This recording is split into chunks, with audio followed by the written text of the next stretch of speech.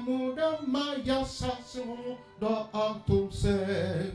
Omanu sebeye yo, omanu senriye yo, aya senda hose, oman fu branetre, omanu sebeye yo, omanu senriye yo, aya senda hose, oman fu branetre.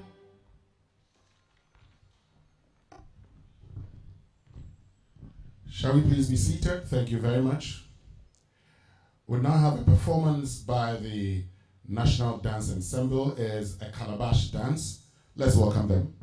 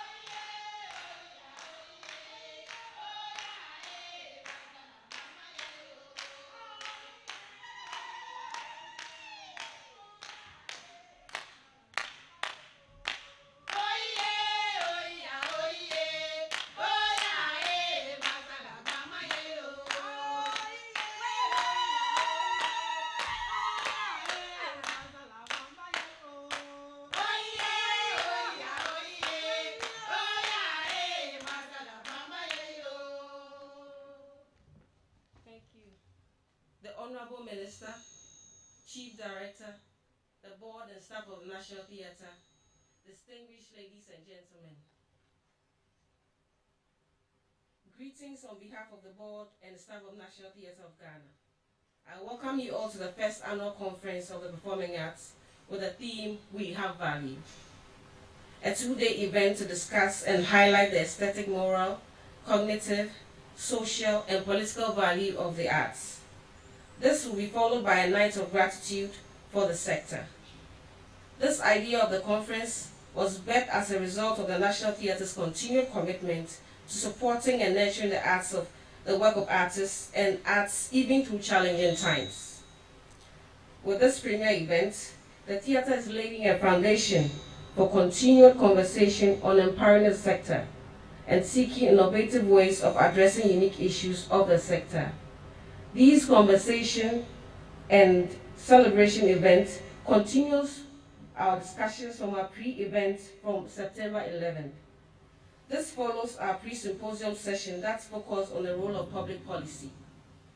Beginning with a session on the socio-cultural value of the performing arts, panelists will set the tone of the day, touching on areas such as arts education, performing arts and business, arts and taxes, arts in healthcare, arts law, and international collaboration, to name a few.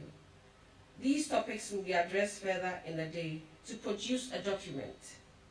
To have an in-depth, well-rounded conversation that may lead to understanding the creative process and growth in the sector, we invited participants with varied backgrounds from all sectors of our community, including artists, funders, educators, business personnel, lawyers, health professionals, and arts enthusiasts. We hope the conference will provide an appreciation for the work of artists and the many ways in which other professionals and their work may intersect with artists for a positive impact on the economy. I want to acknowledge the work we are about to undertake. This won't be possible without the input of all of you, and would not take your presence for granted. A special thank you to our Honorable Minister, who has been our bedrock since his appointment into the Ministry of Tourism, Arts and Culture.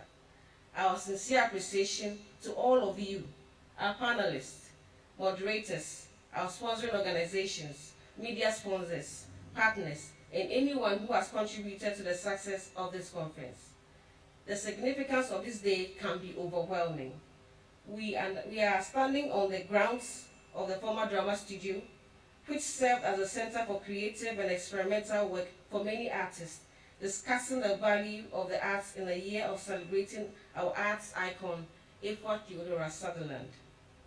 Let's use this inspiration to propel the theater movement from the 40s to the next 60 years. Thank you very much for being here, and long live theater arts in Ghana.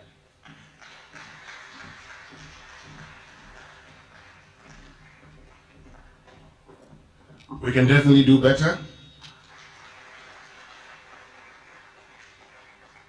Thank you very much, Stephanie Yamwa. Would now invite the board chairperson of the National Theatre Ghana, Nana Fredia Ajimago Furiata, to give us his remarks. Let's welcome him with a round of applause.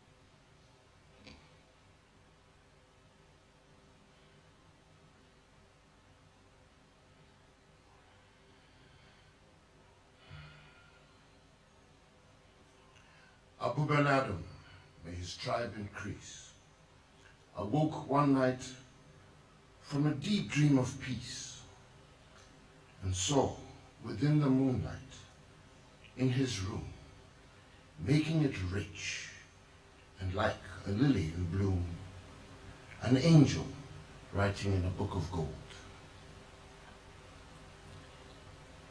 Exceeding peace had made Ben Adam bold, and to the presence in the room he said, "What writest thou?" The vision raised its head, and with a look made of all sweet accord, answered, "The names of those who love the Lord." "And is mine one?" Abu said. "Nay, not so," replied the angel. Abu spoke, more low, but cheerly still, and said, "I pray thee then, write me as one that loves his fellow men." The angel wrote and vanished. The next night, it came again with a great wakening light, and showed the names whom love of God had blessed. And lo, Ben Adam's name led all the rest.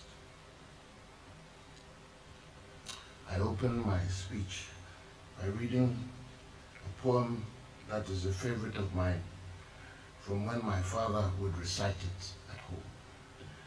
And why not? This is the performing arts, and a poem falls under that.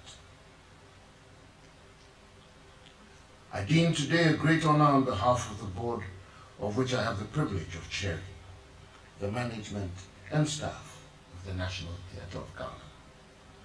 There are many things that must be said to lay the foundation for what this day might bring to us. But I must start first by thanking all who have in their own way helped us to get this far. The current minister has been encouraging in his own way and must be applauded, for he only just took over the ministry. A number of people have volunteered their time and energy for no physical reward. Well, not yet. But they must also be thanked. Their positive energy and wanting to see this happen has helped us get where we are.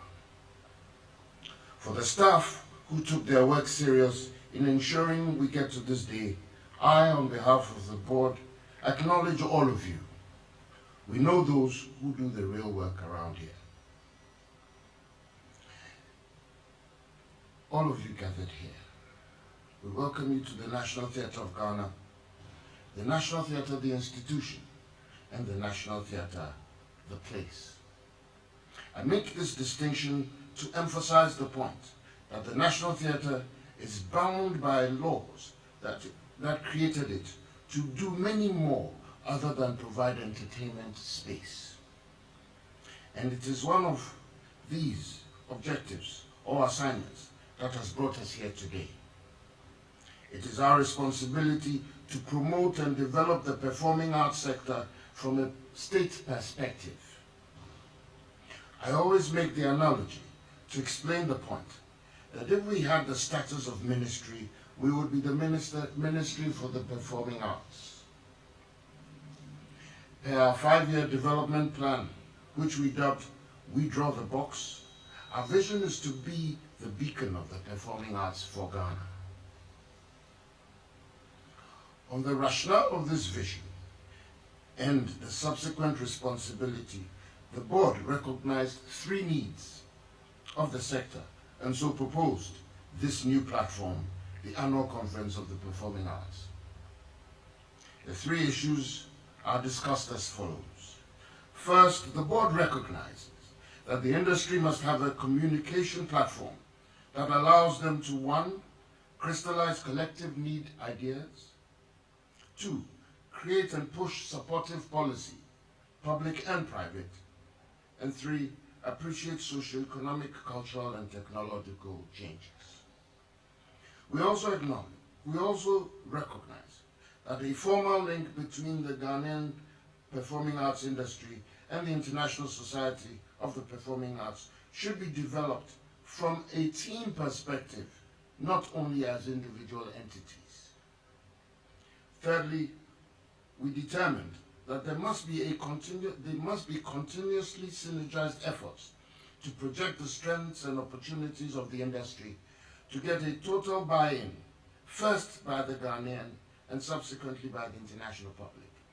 This is needed and must be created and led by the National Theatre. To achieve this, there must be a movement of practitioners and friends of the performing arts. The solution then is this conference, and so here we are. These 3 points should also serve as a charge to all of us during our deliberations today. This is a new platform for us to communicate. That means today, a variety of thoughts by panelists will set the tone for everyone to bring forth their ideas.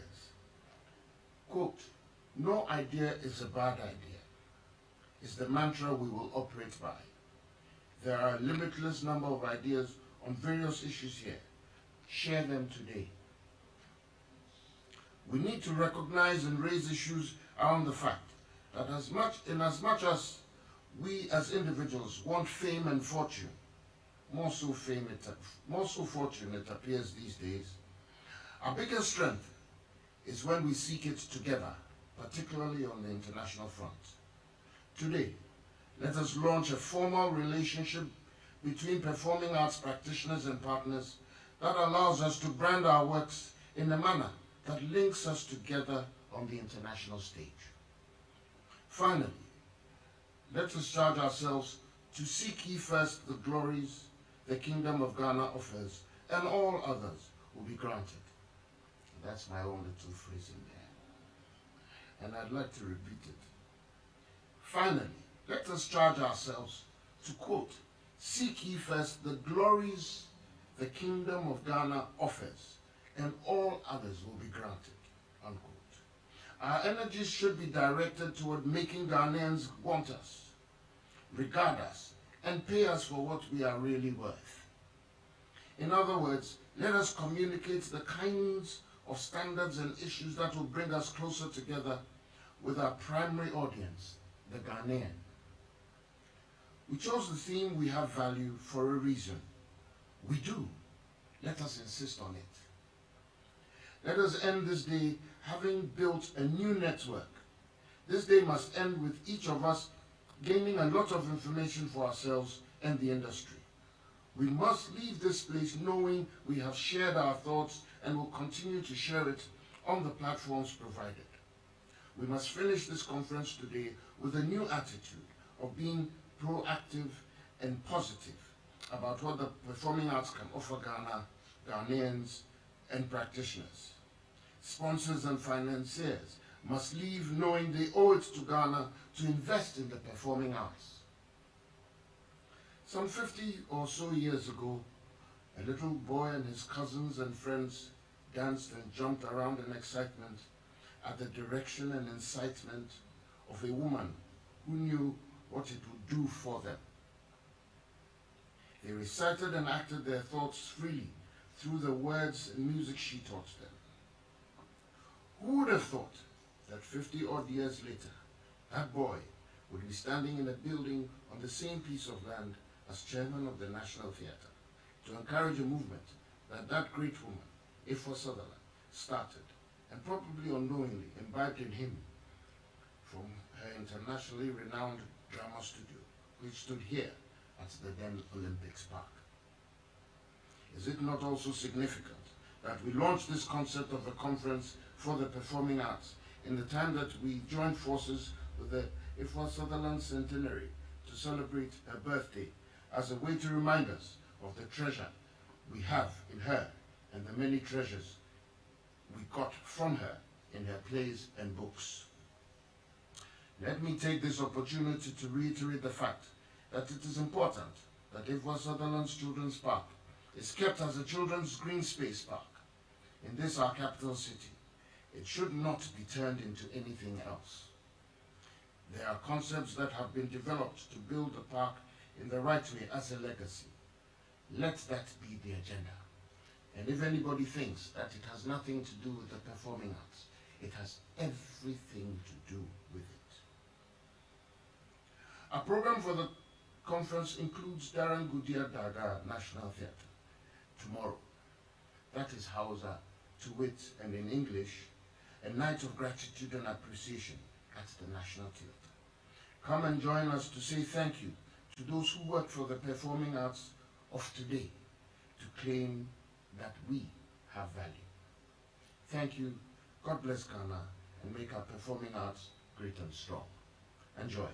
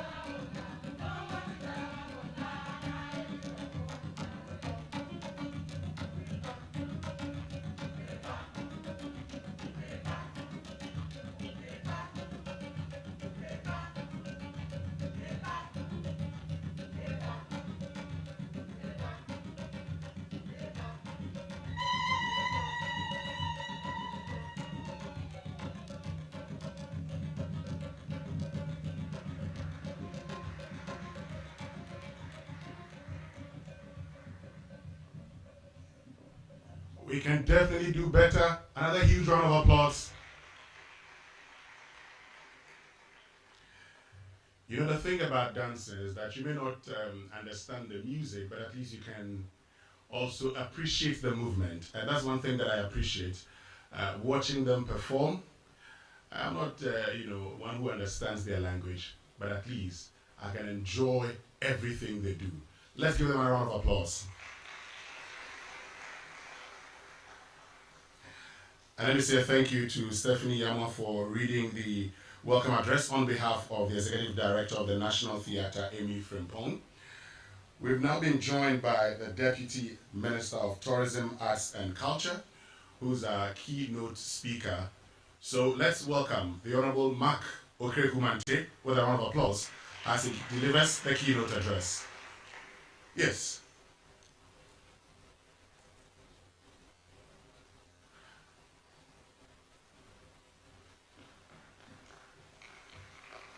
I don't know whether I should add your other name, or that is just between the two of us.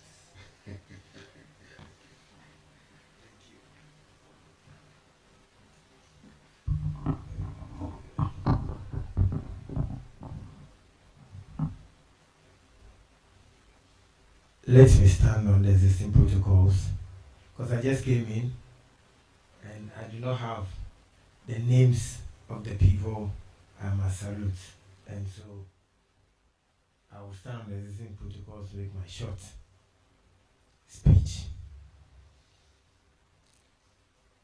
I thank you, the National Theatre, for putting this together and then inviting the Minister of Tourism, Arts and Culture to come and give this speech. I'm not the minister, I'm the deputy.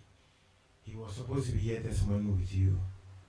Unfortunately, you know, in these times, towards elections, he's an MP and he's going back for the seat, and so some other equally important pressures has taken his time. I like how I see Nana Fredia. He looks royal this morning. It is important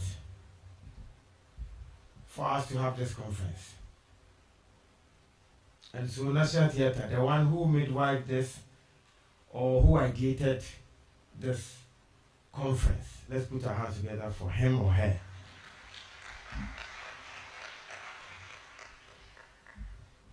The culture and the creative industry over the years somehow has been seen as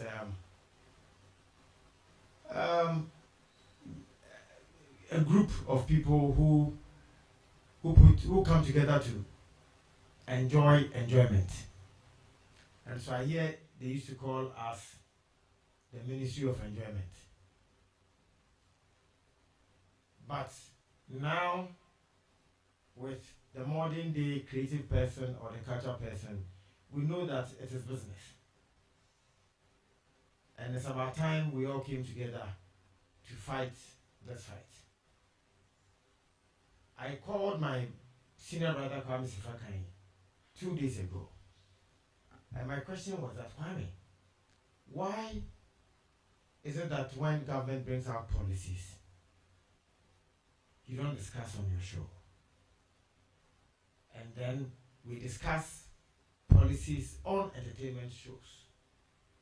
But policies are different from the shows that happen on stage. And so radio presenters must discuss policies just like they discuss for agric and all the other areas. But you often will see that after discussing Shatawale and Stoneboy or some filmmaker, they will add a policy of government for the creative industry. Because even the policies are seen as entertainment. Instead of seeing them as policies so it will attract decision makers to take the right decisions, we see all of that too as entertainment. I see a City FM person here. When you go back, spread the news. It is changing from today. The policy of culture and creatives must be seen as policy. That is not entertainment. The ones that happen on stage on Saturdays and Friday evenings, those ones, and then my daughter, Doc, The ones at +233, that one is entertainment. I thought you were going to clap for me. And I'm only again.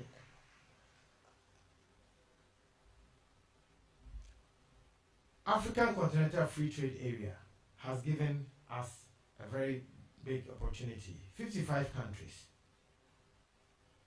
That is the number we have as people in the culture industry. But what do we see? We're always talking about Grammys. Talking about Europe. But this big African market is enough to take care of us as a market. It is the biggest trade area in the world now. And it has the highest youth number. And creative people are predominantly youth. What are we waiting for? I've seen the topics that we're going to discuss today and tomorrow. And I think that we should be down to earth with ourselves. Tell ourselves the truth.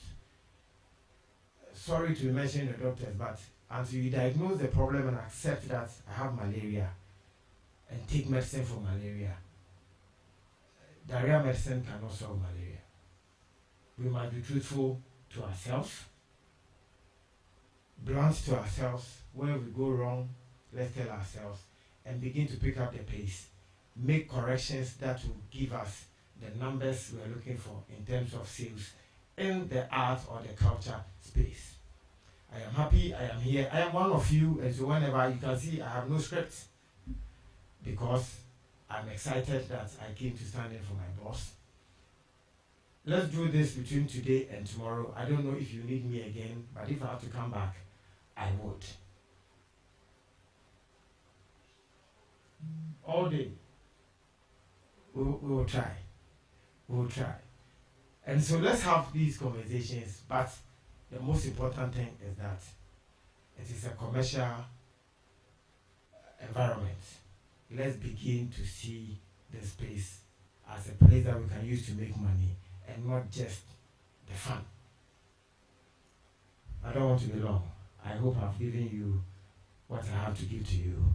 And I'm sure you will ask, why? Also, what is government doing for us? We are doing our best.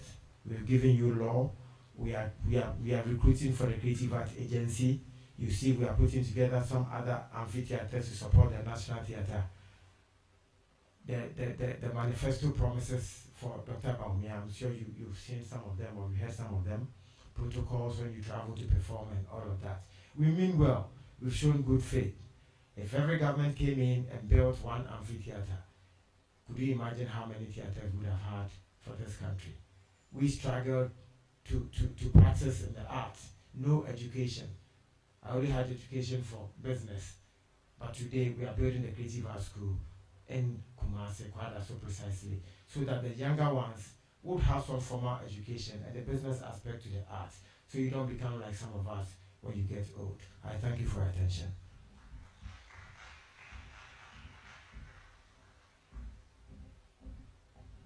Thank you very much, Mark Okrekumante. We can do better, he's one of us. Whenever I hear the Honorable Deputy Minister say, oh, I'm one of you, I don't know. Yes, I know that you're a music producer, but did you try singing yourself?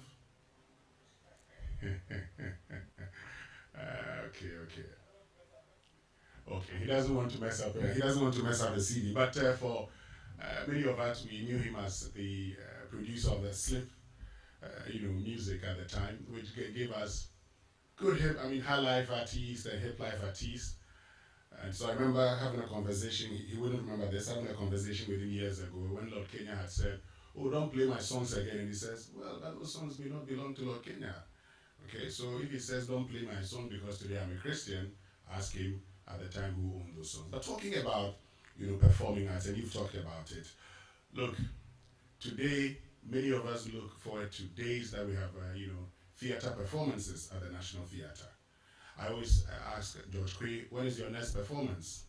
And whenever Uncle White announces he has a performance, we look forward to it. For him, he says, there are people whose marriages have been saved because they have something to look forward to. But that's not all. People have actually used the performing arts to tell their stories. Countries have invested hugely to actually change the narrative about that country. One of the things Obasanjo did when he became president of Nigeria was to use arts to change the name and reputation of Nigeria. For all of you who saw Nigeria as 419, by the end of his tenure, you could see the boom in Nigerian music. You could see the boom in the movie industry. And today, many of our musicians would prefer to sound like them instead of sounding like Ghanaians. That is the power of performing arts. And so we're getting into the plenary session now. And the topic is the socio-cultural value of the performing arts. We'll talk about the forms in which it manifests and how we can take advantage of it and how that can actually inure to our benefit. I'll now introduce the panelists for this discussion. And the first is the Executive Director of the National Theatre, joining us online, Amy Frimpong. And then Dr. Bernard Akwe-Jackson is at the Department of Painting and Sculpture at the Kwame Nkrumah University of Science and Technology. Please join me upstage. Let's welcome him with a round of applause. Michael Pundo is the CEO of the Kenyan Cultural Center, who's also joining us online. Do we have Michael joining us? Okay. Is Mark Kofi here? Mark Kofi is a filmmaker. If you're here, you can join us. Okay, if Mark Kofi isn't here, this is how we're going to go about it. It will take the form of a short presentation. And once you're done with a short presentation, I'll have very few questions for you. And once I'm done with the questions, we'll then give you a chance to also ask any questions that you may have. And then we'll bring the whole plenary session to a close. Once again, my name is Winston Amwa, and I'm proud to be here with you this morning having a conversation about the socio-cultural value of performing arts. So it's Amy with us. Has she joined us? Okay, she's not joined us yet. At least we can start with you. That's Dr. Bernard Akwe-Jackson, who is at the Department of Painting and Sculpture at the Kwame Nkrumah University of Science and Technology. Like I indicated, the session basically is about the various ways that the arts occur, and we look at ways of assessing the value of these experiences. So I'll give you some few minutes, Dr. Akwe-Jackson, to do your presentation, and then I'll come back with some questions. Thank you. Do I need to sit? There's something on the screen. Okay, then you can come and stand here if you want to switch to that's okay, but that's the decision you have to make. Please come and stand. Thank you, everybody, and I'll also join the Deputy Minister and stand on all existing protocols because normally I'm not good at following rules and regulations, and so since the Deputy Minister has helped us, we will stand on those protocols. Thank you also to the National Theatre for inviting me to come and share my thoughts on some of the issues at stake. I had a short presentation, and so the title goes, Artists, Social Impact, etc. And I'm presenting as someone who is very known in the performing arts when really my home is visual art. But then what is visual art? It's something that you see, isn't it? And performing art is also from the visual art. But my training is in art, and that's why I'm in the Department of Painting and Sculpture in KNUST. But I think I've watched more plays than, I remember I have a stack of programs from School of Performing Arts for plays that I watched when I was at Presec. Please can we go to the next slide? It's the video. So there's a short video that will play, and then I'll go through some images, and then we'll continue.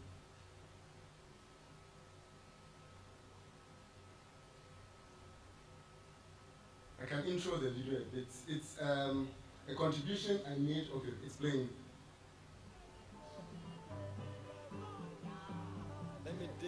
This gold does not mine in this hole.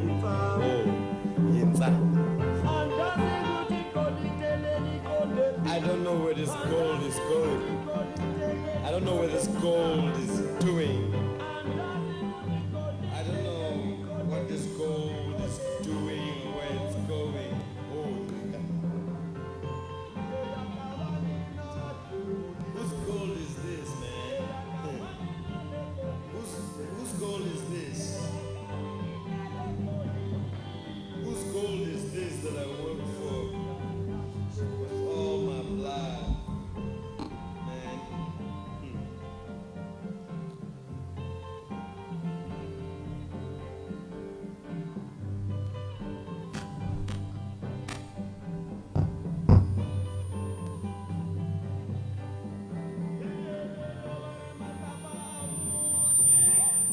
Beautiful stones, beautiful stones.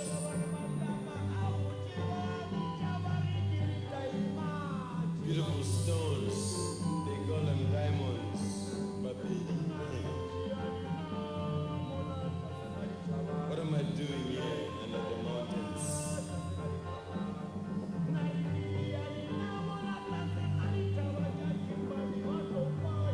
What am I doing here under Kimberley's mountains with Oba?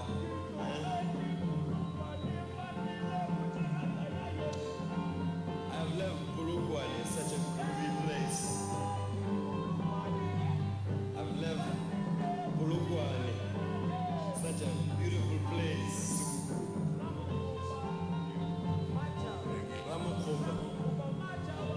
Ramakuba, my dear chief Machak. What are you doing to me, baby? Leaving the settlers to make me dig stones, baby. Why?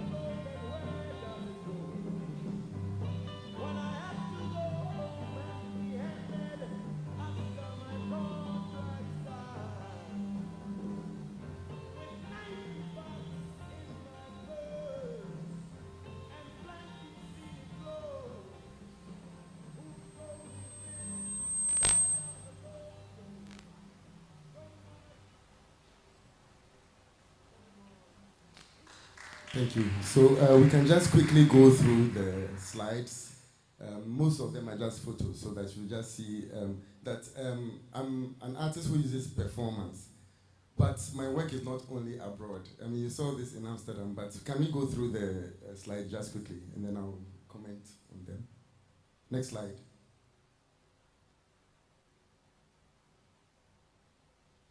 Next.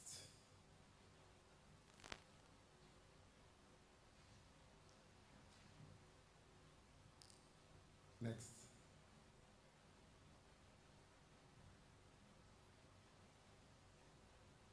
If not, okay, I'll just talk, and then when the slide comes, just let it roll. Just be clicking next after maybe 2 seconds. Thank you. So I think my idea was to present an idea how, I mean, the work that an artist does is always inspired by the society, and therefore the social value is taken from the society, and the society must then respect this value. Why? People normally say art holds up a mirror to the society, and that is usually so. But it's not just a mirror for reflecting exactly what is happening.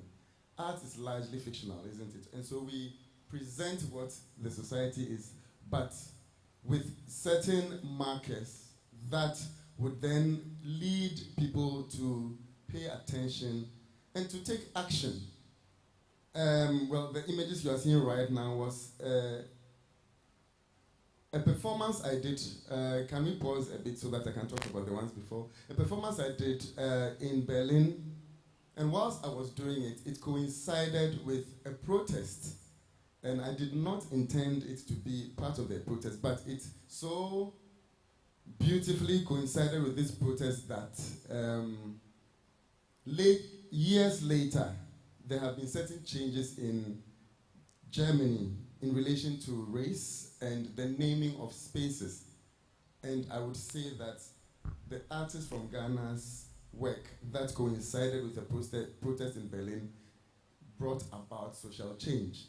This is the work of Vabene Elike Mfiachi, an artist from KNUST, who speaks to issues of gender, of marginalized societies, but does not paint a beautiful picture about it. He actually creates a situation where you would feel a visceral reaction. Can we go to the next? So the social impact then is immediately felt. This is a moment when he presents himself in the annual Asogli Yam Festival. And it really drew a lot of attention of the people. It spoke immediately to their conceptual mind and also to their spirit and soul, as well as speaking to the issues at stake. Next. And many artists have been interested and comment on social issues. This is the work of Patrick Bewong at High Street during one of the editions of Chaliwote. And so she has a group of models who are dressed in plastics. This was at the beginning of the time that plastic started becoming a menace. But she was not only speaking to the plastic waste menace, she was also speaking to plastic beauty. And so the type of beauty that causes people to lose their being. Next. Next. This image has been quite a stalwart of Chaliwote, and it's characters that I developed since 2012, and these characters have been appearing at spaces, particularly to indicate or to address, not in literal terms anyway, issues about Ghana's mineral wealth, the fact that there's endemic food poverty, and the fact that we need to take action. And so, can we move on? Later I'll get back to a current concern. Quickly through the next, please.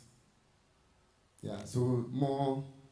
So the character has been appearing in many places and in several contexts. Let's move on fast. Yes. Maybe when we get to the end and some image requires further discussion, we'll talk about it. Can we rush to the quite the end?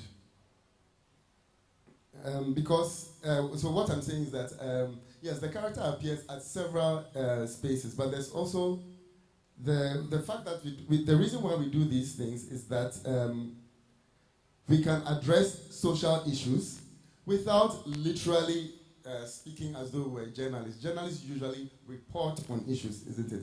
But artists invent and propose solutions for the public. There were some images I added. I don't know that they are not appearing. But those particular images address the current elephant in the room. The Stop Galamsey campaign. So just last weekend, thank you very much. Just last weekend, I was at Konongo. I actually went to do some Galamsey.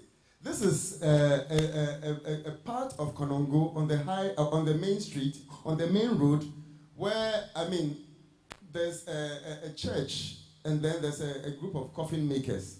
And down on the valley side used to be a rice farm.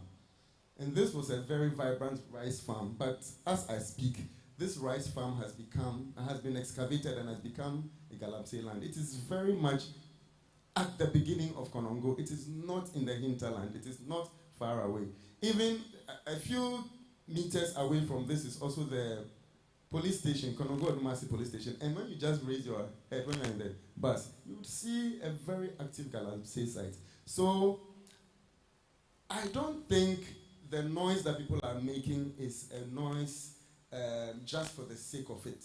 I think there's a real issue at stake, and that is why I think artists must also raise their voices. And this is the beginning of a project that I'm doing that I'll be showing very soon. But yes, I speak to our social impact. Thank you. Thank you very, very much, Dr. Bernard Akwe Jackson. We'll come to this, but one of the things I want you to do is to broadly tell us, the various ways that the arts occur. Okay, you've shown us the paintings, you've shown us the, performances by Vapene and others, but what other forms do they occur in? Art, I think art forms are as many as there are artists. And that is why myself, I do not also believe in this categorization of, I'm a visual artist and then I'm a musician and I'm an actor or a scriptwriter. I mean, of course, there are known forms, but if we consider our practice as rooted in our being as a people, one would know that indigenously, the one that makes the pots is probably also somebody who weaves, and probably somebody who also leads the song. So this same person is a potter, a weaver, and a singer. And in the manifestation of the work, for example, with this image, there is cloth, there is smearing of clay on the body, which is makeup. There are props, and all these create the moment of creation. So the thought is part of creation. The acquisition or the sourcing of material is part of the creation. And then the work that results. Usually, most artists would even consider the work as the residue. But what has happened is the process, the frustrations, the fights with the self. I mean, artists are quite troubled people, are we not? So you would have fought with muses. You would have fought, literally with spirits. And you would have fought with yourself, being your most critical observer. But then the manifestations would be in poetry, in novels, in theater, in song, and of course in paintings. But there are several moments, and whilst doing those things, the processes are also ways in which art occurs. Mm-hmm. And that is what makes the value for the society. And let's focus on the value, because we're looking at the theme, we have value, building bridges to success. Let's look at the value to society, the value in terms of our well-being, but most importantly, the impact it has on our general society and economy. Good. I mentioned already that there was something that I did randomly, and it brought about eventual change. So the potential in the artist's product, the artist's produce, the artist's residue impacting our society is great. We are in an electioneering year, isn't it? And I don't think any of the elections campaigns would function great enough without the input of artists. Whether it be in music, the famous campaign songs, whether it be in posters, whether it be in t-shirts that are usually distributed to people so that they vote. But I think the public also is learning that it's not t-shirts that make them vote. So but that there is an impact on that. And then there is also the arts give the public and the society a certain sense of worth and then a sense of wealth. Usually artists don't get much of the wealth, but there is worth, there is value in the fact that one is able to influence a people in the way they look at things. Much of America's visibility in the world has been due to the work that Hollywood has done to project them as a great nation.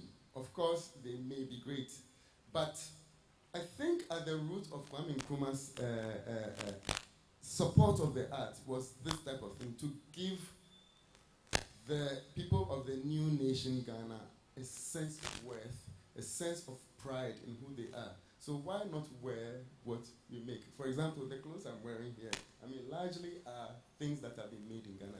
This is Nana Isihini that I'm wearing on top. This is Art and Quaint, and then this, it could be challenge socks.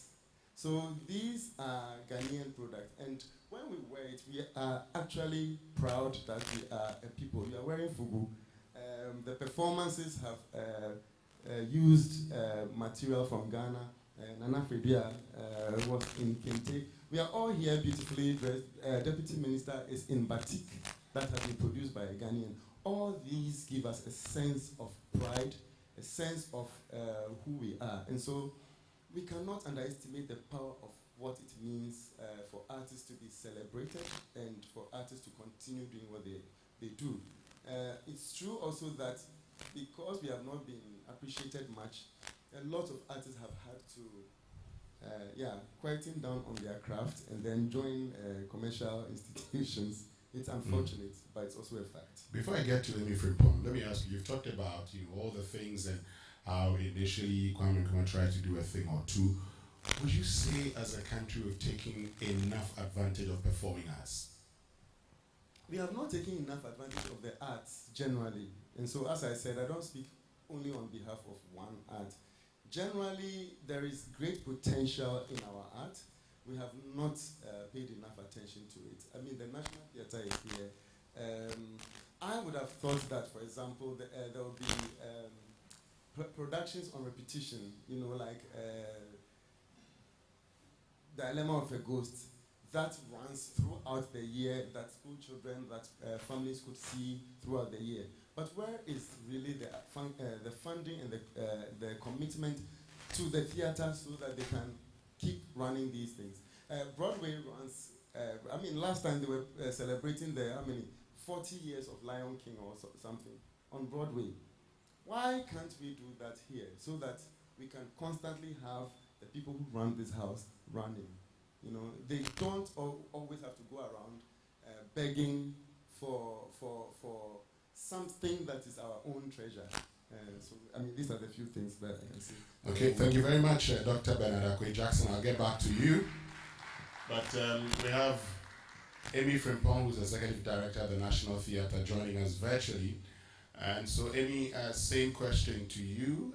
The various ways that the art occurs, and assessing the values of the experience, and most importantly, how that can impact the economy.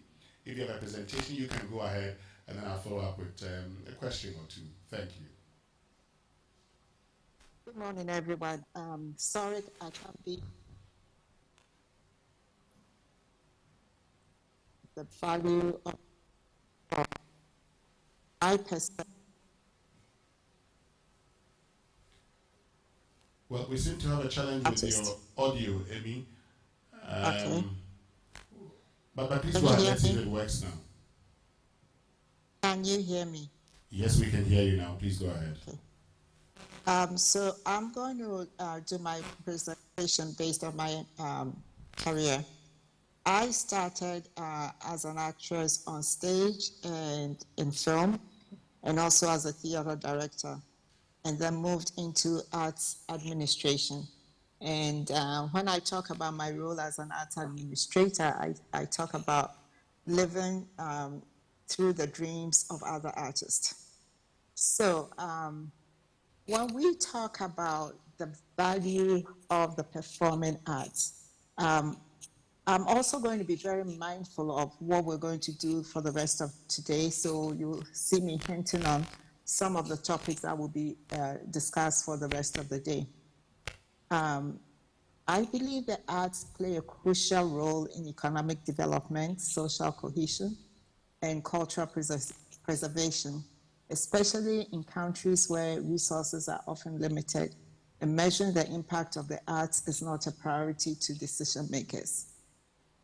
When it comes to the social and cultural benefits, the arts, as we know, help preserve and promote cultural heritage, traditional crafts, music, and dance are vital in maintaining a community's identity. That is why the National Theatre is committed to researching authentic cultural practices and songs and then remolding them and putting them on stage for all to see. In Ghana, for instance, these days, the traditional kente weaving is not only an art form, but a symbol of cultural pride everywhere you go. To the point where now when we see other people using it in ways that we do not appreciate, we do comment on it.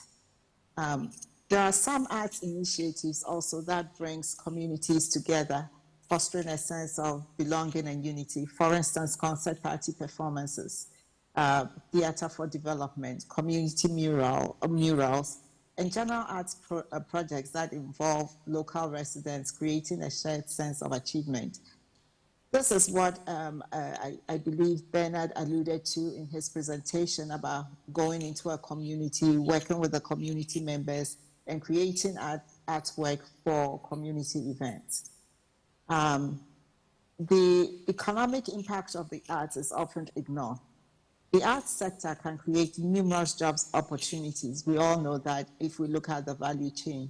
But apart from that value chain, during the development and execution of the arts event, other sectors benefit directly or indirectly from the event. For example, restaurants, transportation services, food vendors, parking attendants. I always use the example of the popcorn seller who has been at the National Theatre since the building was inaugurated. That's a job that she's had for over 30 years. What she does not have any direct correlation to what happens on stage, but it does help the economy. When we come into the area of arts education, we know that arts education enhances creativity, critical thinking, and problem-solving skills. Two Harvard professors, Costa and Kalik, undertook a study of highly successful individuals and came out with 16 what they call habits of mind. So these are habits that these highly successful individuals do. And out of that, 8 of them were found through engagement in the arts. And it is, so for instance, one of them is persistence. And the example used is, for instance, when you're playing the drums, if you don't get the right rhythm, you keep playing until you get it right. And that helps the individual develop a habit of never giving up. And so that's one of the things that artists inherit when being involved in the arts happens. Programs also like the boy choir traditions have shown that like arts can transform the lives of young people by providing them with valuable skills, which makes them more engaged within their communities. And some like to comment on what is happening in their community. Then we come to arts and healthcare. In times of crisis, such as national disasters or conflicts, the arts provide psychological support and a sense of normalcy.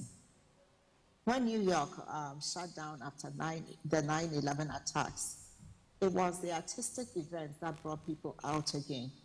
Artists came out and created these performances that made people feel safe and secure and mentally prepared to go out again and enjoy the activities of their city.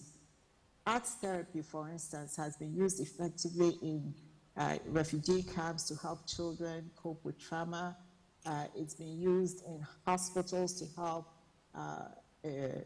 people who are sick to calm down and be able to receive treatment and all. So with all of these things, we see the value of the arts in different sectors, and I'm just naming a few. However, we face a lot of challenges in Ghana, especially because these benefits have not been researched or exposed or talked about in ways that will have funders or government increase the funding so that the benefits of these experiences will be shared by all. many of the arts programs struggle with financial support. We know that. In our corner of the world, there's a lack of access to arts education and facilities. If I ask you how many schools, for instance, what percentage of schools have arts programming, and you think hard, you'll be really embarrassed with your response, especially for those in the rural areas. This limits opportunities for many talented individuals to be exposed to the arts and to use the arts as a tool for social change. What has been happening is there are programs, for instance, that the Theatre for Schools program that will take like set books and then go to the schools and stage it for them so that the students have a better understanding of the set books that they're reading. However, there are cost implications, and we haven't gotten around the financial harm that prevents people from participating in these arts events. In the arts field, generally, one feels that the arts are undervalued compared to other sectors like science and technology, maybe because the value is not often shared or maybe it is not known. To change the direction of this narrative, I believe we need to do a couple of things, such as encourage community participation in arts projects to foster ownership and relevance. For instance, we need to support the work of concert party groups across Ghana to continue to create and share with communities content that address social issues. There are studies that have shown that there are some of the programs that when they stage in these rural communities, for instance, school attendance on the following Monday increases by at least 25%. These programs need to continue so that we can address the issues within, especially rural communities. We need to continue bringing arts, the theater in program for students to these remote communities as well, so that they have a better understanding of textbooks and also are able to, will be able to push them so they are at least at par to those who are in the cities. In this digital age, we need to also utilize digital platforms to provide arts education and training for students across the nation. We need to showcase local art globally through virtual galleries that can help artists reach a wider audience and generate income through online sites. We need to engage businesses to sponsor arts programs and events. Companies can benefit from positive public relations while supporting the arts. But artists also need to meet companies where they are so that they can appreciate how they can take advantage of the opportunity the creative process offers. We need to advocate for increased government funding and support for the arts. Policies that allocate a percentage of the national budget to cultural development, as in other countries, can make a significant difference. We need to partner with international artists and organizations to exchange knowledge and resources. Programs like this conference must be encouraged and supported. And we need to establish residencies for artists to work in different communities, promoting cultural exchange and renovations. These residencies can be supported by both local and international organizations and expose the work of the artists who are involved in these residencies.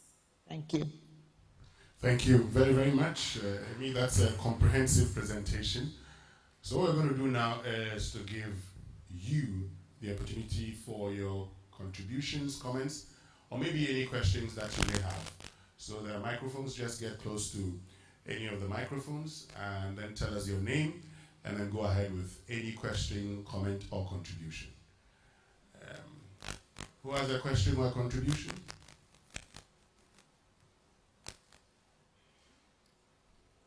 Okay, I think I see a hand there. Please let's get a microphone to him so he can, ask his question. Let's please get a microphone to him so he can ask his question or make the contribution. Yes. Thank you. My name is Dr. Nisa Idoku, and my question is to the Deputy Minister.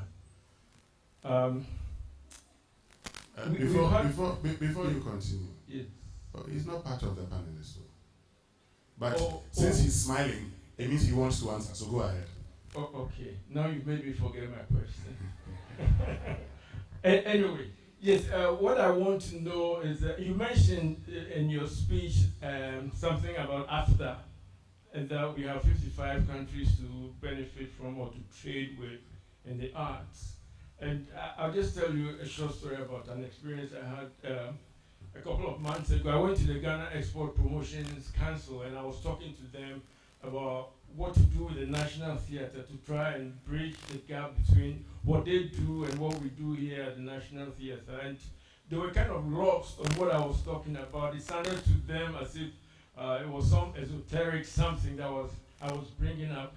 So my question to you is, what is the government doing to bring organizations like the Ghana Export Promotion Council, the banks, and other people who can support the arts directly if the government cannot, to help artists get the kind of support that they need?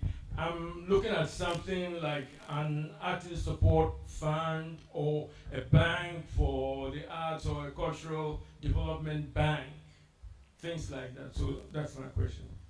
Thank you. Thank you. Thank you, sir. I would have been surprised if Ghana Export Promotion, is it GEPA you are talking about? GEPA. Okay. I would have been surprised if they knew about the National Theatre or if they knew much. The challenge is that somehow, I don't know how that happened, but the National Theatre is disconnected within the ecosystem of the arts. And it is because the National Theatre law didn't give room for a marketing department. And so, National Theatre does not have a marketing department. So whatever they do here, there's no trained person in here who would, I don't want to use the word propagate, but who would advertise or promote what they do.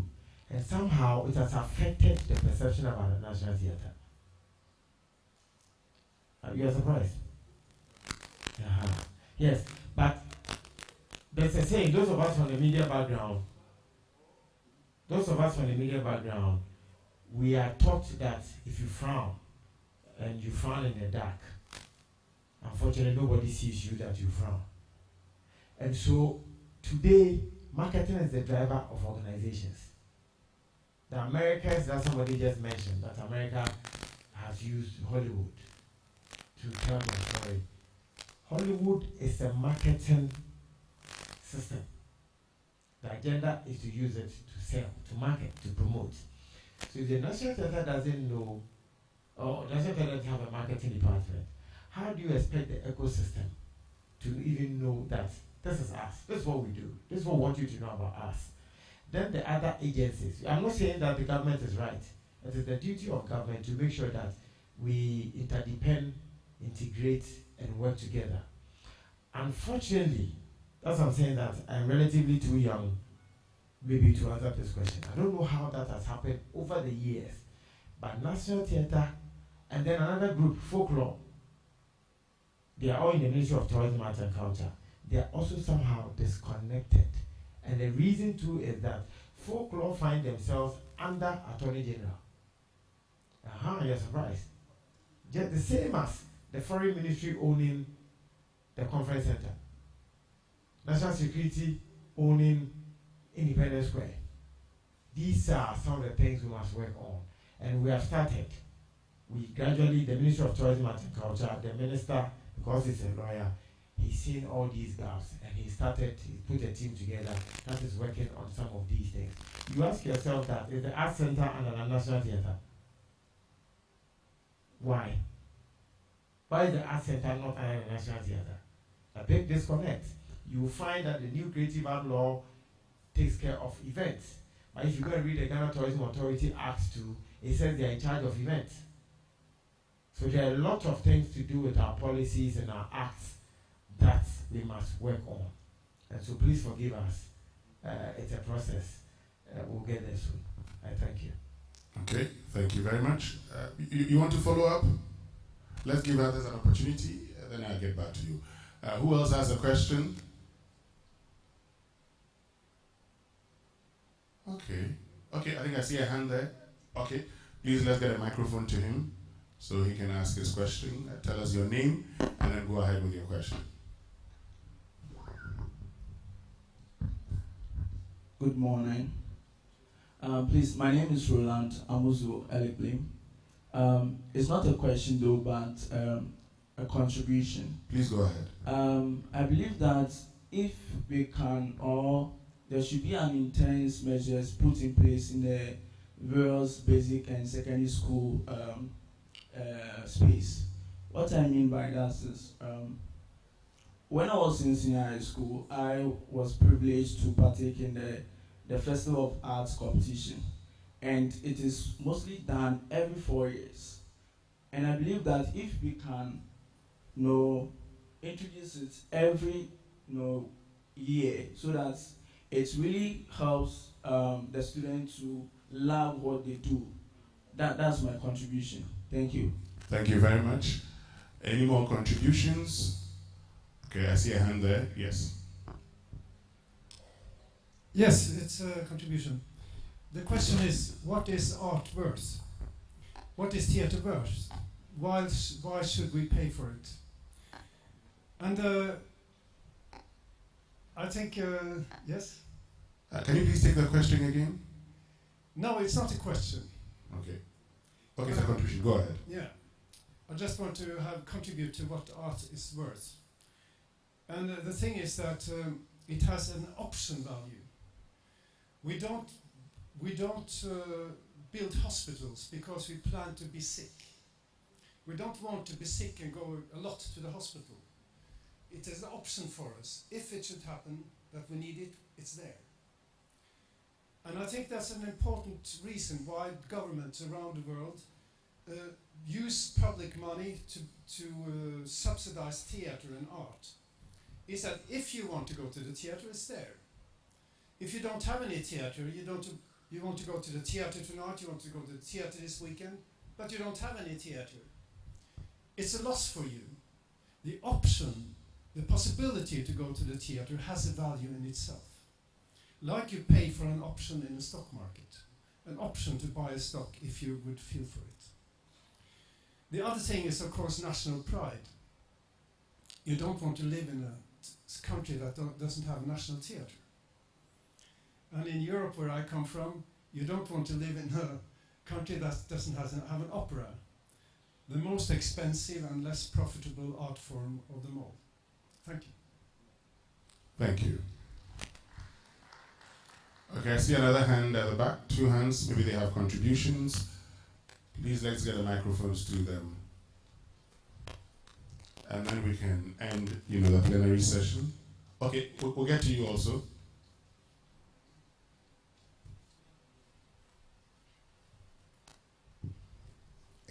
Thank you very much. My name is Daniel Asante from Pan African TV. Mine is a contribution. I want to say, just as we put much energy into science and math quiz, which makes most people think they are, in quotes, brilliant, the arts can be done the same way. For those who also love the arts, can also feel comfortable. At times, when let's say a parent have 2 children, and one is in the science and math quiz, the other is not, they feel the other person is, in quotes, the tewu. But if these arts are being inculcated into our programs in school, let's say, as the other guy said, every year there is this art festival that children or students are interested in participating. It would also help them to also have interest in what they also want to do, not only science and math quiz. Thank you very much. Thank you.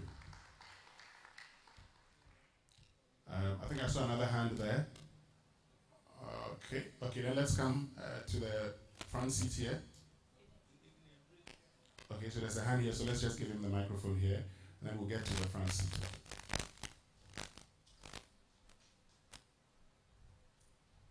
Let's get to the front row, yes.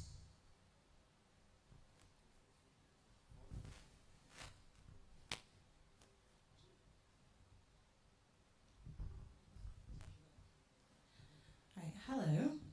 Thank you for your submissions. Now, I'm just going to piggyback on the comments about education, and Doc specifically because I know you're in education and you've been for a very long time, arts education specifically. And there will be a panel on that later, but in the context of social-cultural value, I know that the Creative Arts Agency is working a lot under the auspices of the Ministry of Tourism and Culture to now incorporate creative arts into education. Now, my point is this. We will not see the value if we treat art as a separate entity from science, from mathematics, from language, or any other social science, because art is also a social science. And so, Doc, my question to you is, how do you think we can create that symbiotic, nature in the classroom where you can learn your science through art, and for that matter, art becomes important right from the classroom. But you can also learn your art through science, and therefore you cannot separate the two. Okay, thank you. Yes, I think there's a hand here, then we'll address, the questions. Okay, from here we'll come here. Okay, check 1, 2. I want to ask Paddy, I've lost a bit of my power in the voice. No problem, we can still hear you. Mine is not a question. Please go ahead. It's a response to the young man who talked about cultural festivals. I am here as a regional cultural festival coordinator. So I'm a coordinator with GES. Every year, we organize festivals for learners to exhibit their talents. As my sister Abiako said, for now, we have even managed to introduce creative arts and design for the JSS, and then creative arts for primary, in fact from KG to primary 6. And in this, you have components of visual arts and performing arts. For senior high schools, I think it's just beginning. There's a whole curriculum for performing arts. So it looks as if actually there's a disconnect. GES does this every year, but it looks as if even we don't give attention to it. And I'm happy the Deputy Minister mentioned some of these disconnects in the cultural space. I hope that this will be the beginning for good things to come for the cultural sector and especially the performing arts. I'm just responding to the young man. It's not every 4 years. It's biennially. If we do it this year for basic schools, the following year is senior high. This year was supposed to be for senior high, but because of 1 or 2 challenges, it didn't come on. But for Greater Accra, we managed to pass it through the Center for National Culture. Here, the finals was here. The grand finale was here. And Kwabena Senior High is the reigning champion so far as drama performances are concerned. Thank you very much. Thank you. Winston, just a minute, Winston. Sure. Please. I think for participants, the purpose of putting these microphones here is to make life easy for all of us, for the camera people to be able to capture what you're saying, for everybody to see who is speaking. Every contribution is important. So please come to the microphones, as opposed to having the microphones brought to you. It helps. It makes life easier for all of us. And we also get to see that we're getting a good crowd. So please come. Whilst people are lining up for the next microphone, let me just say this. I think that the argument is, why wait for 2 years when you can do it every year, every time? Let somebody be a champion for 4 years running, because from GSS through SSS, all the years, they were that good, as opposed to wait for every 2 years. I think those are the types of arguments that are being put forward. Let's also not make it so straight-jacketed that if it's not GES that's authorizing it, the school gets stuck. If we need to have a discussion with GES, that's what this conference is about, so that we can all come up with a communique that says, GES, relax, allow the children to grow and expand in this space. That's the kind of thing we should encourage. So please, as we're talking, let's talk in that direction of coming to a conclusion where we're leaving with positive actions to follow through on. So please, as you want to make contributions, come to the microphone. It's much better for all of us. Thank you very much, Nana. And thank you very much. My name is Abeku Sego. I write, I direct, and I perform. I've been around for a very long time. I didn't train as an artist. I trained as a librarian. I am a librarian. And I actually used to work at Volta River Authority as the assistant librarian. And I resigned under interesting circumstances. One morning, my boss asked me to choose between my concert and my VRA work, because I used to ask for excuses and then to go and do one thing or the other. One morning, he heard my name on the radio.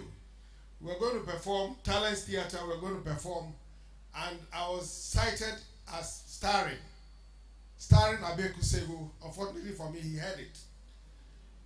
So when he came to the office, he asked me to choose between my VRA work and my concert. Concert meaning the arts. I was a young man. I was 23 years. My salary at VRA was very big. But the following morning, I tendered my resignation and said I was going to do concert. I didn't know how much I was going to earn from performing the concert. I've been around for some time, as I said, and I've studied the system. A few years ago, well, in the 90s, let me state emphatically that in the 90s, or the late 80s to early 90s, even though we're under military regime, recognition for the arts was quite better than now. In the 1990s, guinea worm infestation was very high in Ghana. Indeed, in the whole world, we were second only to Sudan at the bottom. And Sudan was at war. This issue was brought up at a WHO meeting. Rawlings, who was then the head of state, got so embarrassed that when he came back, he decided to take, very stringent action against it. And one of the first things he thought about using was drama. I was invited to write plays on guinea worm. But what we did, Agnes Panfred, who is now with the National Theatre, was with me. We went to the northern region, was the catchment area. We went there, stayed there for 6 months, used the locals to tell us why there was guinea worm in the area. Rawlings occasionally came to visit us. By the time we were leaving the northern region within 6 months, we were there for about 6 months. By the time we were leaving, there were no new discoveries. All the cases were old that were then being treated. It was the arts that we used to solve the guinea worm problems in Ghana. HIV/AIDS,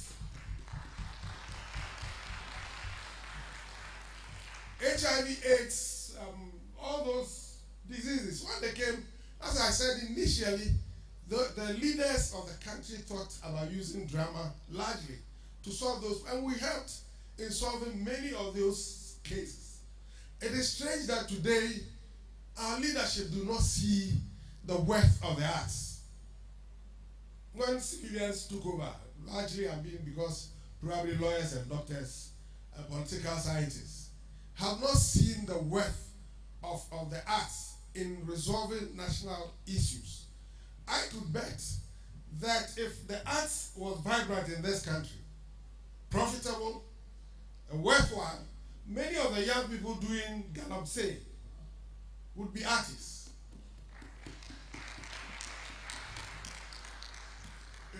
So Makokeku, my very good, it's honorable, He's my brother, so sometimes I forget that he's around.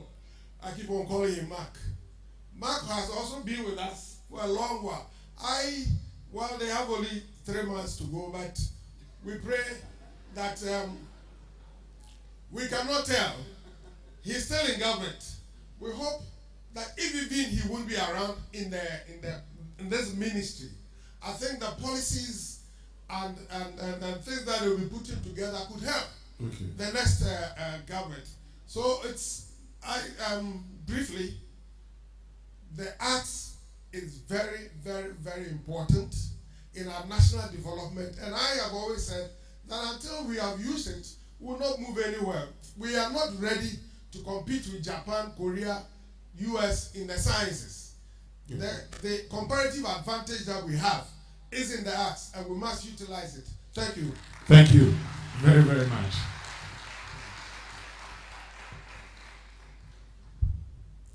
We'll take the last one. Okay, thank you very much. My name is Evans Aprekubodi, and I'm the CEO of Heady Brains Theatre House in Takoradi. I have come all the way from Takoradi to attend this program because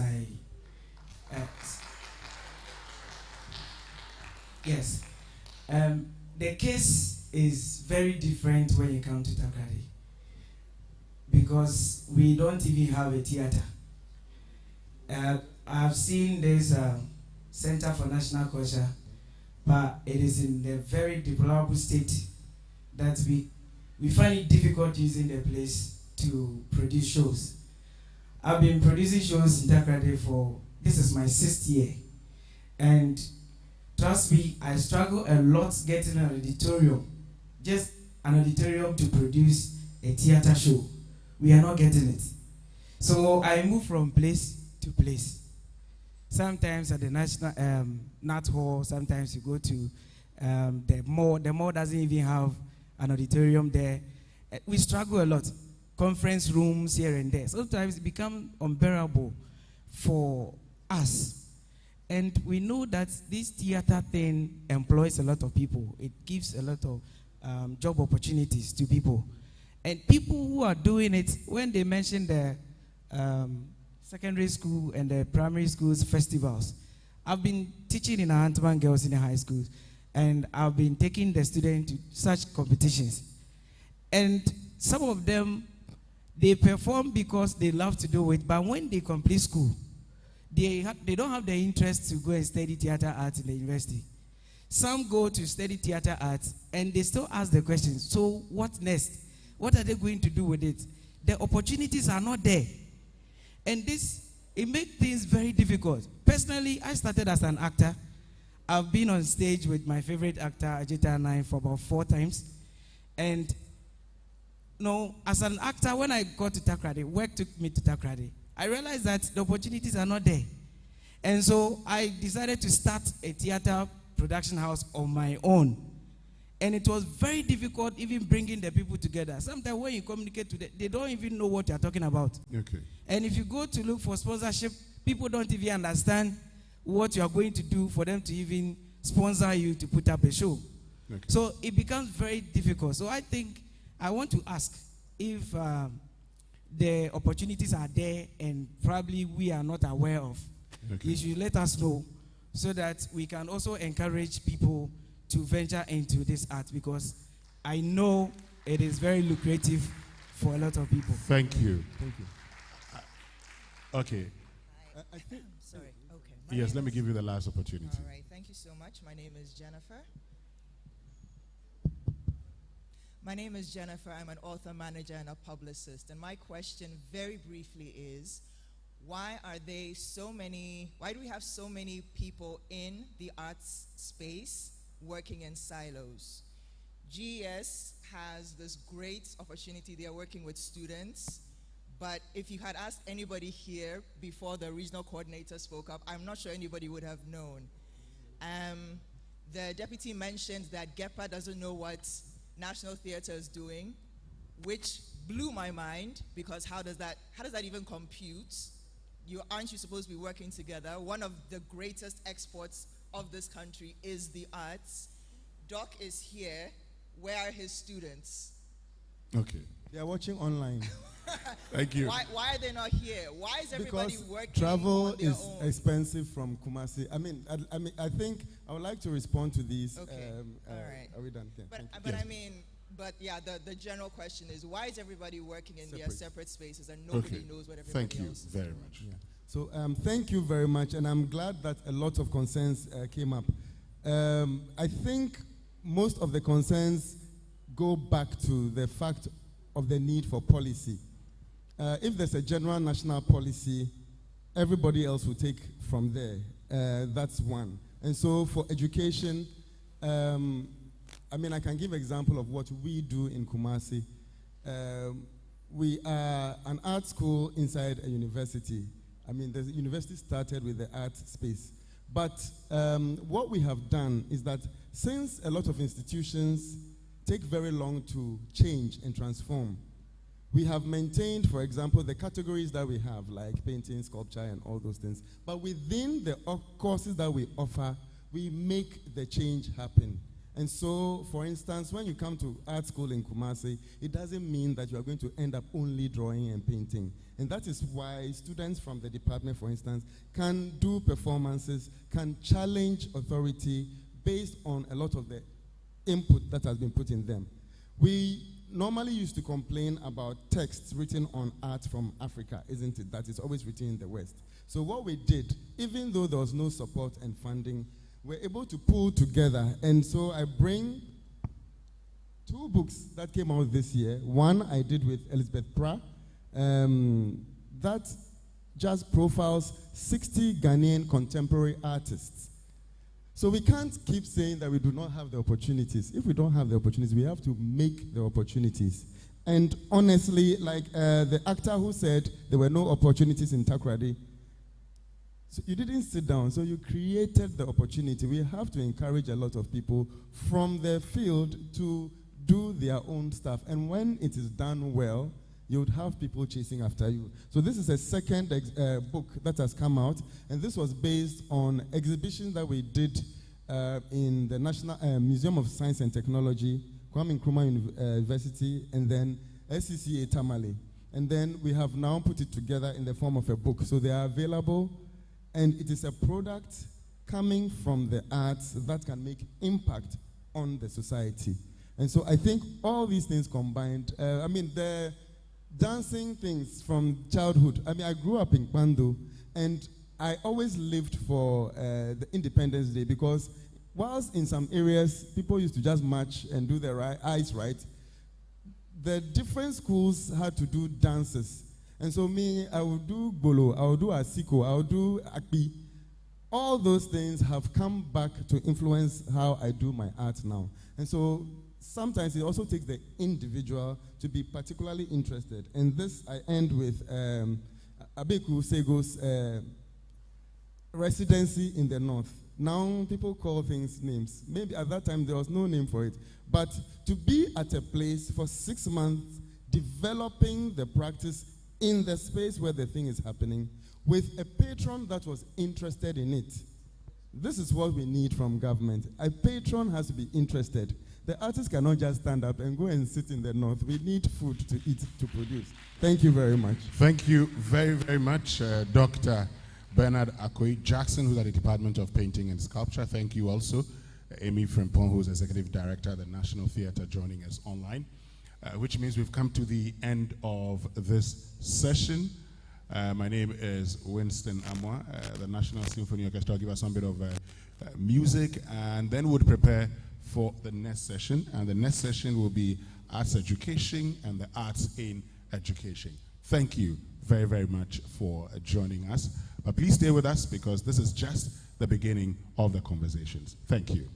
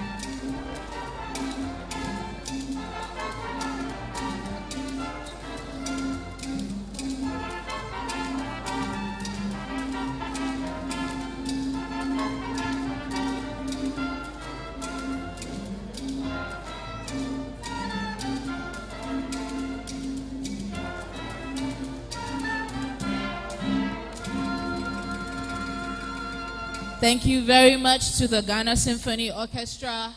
A round of applause for them for that breather. And put your hands together for yourselves as we resume our seats. I'm happy that we're getting to connect and network with other people because it is part of what it means to create the network for the work that we seek to do. So if we can kindly, in the spirit of continuing with the plenary sessions, resume our seats. We'll keep this short and brief. My name is Emma Ofosuya, and I am taking over this session.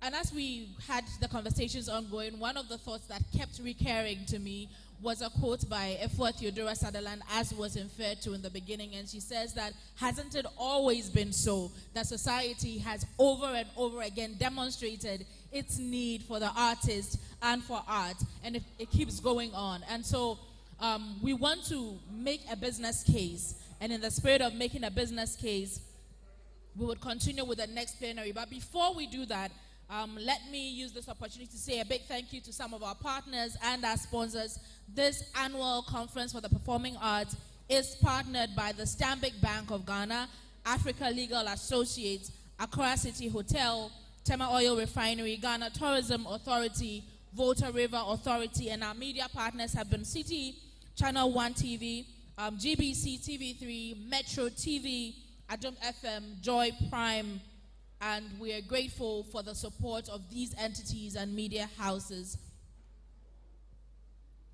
I saw Mr. Odoe in the house. I think he's walked up, but thank you so much for joining us. Also, Mr. Beku Sego, a veteran actor and producer, thank you for making time to be part of this all-important session.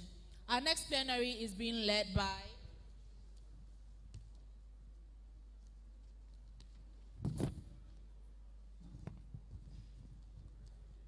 So our next session, as was already mentioned, is a conversation on art education and art in education, and that is going to be moderated by Professor Awo Esiedu, the Dean, School of Performing Arts, University of Ghana. Please help me welcome her on stage as she takes over this session.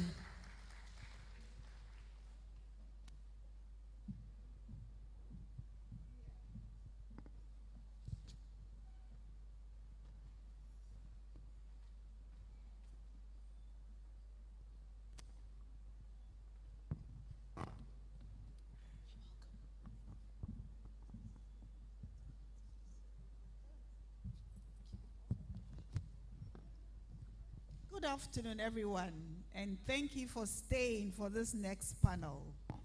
Arts, education, art in education. That's our panel, and we have two people joining us, plus one person who has just agreed to join us also.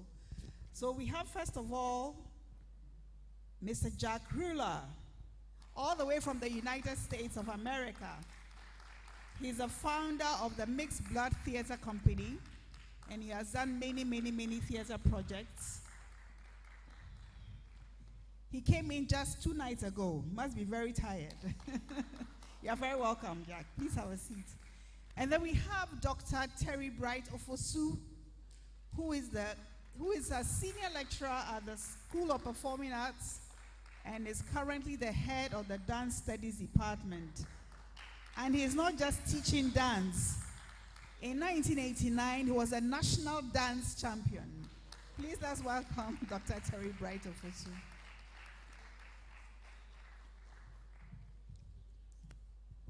So these are our two panelists. Dr. Bernard Akwe-Jackson might join us. I think he's stepped out. Oh, he's here. Bernard, welcome back.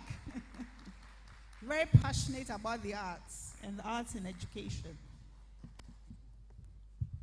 Since our panelists are here, I think I'll take my seat as well.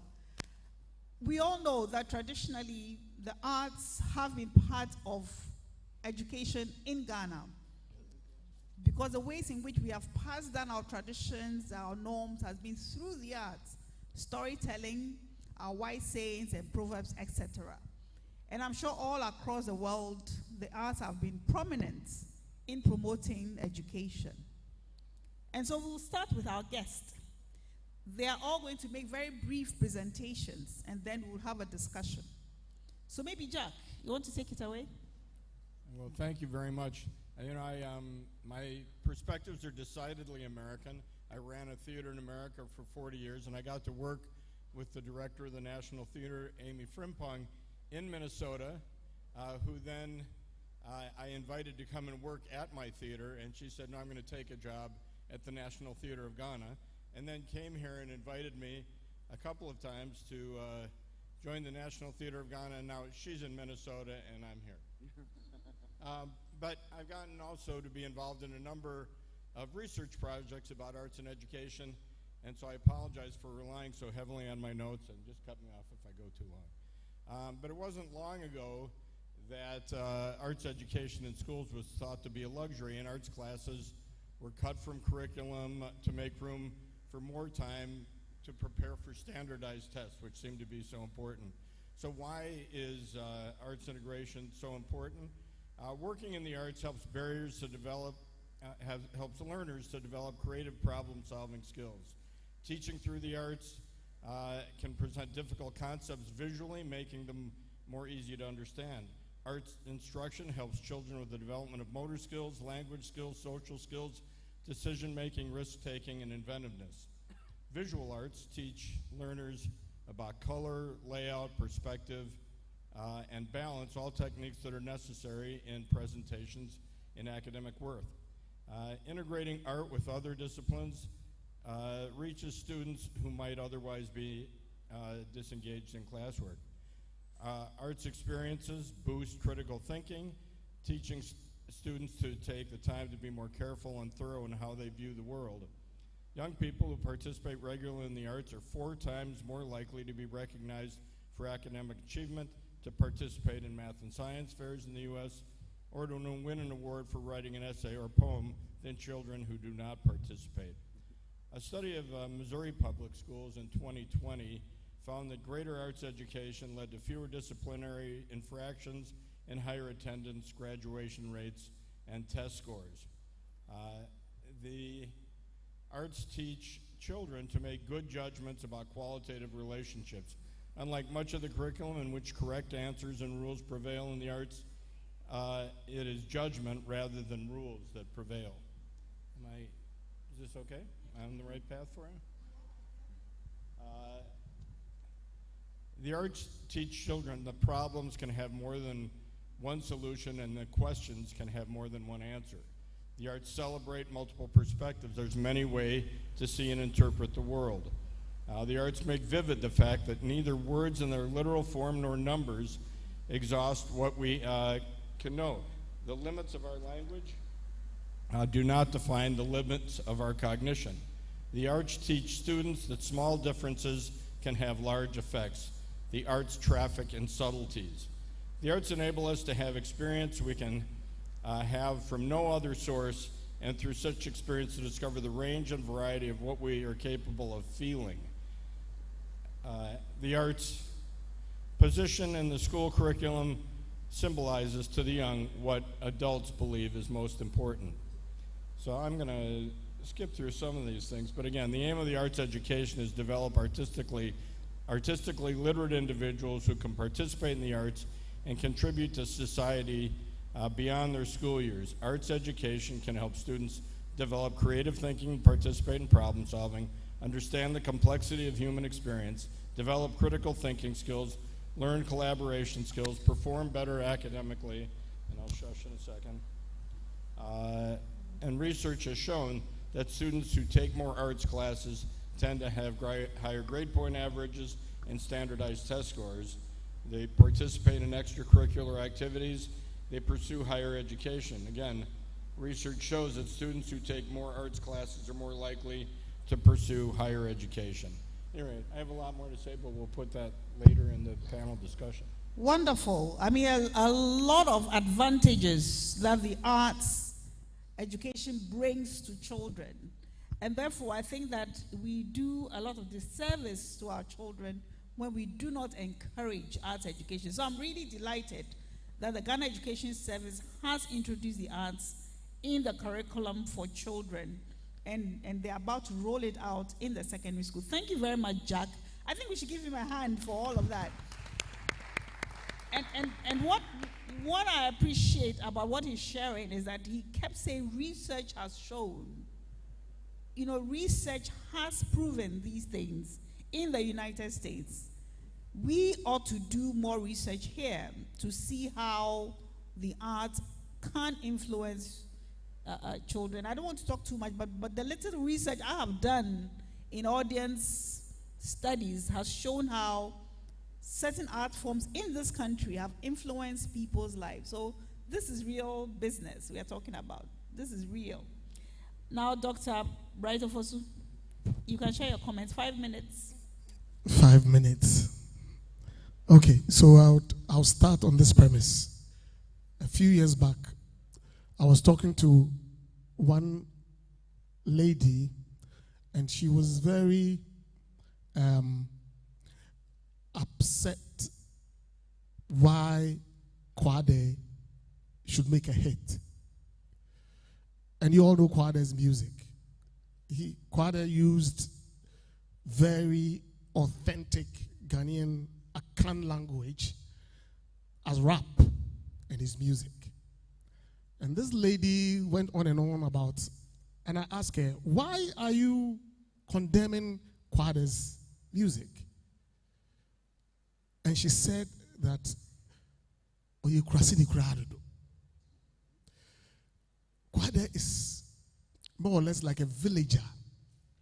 And that, for me, is the premise that I want to put across my views. The damaged Ghanaian psyche from colonialism. Every stage that I've had, I will make mention of this first before I make mine. The Ghanaian psyche is damaged, whether we like it or not, because of colonialism. So what has been handed over to people who have been in authority have been what the colonialists said to us, that anything that comes from us as indigents is no good. Anything from the West is what? So even when there have been researches that say that this practices, dance, music, drama, the local performance practices are good for us as human beings, we call them dondology. And with that, I start my presentation. The arts. What is the arts? So the arts is any arrangement, colors, paint, sound, words, matter, movements that appeal to the human being. That is what we do. So we put together movements, we put together practices, ideas, paintings, and all that, and we present them that would speak to your soul or the spirit man. So to purposefully put together any of the above together is in such a way that it is aesthetically pleasing. It will be beautiful to you. That is what we do. So you saw the performances here that they do. I have watched it over and over and over and over. And still, when you watch it, there is some beauty about it. That is the arts. What is education? I hope that they are putting up the slides. Could you first play the video for me? Play that video. The one that came before this one, before the education. Go back one slide.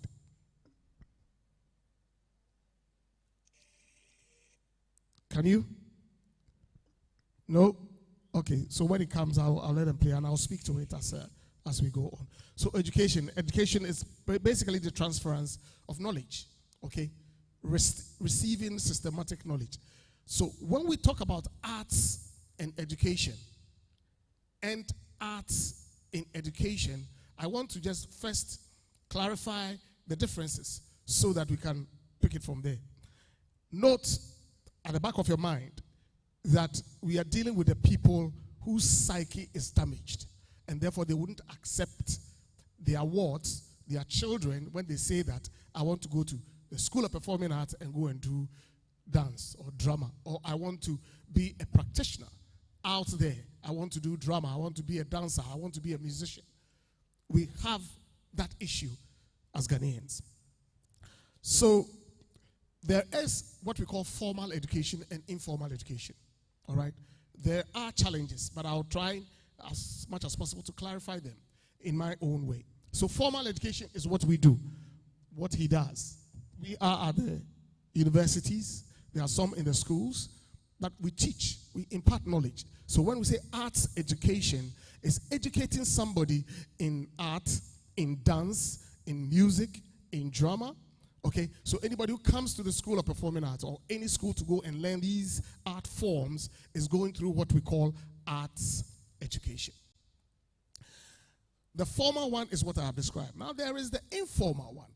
Okay, there is the informal one. Now informal education in art is what you will see the Ashanti king or the Ekwamu king go through. Okay, it is more or less like informal, but it is formal. So they will take him through some learning process, okay? And you have to go through that regime rigorously and be able to execute it before your society or your community. And you must be well vested in it. And then there is what I call the informal. So informal is what you will learn maybe in the village. You go, there's a performance, you stand there, you watch, and then by way of watching, you learn. Okay. There is what we have now on social media where you have all these very popular guys, Dance God Lloyd, Ziggy, performance, TikTok. You go and these are all informal. Okay. So in dance education, you have the formal and then you have the informal. With that, I will move on to talk about some. Can you play some of the videos? If you cannot play the videos, I'm sorry, ladies and gentlemen. I brought some videos that I would have shared with you, but if they cannot play, I'll try as much as possible to explain them to you. Okay, so I had a teacher in the School of Performing Arts teaching dance. I have one, too, of a chief who is standing in state and performing and using all the gestures and all those things which have meanings, okay?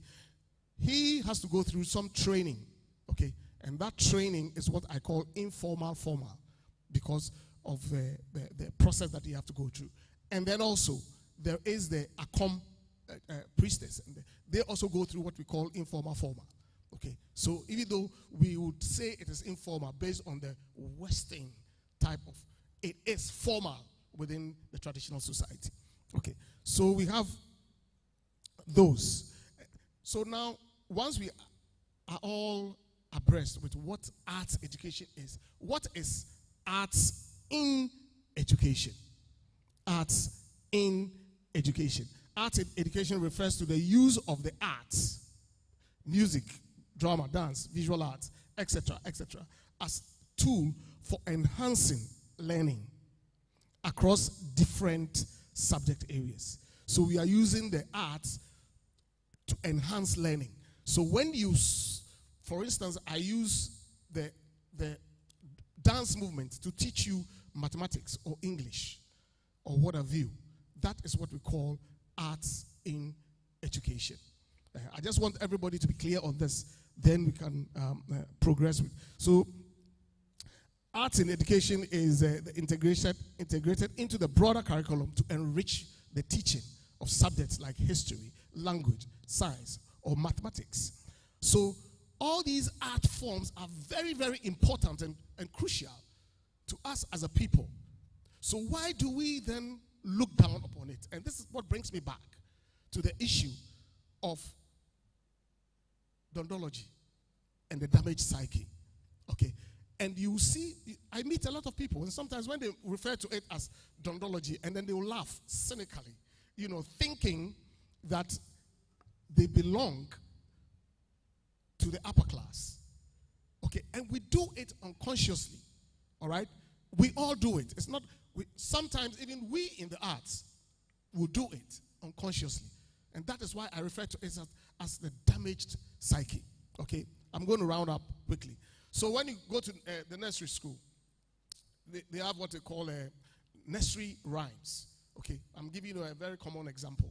All right, a lion has a tail. It has a big head and a very small waist. I have a little teapot standing on the table. If you just pour me, pour. Now, this is a poem. So we are using poetry and rhymes, which are in the arts, to teach the kids. And therefore, they are very, very important. All right? So why would your ward tell you that I want to go to the university and I want to go and learn poetry? And then you say that it is dondology. It doesn't make sense. Okay? And so it has always been my point of reference anytime I'm given the platform to talk. Finally, in arts in education, especially in the informal sector, there is one important thing. Mr. Abeku Segu was telling us that they were sent to the north by the former president to go there for 6 months. That would fall into either civic education, advocacy, agency, or advertisement. These are some of the things that we can do as artists. Okay, we can be able to take any of these lines, write proposals, and be able to accrue some money. So the gentleman who was saying he was in Takrady and blah, blah, blah, and all that, you can either be a civic educationist, write a proposal on that. Advocacy, there's Galamsey. There are issues of Galamsey that we can tackle with drama, with dance, with music. There are issues on agency where you move, okay, take action as an intervention to produce a particular effect in the society. Or advertisement, all right, a form of business that calls people's attention to the product, service, or course. Any student who comes through the School of Performing Arts is introduced to some of these things as part of what you can do in the society to move the society forward and to develop the society. What has happened in America is that they have used these tools very nicely, and it has taken effect, and it has even gone beyond that to come and affect us as citizens in Africa or in another nation, and we tend to value what they say they have than what we have as a nation. And I think that it's a sad story. We must all begin to renew our minds. Thank you very much. Thank you very much, Terry, for touching on that. I have a theory that when something is very common, it's easy to take it for granted. I guess it's not a theory. The arts are so ubiquitous. We see it all around us as Ghanaians, right from when we are children, so that we take it for granted. We don't see its value until somebody draws our attention or is taken from us. Think about it. Why do we look down on the arts? Why do we not see its value sometimes? I think it's because it is so prevalent, and so we easily overlook. Bernard, 4 minutes, since we've heard your voice often, just say a few words on arts in education. Yeah, thank you very much. Yeah, I don't think I'll say too much, but just to go back to what I said about policy. A lot of these things, as you said, since the arts and our culture particularly is so prevalent and it's something that we do, then it's often that we take it for granted. And that's why sometimes policy from the state would have to support the nurturing of these. Also, as Bright said, this shared psyche affects us in so many ways. That's why somebody from the field would ask, what are the prospects? Because within the field, we should already know the prospects. As a teacher, I often get frustrated when students have been posted by National Service to an educational institution, and then they have the means to go and change it. And I give them my example. I was posted to Pantan Hospital after doing my painting degree. Like one will ask, hey, what are you going to do there? But that was the moment that I also realized how art works powerfully in art therapy. I gained a lot of insight and did a lot of projects which currently have led me to, as part of my academic process, to be having a project with Pantan Hospital, still with Professor Amadi Graft Akins. And we constantly are doing projects. And so sometimes you can't see the prospect ahead when you are in an education that you think has no hope. The hope is within what we do. And I'm highly inspired by writers like Aikwe who show you, first he will show you the life of an artist in, let's say, fragments, but then he also show you that this is what you must do. So in Eloquence of the Scribes, in Remembering the Dismembered Continent, he is pointing the ways to which artists who want to remain relevant would have to go about education. And he talks particularly about even conferencing, where he says, why go to a special venue where many people cannot access? Rather, go to the people and learn from them. And so he is more in tune with what Abe Kusego would have done, to go within the people. And practitioners like Augusto Boal, Theatre of the Oppressed, would do this. He was a member of parliament, but he was actively on the field doing theatre that would affect even parliament. And so these are things that we shouldn't take for granted. I remember I was at a birthday party for my friend's child. So this is what arts in education can do. There was a Shatawale song playing. The children could sing along all the words, ditto, ditto, even to the vulgarities. So this is the power that arts in education can do. And so we have to really, if children can follow those texts, imagine then that all the wholesome texts also came in the form of song. I remember, so I talked about growing up in Kwando. Now growing up in Botswana, early morning, going to school, there was timetables on the radio, but it was in form of song. So 2, 1, 2. So we are singing along, not knowing that we are actually imbibing. Compared to what happens in Ghana, detention, mental. Like they will ask you the question, you don't know it. Many canes. Yeah, so this is what we associate with the arts or with education, that there is pain. But if we were doing it for fun, and that, I think that's what a lot of people mistake, that artists are just enjoying. We are not. Even when the deputy minister said that art is business and not entertainment, the entertainment is the business. And it is the knowledge we are creating. We are not saying that, oh, we are enjoying without thinking. Whilst enjoy, thank you very much. Indeed, indeed. I know what made me stay in the theater was the fact that I enjoyed it so much. What is wrong with enjoying something as you're learning? It makes it easier, does it not? Why must there be pain when you're learning? You know, so that certainly is something that the performing arts bring. Joy, fun, agro. You enjoy it whilst you're learning. You know, and I'm sure it underlies a lot of the arts education that have gone on elsewhere. We'll now have time for just about 10 minutes to discuss what the presenters have given to us. So I have one question. Now that the Ministry of Education has introduced the arts in the curriculum, what do you see as a likely outcome for our children? Let's just project into the future. In a few years' time, what do you see as a likely outcome? And let somebody note it down, and let us see what happens in a few years. Maybe we'll start with Bernard this time. And when I come to you, Jack, I'll ask you a different question. Yeah. Okay.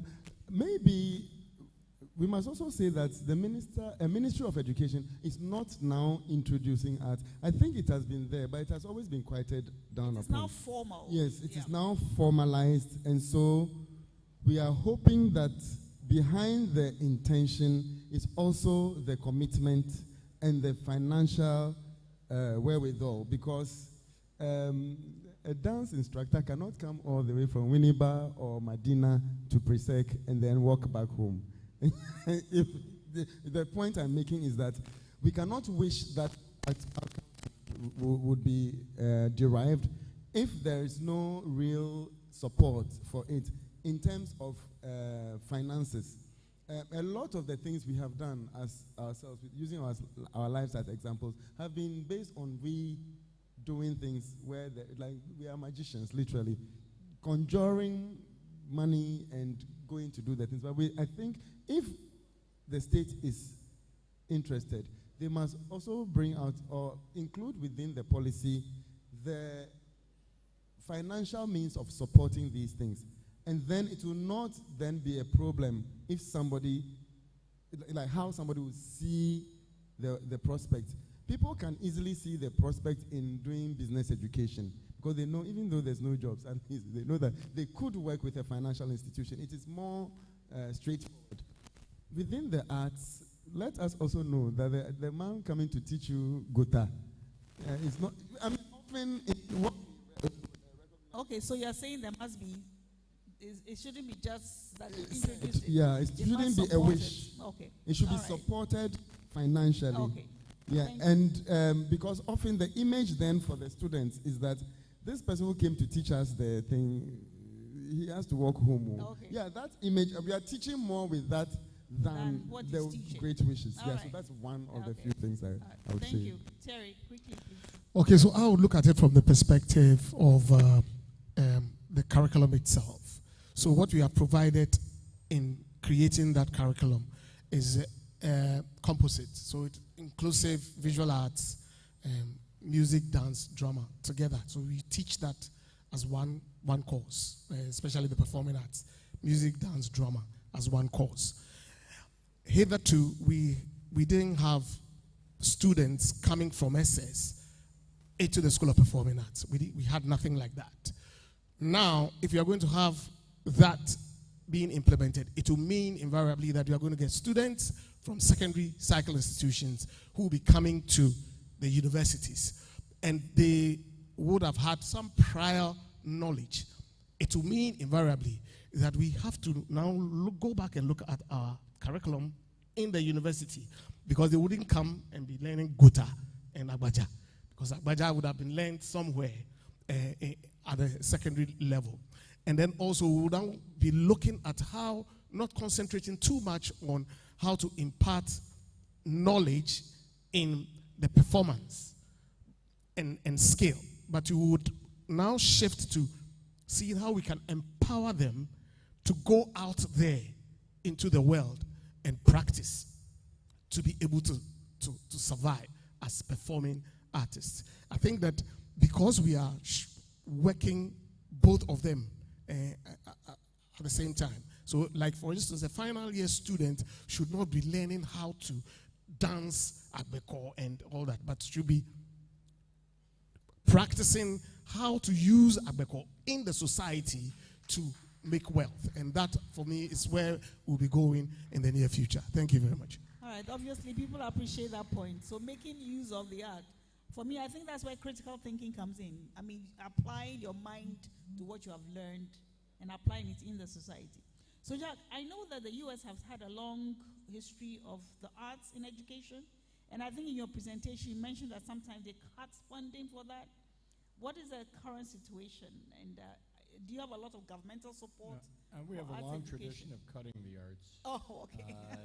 in education, and now that they've done this research and find that students, when they have arts in core curriculum, that the students are doing better in the STEM, they call them, science, technology, English, and math, that they're succeeding. And so it's creating a whole new way to look at not only allocation of resources to schools, but the schools themselves and how we teach teachers and how those kids who don't have, that have arts but are failing in core curriculum things now have a place to succeed, and they are being at the top of the class of their arts classes, and therefore part of a community of learners that they'd been left out of. And same thing that when they see adults who are practitioners and teachers that have lifelong learning, students are learning that it doesn't end when they graduate from high school, but rather than learning is lifelong, the arts allow you to learn lifelong.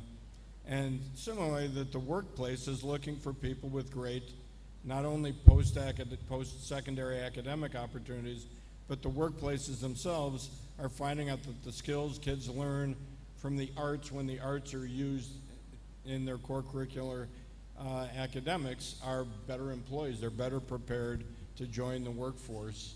And so there's maybe a perception that we've invested in the arts, but we've divested in it so much in the name of science and technology and math that it's time to reinvest. But it's going to change the way schools look, the way the schedules operate. Similarly, kids that are in after school or before school sports or arts are also having greater success, and we're trying to tie together their after school work with their during school work so that they're succeeding on all fronts. Wonderful. Thank you so much. So thank you so much for all your presentations. Now it's time for you to make your contribution or your comment. So please go to the mic if you have a question or a comment you would like to make.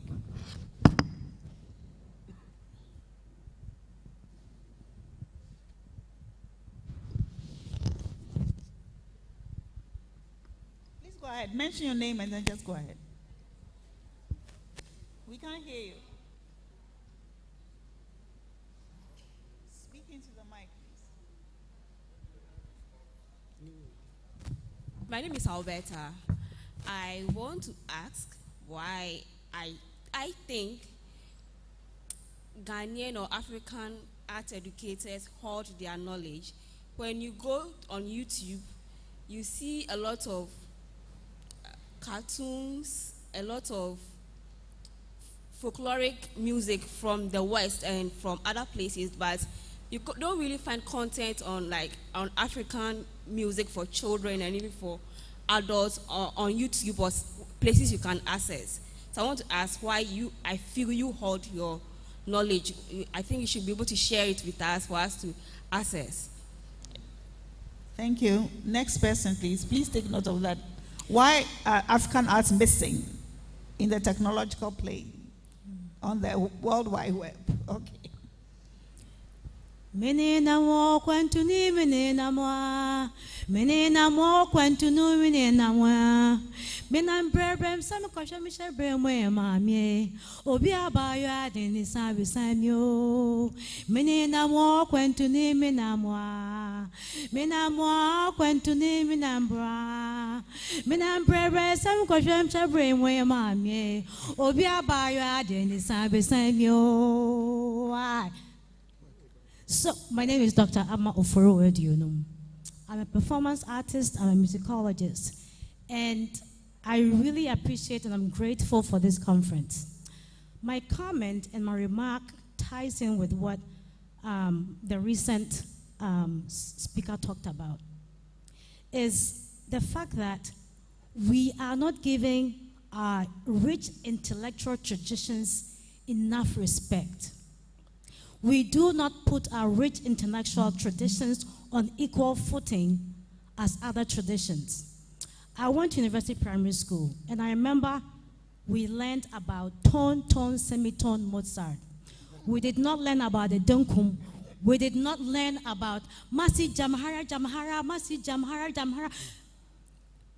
Sarewa, now I forget. So, and I'm wondering how much of our own rich intellectual traditions belong in the classrooms.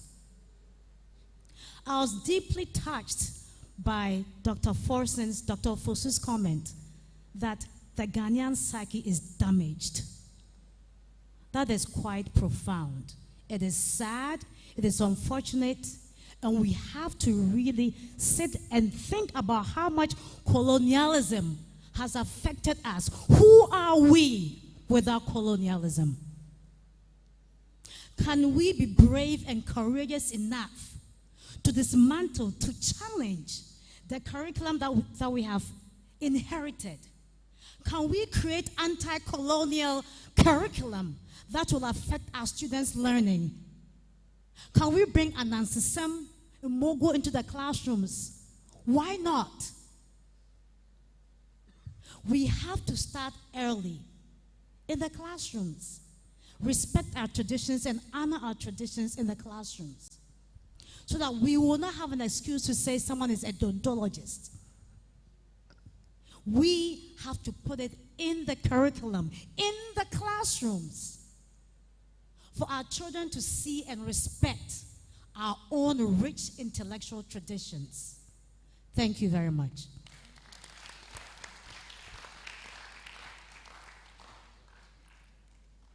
Thank you for the opportunity.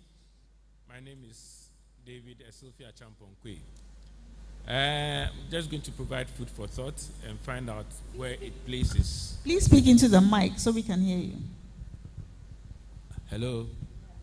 Yeah, okay. My name is David Esilfia Champonkwe. I'm going to provide a food for thought and find out where it fits within all this discussion. I'm a dance teacher, a performer, and an advocate within the performing arts.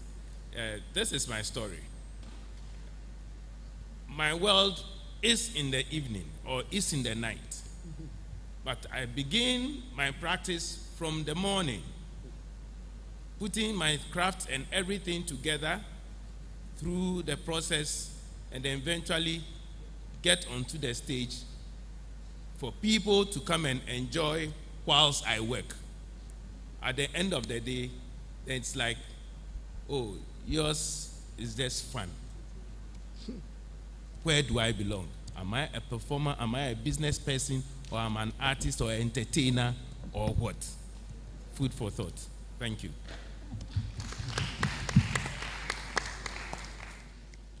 Hello. Hello. Yes, so my name is Yvonne, and I'm with the Ghana International Book Fair Assets Director. One thing that I think we have all agreed, or we all share the same sentiment, that the Ghanaian cultural identity or the mindset has been damaged. And then that causes us to say that there has to be some form of synergy. This conference is one of, it's a great idea, and I would encourage that we do many more of these and make sure that the policymakers are hearing us, saying that we love our country so much that we want to tell others about us. We want to share who we are by what we wear, what we say, our names, and all that. Then again, I would like to mention Dr. Akoy Jackson's book, That's a New Perspective. Great idea, fantastic one. And as I told him earlier, I would love that we speak more on it, and we can have good programs for next year's book fair. I also want to tell our performing artists that there is avenue for us to publish books on what we do. That is one way we can tell others of what we do, and not just the film. The film, people would watch it in passing moments and they are done.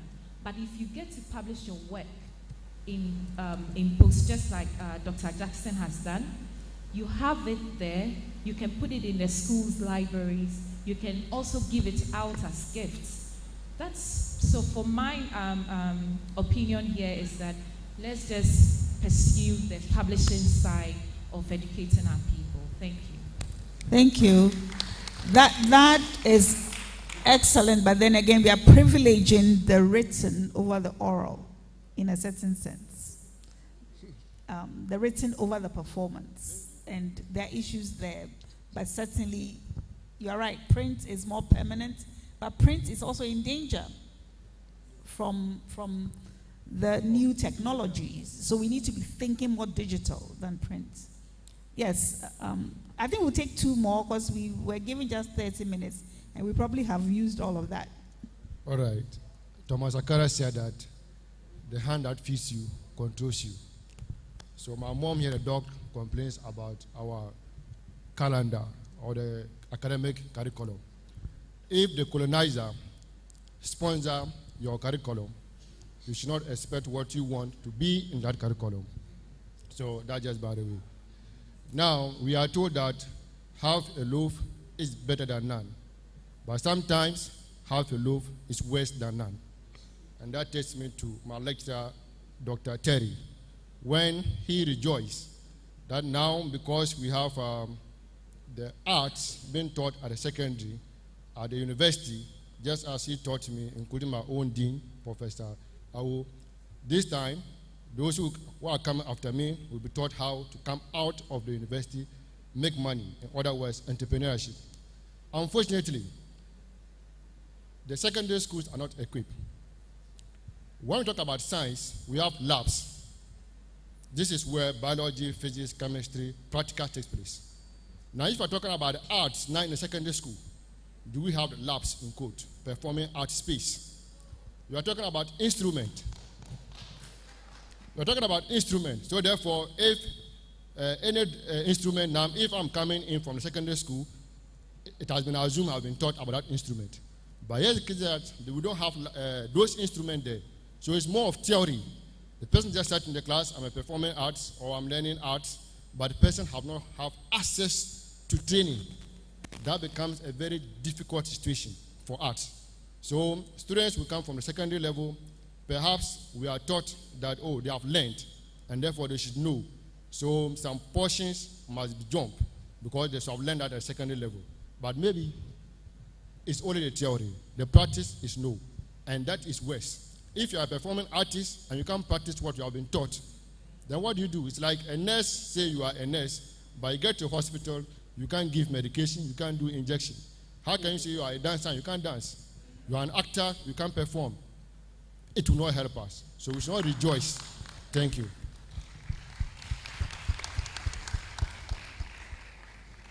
Hi, my name is Senna. I was going to say this during the previous presentation to the Honorable Deputy Minister. The National Theatre is under the Ministry of Tourism, Arts and Culture. Now, if we are having forums like this, I feel that when he's coming, at least he should bring like his people. They need to be here as well.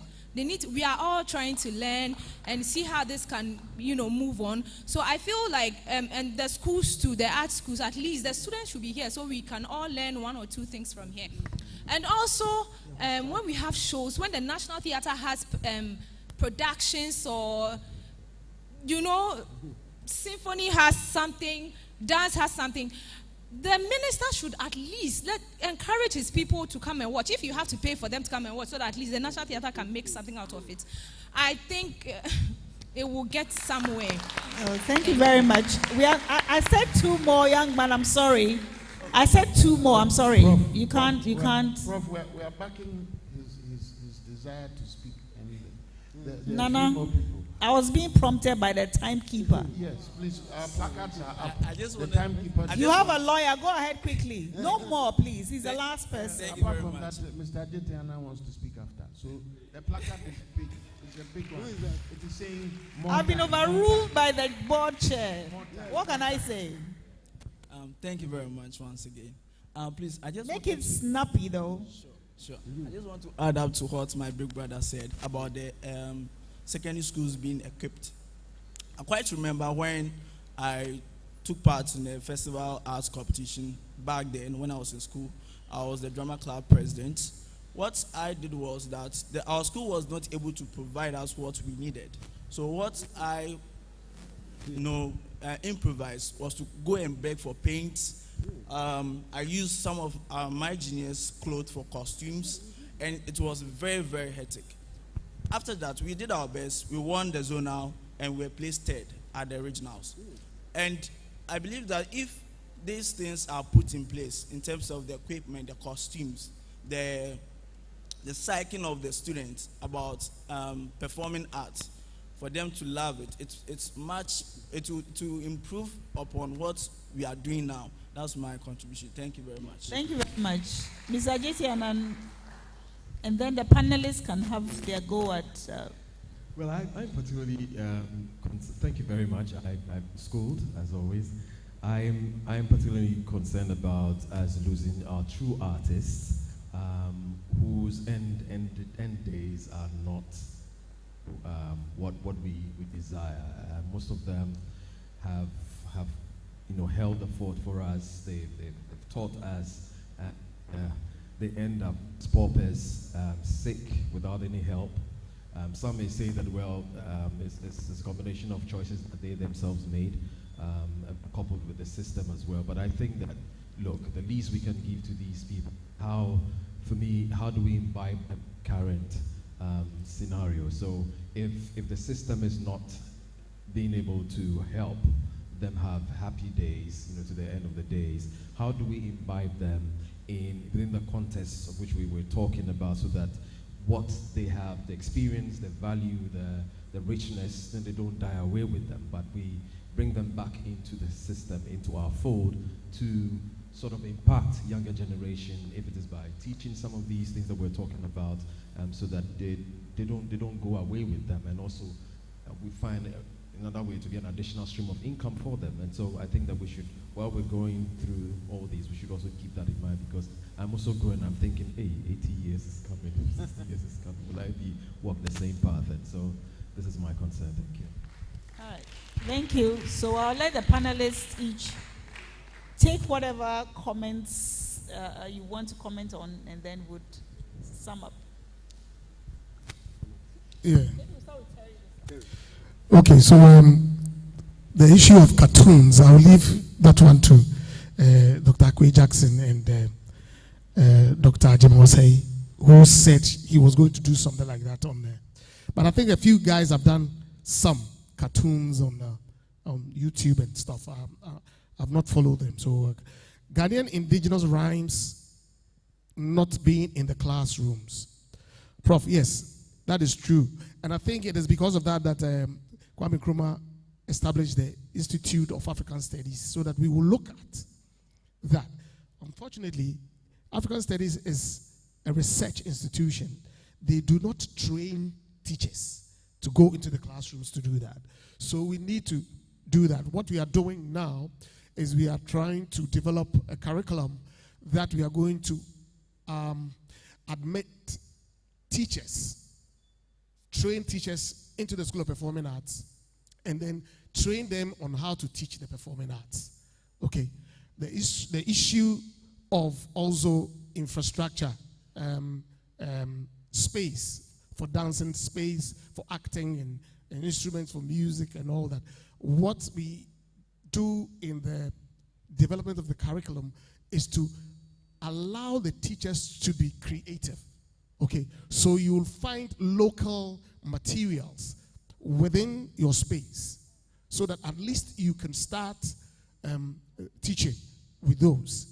Over time, I'm sure there will be some improvement. At least we have a starting point. Okay. Yes, the government may not have the wherewithal to due to some reasons. I don't speak for government, but I know that in time past we have been requesting for this.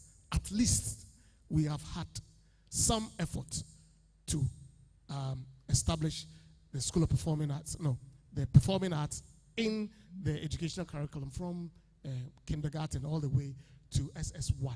So at least it is a good starting point. Let's see how we can improve that. And then someone also said our students should be here supporting. Okay, yes, we are on vacation, and a section of our people are on strike, so we are not in school yet. If we were in school, our dean is here, I'm on the panel, we would have organized a school bus to bring the students here. We always do that. We always do that. Yes, it's rather unfortunate that we are not in school at the moment. Thank you very much. Please, Bernard, let Jack go, then you go last, please. And so one of the things that we've discovered is that if through the arts, whether it's visual arts, dance, music, people excel, I'll just use an example, in geometry. And by excelling in geometry, they get put into better, higher level classes in other mathematics and other things. And then their attendance improves because they're getting rewarded for their academic success, and because their attendance improves, then they're actually getting better grades because, right or wrong, better student citizens are treated better in the grading process. And so it really can go right from the way you're treated in terms of integrity. Your arts are leading to your academics, are leading to your integrity, are leading to your ability to succeed after and outside of school. So the arts facilitates progress. That's what I was summarizing. Yeah.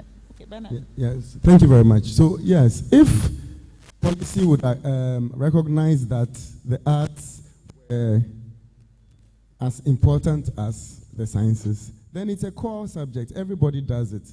But then, once again, what everybody is complaining about it is assuming even visual art or performing arts were core. How prepared is the state to provide the similar conditions for their study?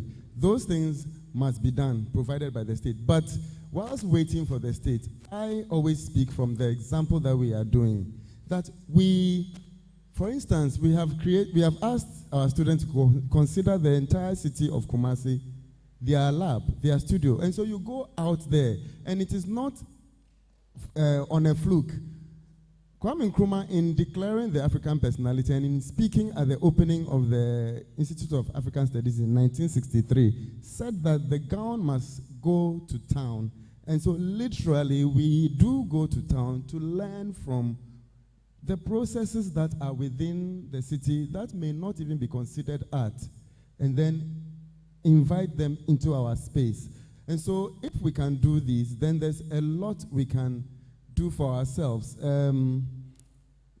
Call and respond teaching, not rote learning. Sending people out on tough duties. And I pride in myself in saying that one of the things I facilitate most in my classes is confusion. So if I confuse you enough, you can go out in the world there and look for solutions.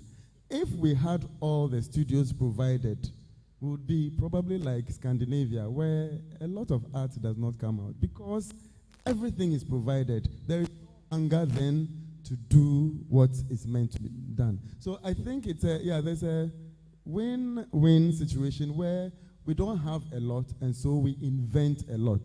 If we can continually invent, we would get there. But on Ajete Anand's issue, we can also burn out from inventing a lot, and that's why we need help. Because we invent, Araba Stamp. I know Araba Stamp, and she used to sleep in Art Center. Even there, she was being chased out till the time she died. And yet, this is somebody who hasn't watched I Told You So? Who hasn't seen her? And yet, that is how she ended. And so, whilst we are advising Momoni, we should also advise Janamwa. We are all involved. State must be committed, but artists must also be inventive. And then at the end, we would celebrate. Thank you. Yeah, so the need for artists themselves to be educated. I've been told that there are people online who are part of this conference and they want to make comments. But I'm being told we cannot have them. We cannot. At least just one person online, so they know that they are part of us. So who wanted to speak online? We're giving you 2 seconds. If you don't show up, we'll close the door. Hello? If somebody also has somebody. Yes, go ahead.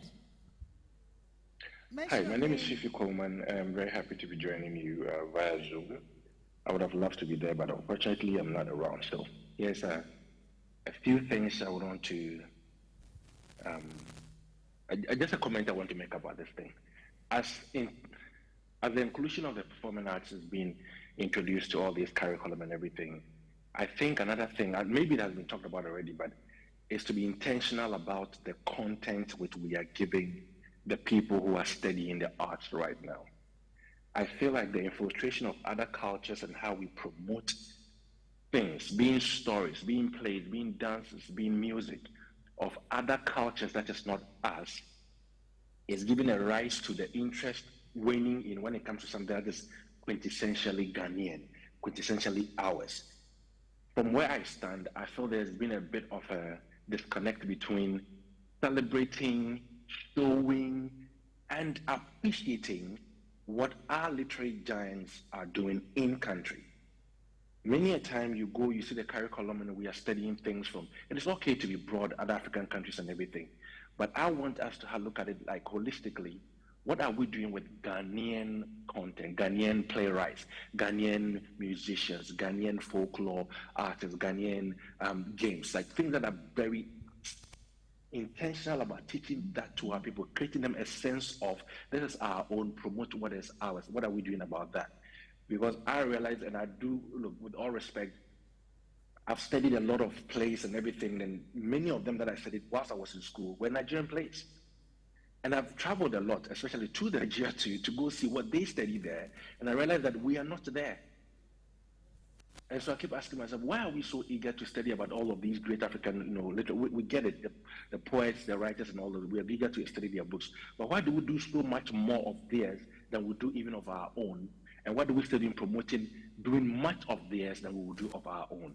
It's a food for thought. Something that, if anyone else can comment about it, that's fine. But from where I stand, I think we should start being intentional about saying we have our works there. Let us start shoving our works into the throats of our people to understand that we have what it takes to be a country of our own culture and our own, theater, drama, dance, all of that. Thank you very much. Thank you very much. That's an important contribution, and I think that's what Dr. Amma also mentioned. What do we do about our own? But I would like to say that studying other cultures is not wrong in itself.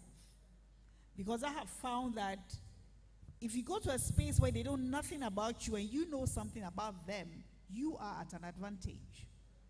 Okay? And then what you bring to them is more meaningful because they don't know anything about you. But we must learn about ourselves to be confident enough to give to the world as well. So I agree. I mean, I don't love Shakespeare, but we studied Shakespeare. It was compulsory. Now I hope that Shoinka is there, Abdullah is there alongside Shakespeare. I think that giving ourselves a more holistic view is better.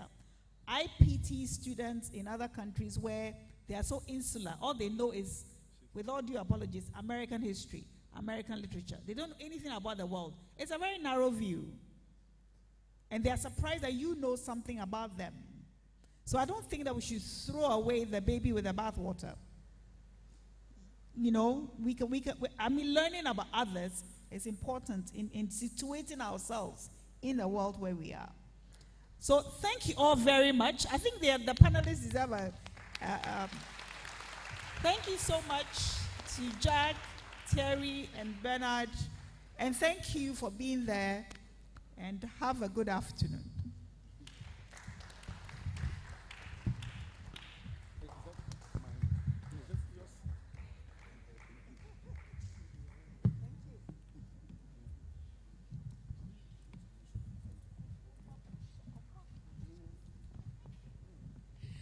Let's hear another round of applause for the panelists. And let me give you this opportunity to stretch your legs as you stand and occupy any empty seat in front of you. So those in the back, stand, stretch. You've been sitting for a while. We're going to get right into the next conversation. But also to help with our coverage, let's do well to fill at least these 4 to 5 rows right in front. So please stand, rise, walk to the front, say hello to someone on the way, because we're about to talk about money. And you can't talk about money without a good network. So know somebody. Find somebody. Say hello to them, but don't stand. Bring them forward and then take a seat in front. Please, let's do this quickly. Thank you so very much. And let's fill this middle part so that at least we have a sweet, compact audience. Thank you so very much.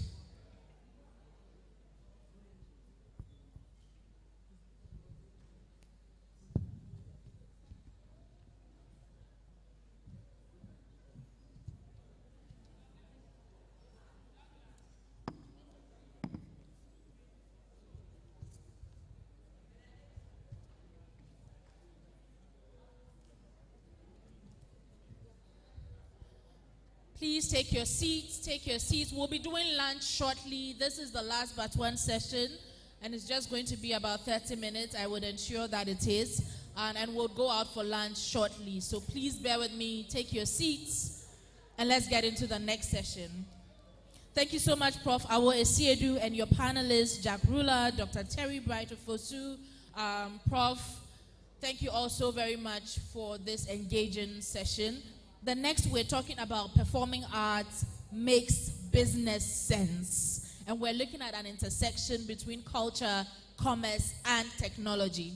And so I like talking about money because money makes the world go round. And artists would suffer if we do not have money. And I am passionate about getting rid of the starving artist mentality. And so we are not starving artists. And if you agree with me that we will not continue to starve, then please help me welcome my next panel, Madame Efia Owusu-Afriyie, and please take your seats for me as I welcome my next panelist for this conversation. Thank you very much. And to join me up here, we have Madame Efia Owusu-Afriyie. She is a business and project consultant with years of experience in brand, client relationship, and project management or project business management. And to join her virtually will be Prof. Ebo Hinson, the Pro-Vice Chancellor of Ghana Telecom University and an ace business marketer. And I will be moderating this session on performance art makes business sense. A round of applause for Madame Efia, please.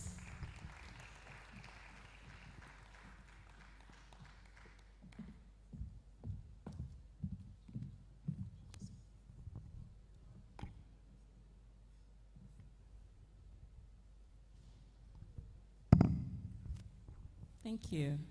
Thank you very much for joining me. And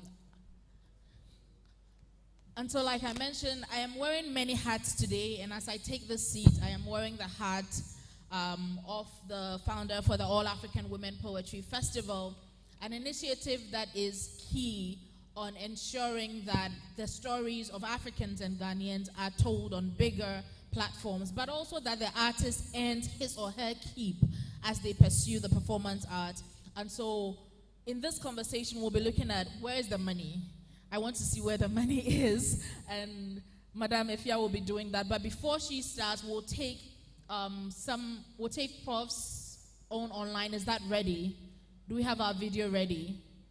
I had a brief conversation with Prof. Ebo Hinson, and we spoke a bit about this as well while he shared his light on the conversation. If that video is ready, we'll take it. Otherwise, we'll take the in-person.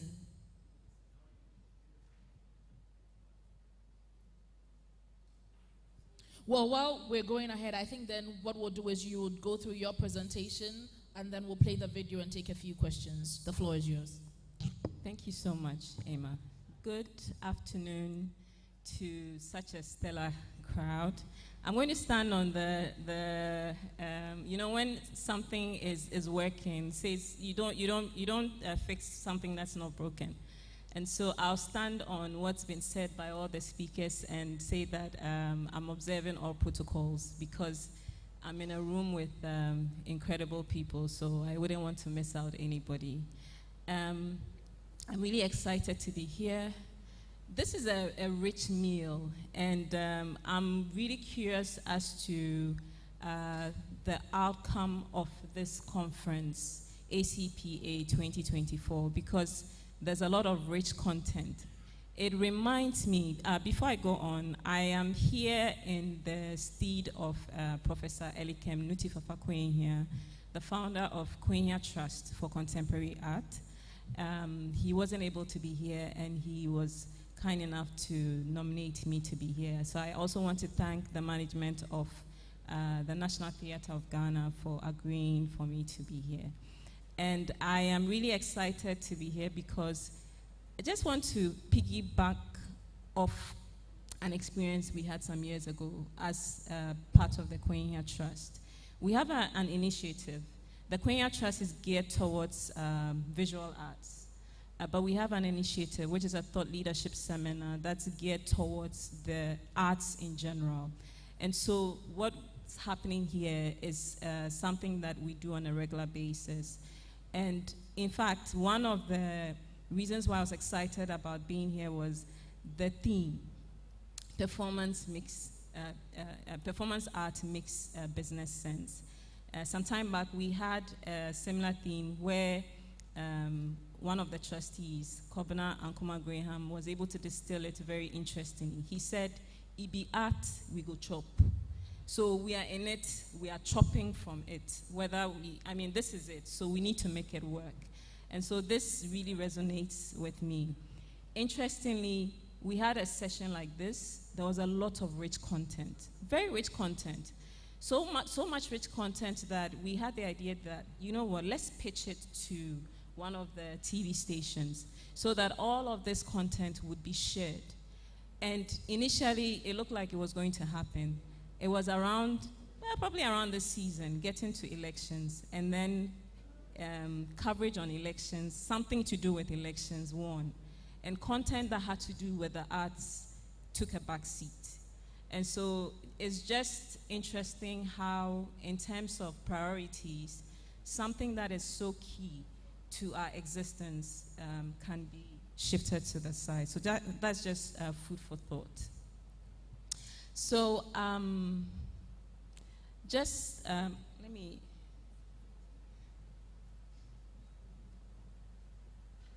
Can I? Okay. Please, could you go back to the first slide? I just want to, as we are entering into this session, I just want to talk about some random numbers, if you would allow me. So if we can go to the first slide.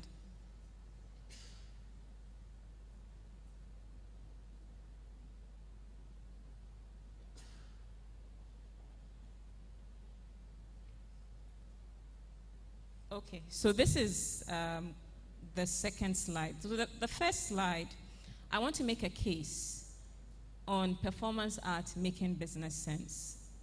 And I just want to bandy about a few numbers. The UK government estimates that creative industries generated £126 billion in gross value added to the economy, in addition to employing 2.4 million people in 2022. In 2022, music, performance, and visual arts contributed an estimated 11.5 billion to the UK economy. And this is from the House of Lords Library. Then I want to go to another territory. I want to go to an emirate. I want to go to Dubai. And we all know that Dubai has intentionally positioned itself to answer Dubai is about an explosion of our senses, really. So Dubai's creative economy strategy aims to establish the emirate as a global capital for innovation by 2025. As part of the plan, authorities are working to boost the creative industry's contribution to Dubai's economy to 5% of GDP by 2025 from 2.7% as at the end of 2019. Then I want to come home. And coming home, I want to use a different set of statistics. And I will explain why. At least 1,500 African Americans have moved to Ghana since 2019, following the Year of Return campaign. This is out there. And out of a population of about 34 million, the median age in Ghana is 21. I actually believe that we are a younger population just because of technology, just because of information overload. We are stewarding ourselves better. So I operate by a theory that 70 is a new 60, 60 is a new 50, 50 is the new 40, and we're going to get to a time where 70 is going to be the new 50. And so we really have a young population. So I mentioned these two locations because I find that the UK, our former colonialist, has been very, very, very intentional about what we want to speak to, the intersection of culture with commerce and technology. so intentional that you see children as young as 5 years old, 6 years old, they are being taken on museum tours. They are being exposed to galleries. They are being exposed to performance. They are being exposed to instruments so that they can experiment with them and learn how to play them. So it's socialization, and it's very well crafted into the culture of the UK, and it's heavily monetized. Heavily monetized.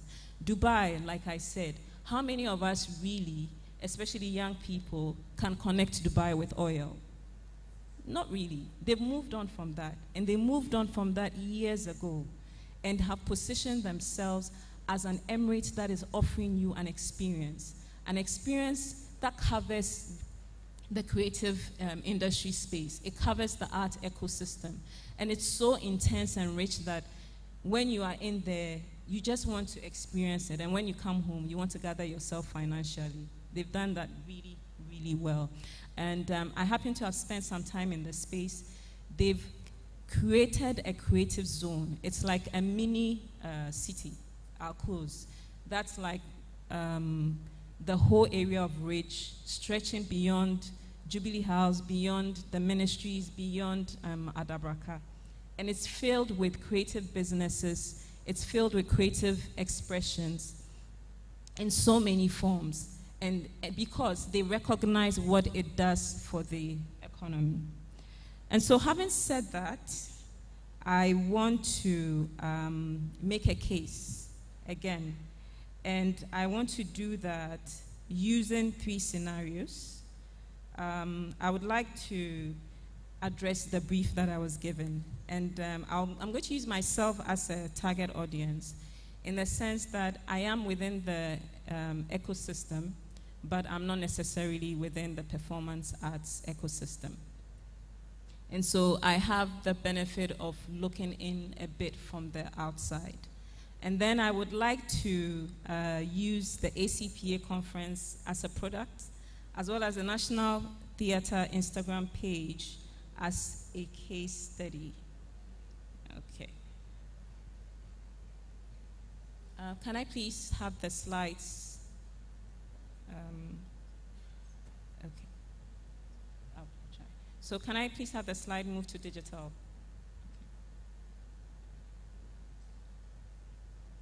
Okay. So yeah, I'll just, I want to talk about digital.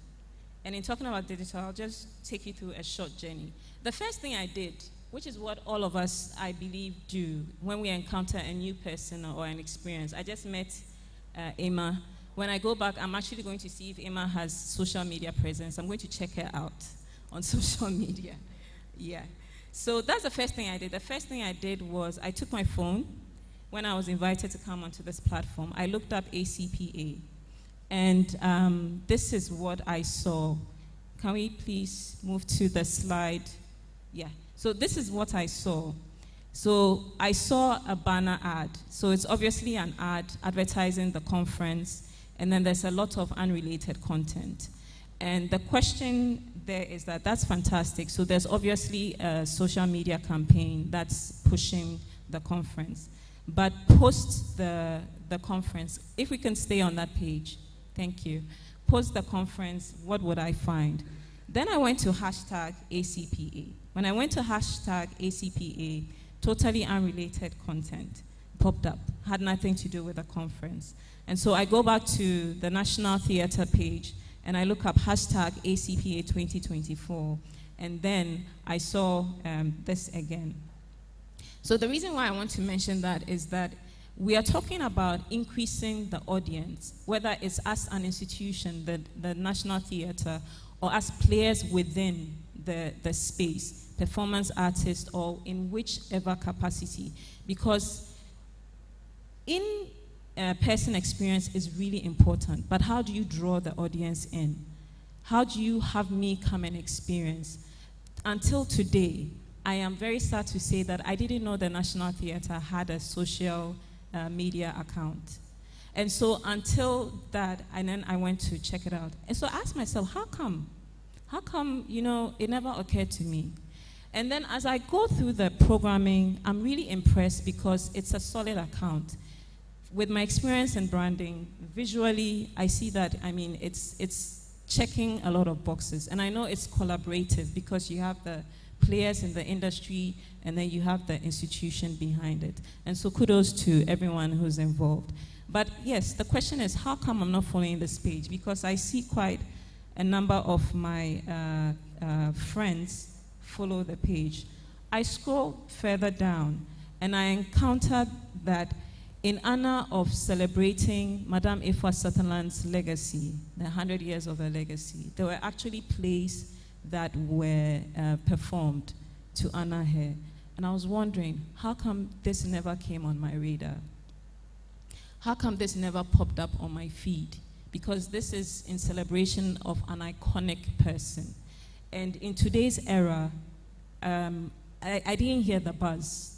And so I just want us to audit what tools we can use to really expand the footprint. Because digital is here, whether we like it or not. And we need to evolve and master it so that it doesn't master us. It doesn't control the narrative. We rather control the narrative. So these are a few observations that I'm making, and then based on that, I will give a few solutions.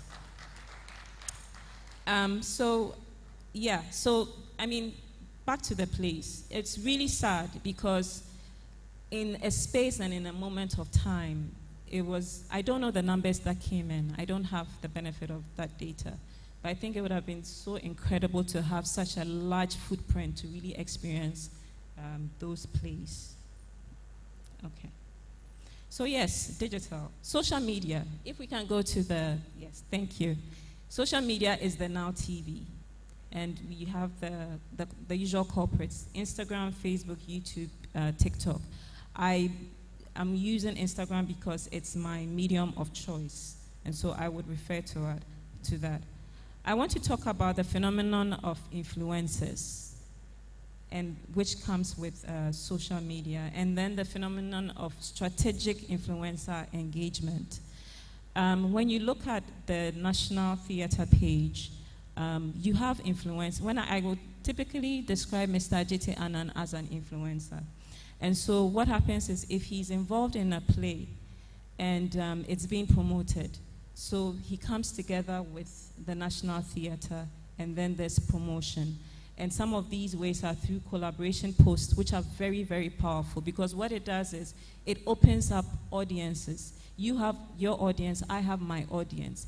Your audience is exposed to my audience, mine is exposed to yours. And then there can be conversion. And then that's how come the footprint is increased. But a lot of times, sometimes we tend to neglect these things. So this is just a tool that can be used very, very effectively. Then I want to go to, this is a mishmash. I want to go to stories versus posts. Stories are really, really, really powerful, more powerful than posts. Stories are like news highlights. And so when you go through the stories, now, because of the nature of the world now, we want everything very quickly. I don't have the time to be scrolling through my phone. And so what stories have come to do is that it gives you a snippet of what's going on, depending on who you're following, what's going on with the person. And because whatever is going on with that person, whether it's an event, whether it's a play, whether they are highlighting a performance that's happening, they are tagging the parties involved, maybe a few personalities. And so, it pulls you in. You click it, it pulls you to the person's page, and then you're exposed to a new audience, and you can choose, then there's the possibility of conversion. So very powerful. Then we are talking about reels. And this is a classic example of evolution. Meta, the creators of Facebook, they saw TikTok come, and they saw that TikTok had a demographic that they wanted to capture. Facebook doesn't have it. Facebook has its demographic. How do we eat into TikTok's demographic? Mimic what they are doing. TikTok is very heavy on video content. Then Meta says, we have Instagram. We're going to evolve Instagram. We're going to introduce reels and force the hand of creators, because that's what they did. And they did that through the use of the algorithm. So as you are being forced to do reels, your content is reaching far. So more people are doing it, and then they are pulling in the audience. And so it's a case study for the sector, that in wanting to increase the audience footprint, in wanting to, it's a foregone conclusion that performance art makes business sense. That is a rhetorical statement. And so how do we amplify that in today's world? And so that's one of the ways that as players in the industry, we can be looking at these tools to really amplify the service offering. I'm going to go further and collapse everything that I've said, because I really resonate with what was discussed, that a lot of the players in the industry are experiencing burnout. You want to be creating. And as you're creating, you're thinking of, how do I get sponsorship? How do I get funding? How do I get the support that I need? And so you are one person, like our gentleman from Takoradi, and you're being pulled in so many different directions, so that you cannot really concentrate on your craft, or you are forced to sacrifice a bit of your craft. And so really, content is money. There's a lot of content, but it looks like we don't have time. So I'm just going to glance through it. I just want to talk about the fact that with influencers, curation is very important. Monetizing the platforms, monetizing YouTube, Instagram, Facebook. Even on YouTube, you have membership subscriptions where, for exclusive content that creators like yourself produce, is made available to your members at a fee. And so it's not just about the numbers walking into the theater. It's about the tools that we have. How do we monetize it so that you have a sense of ease in being the creator that you are? So money is, content is money. And that's how I said that I'm curious as to what will be done with the content, the rich content that's being generated here today. And so it's really, really important to pivot. I wanted to use, please can we go to the slide that has Uncle Ebo White? I wanted to use him as a case study because I think his story is known by all of us. I think that Uncle Ebo and his team have mastered digital really, really well. Also very unique in the sense that, looking at his age, this is not, I would say that in terms of the generation that he finds himself, these are the tools of our generation, but this is a tool that he's mastered. So I find his story interesting. Having said that, I went onto his YouTube page, which I am subscribed, and yet with 261 videos, very few of them have come across my feed. So what am I talking about? I'm talking about mastering the tool, the algorithm, so that there is always that level of relevance. Can we go to the slide that has the grind of social media? I'll go past this, sorry. I just want to offer a solution which will, in a way, collapse what I just discussed. And I call it the Zimism strategy. Now, this is a lady who had a business. It was a business, she's a Nigerian American. And it was a business that had to do with curating travels for African Americans. And she sold that business. She's quite successful. And Zim says that the reality is social media might give you visibility, but it won't give you the freedom or consistency you crave. And so what was the solution she came up with? Emailing lists. And I think that's really fantastic because as in the performance art, we are storytellers. And so what she does is that with the impact of posts that are backed by advertising, running ads on it, it could be a play, a very iconic play. Perhaps it's the Ifwa Sutherland plays that were performed. And then based on that, there is an offering. And we know this goes on social media. And so it's like, if you want to know this, please say recipe. When you say that, it takes you to the person's space. When it takes you there, then your email address is requested. And what that does is that it's database, it's information. Once if I use the theater, the National Theater, once they have that information, what that means is that you are closer to your audience. And it's really an opportunity through really engaging content to really pull them in to experience it in person. Just going to glance through, I want to talk about an art, so streaming services like Netflix. And I just checked, West End Theatre says that a lot of their productions are taped intentionally, and then they are given to streaming services like Netflix, where, I mean, it's also another revenue generator.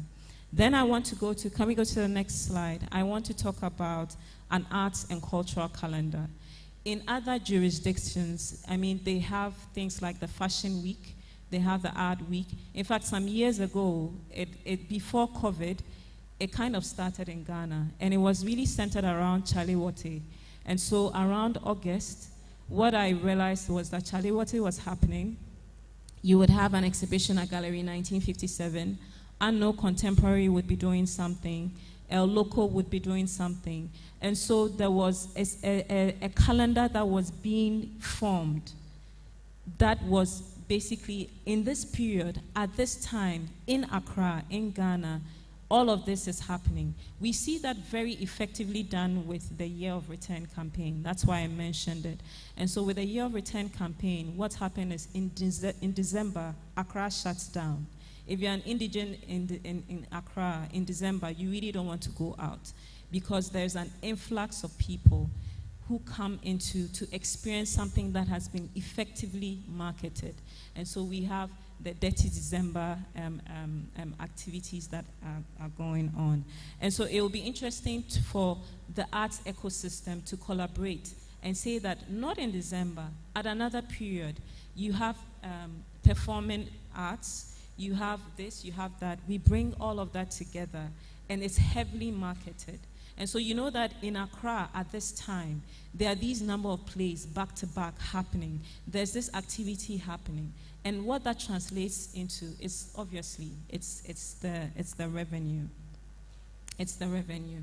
And so I just want to touch on commerce and say that every business that wants to back you wants to see the numbers.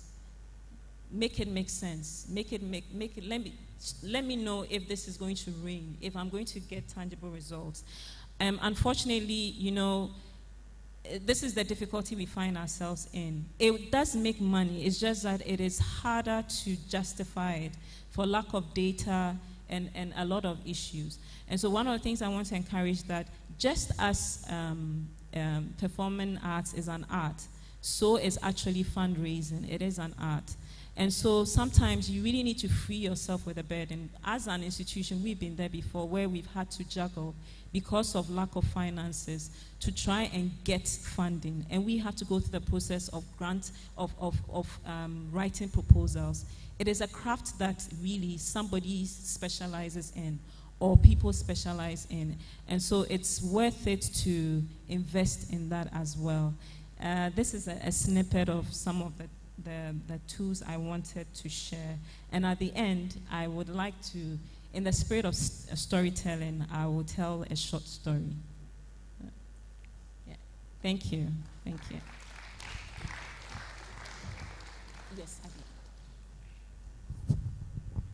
Thank you very much, Madam Afi. We'll take the video from Prof. Hinson. Continuing the conversation on the business sense, on making a business case for the performing arts. And with me here, I have Prof. Ibo Hinson.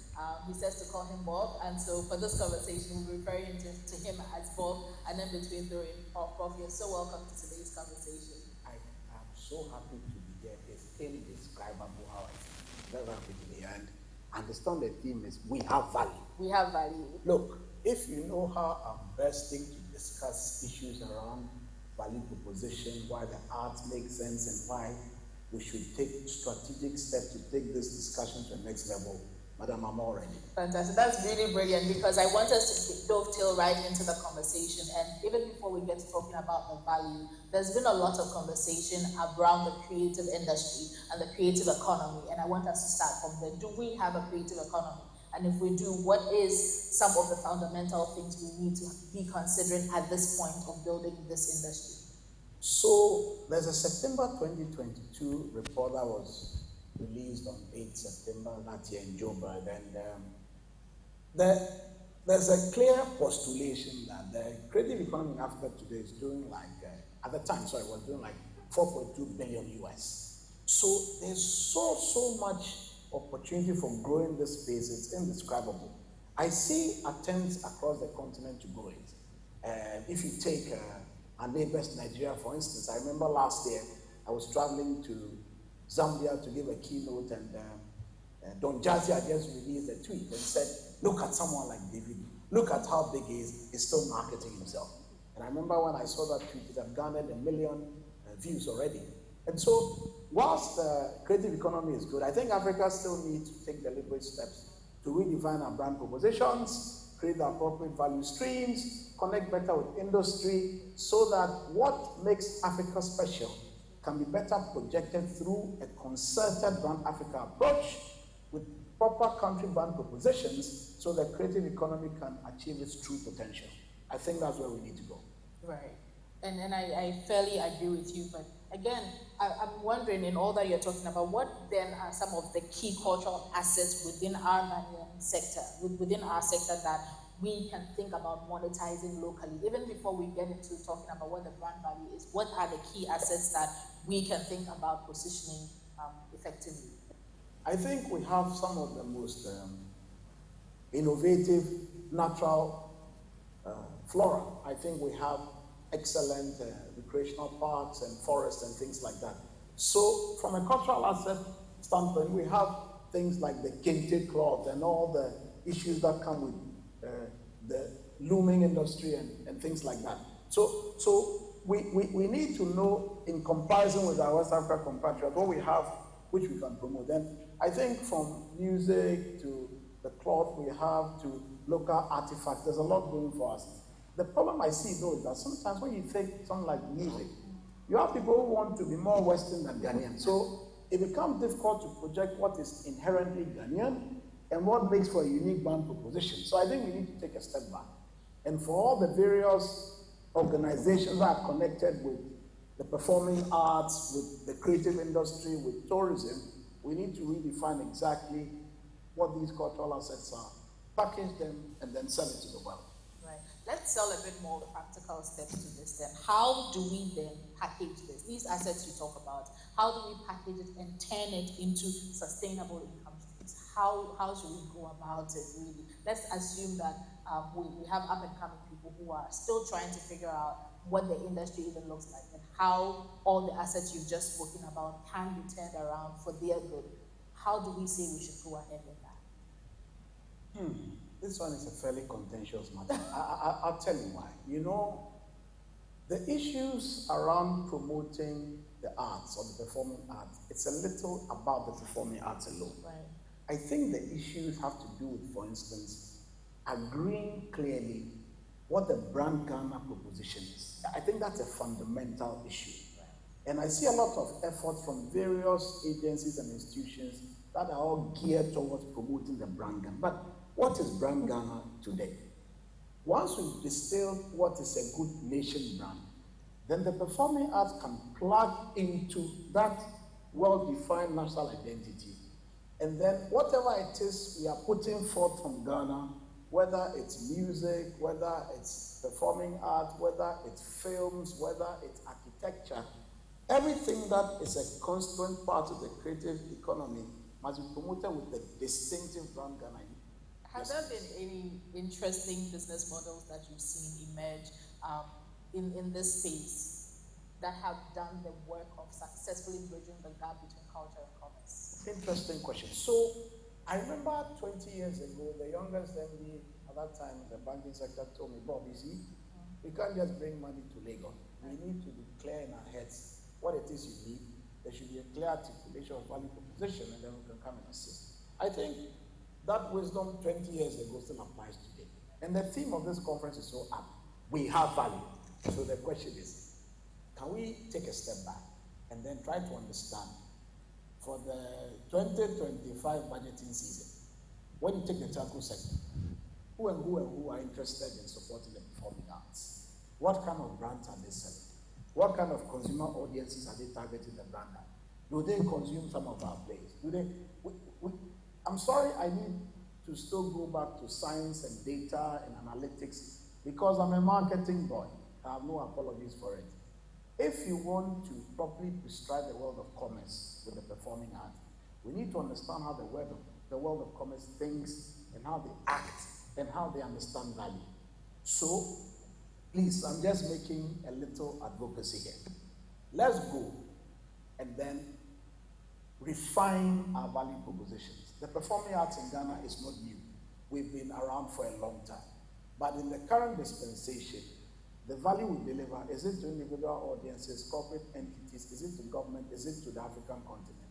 Once we are clear on that, let's go and look for partners who can assist us to amplify what we do. Because if the performing arts is not well funded, we can't have world-class productions. But once we get into world-class productions, we can sell not just locally, but like I alluded to earlier, we can sell internationally as well. So, what models of work? I know playwrights in Ghana who don't make money just performing at your national theater, but have nuanced company interventions. So they are performing at end of year get-togethers, they are going for strategy retreats, and they are all delivering value in several areas. So we need to find out where the value gaps lie, and then position what we offer to go and fill those value gaps so that we can be paid handsomely for it. We're saying that this makes business sense. Performing arts makes business sense. It does. So then how important, you've already hinted on it, and I kind of want you to elaborate a bit more, is collaboration.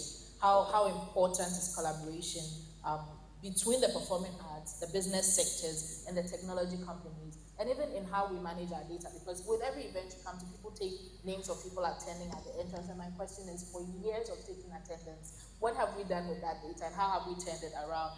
In this era of data privacy and so on and so forth, there are limits to which we can use data.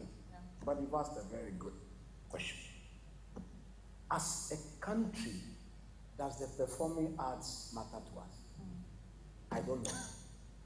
But if it does, then for the plethora of culture-related and tourism-related and investment-related agencies, how many of them carry performing arts as a central agenda of what they do?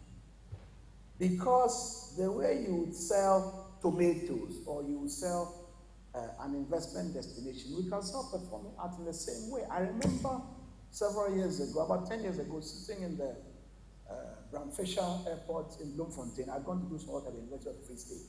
And I saw a certain investment promotion brochure that had taken every region in the province and showed you, like, state by state, city by city, what the economic potential was. I thought it was very, very profound.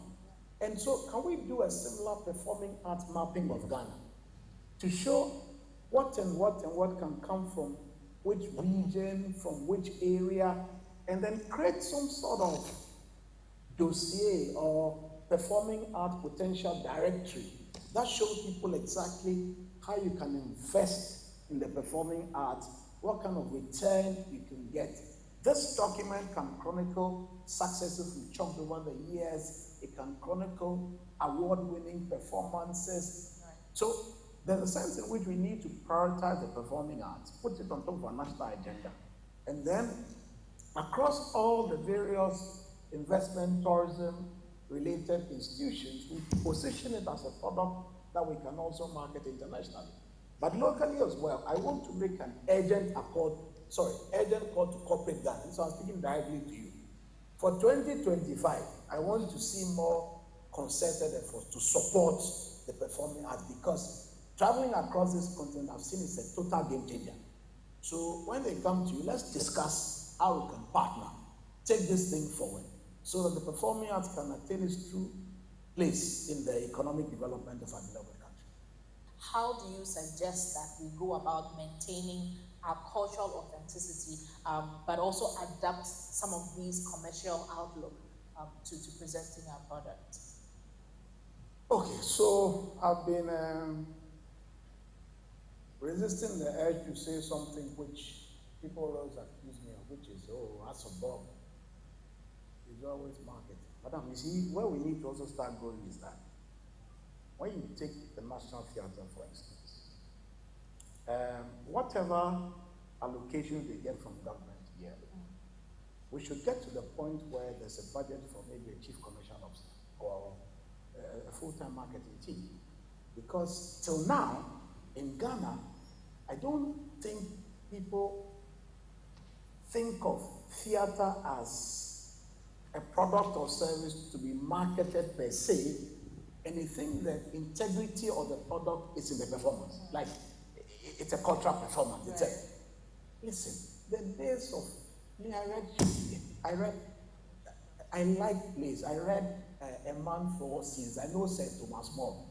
But today, you can take A Man for All Seasons, have a solid Hollywood production from A Man for All Seasons, and sell it for $100 million. So even the old plays that sat on the shelf, your Shakespeare plays, you can take them today, and then you can recast them and put them in Broadway and charge top dollar. People come and watch it. So the days of, and the reason why I'm going there is that for the rest of the show or the rest of the conference, my name is Emma Ofosia, and I've been the host of today.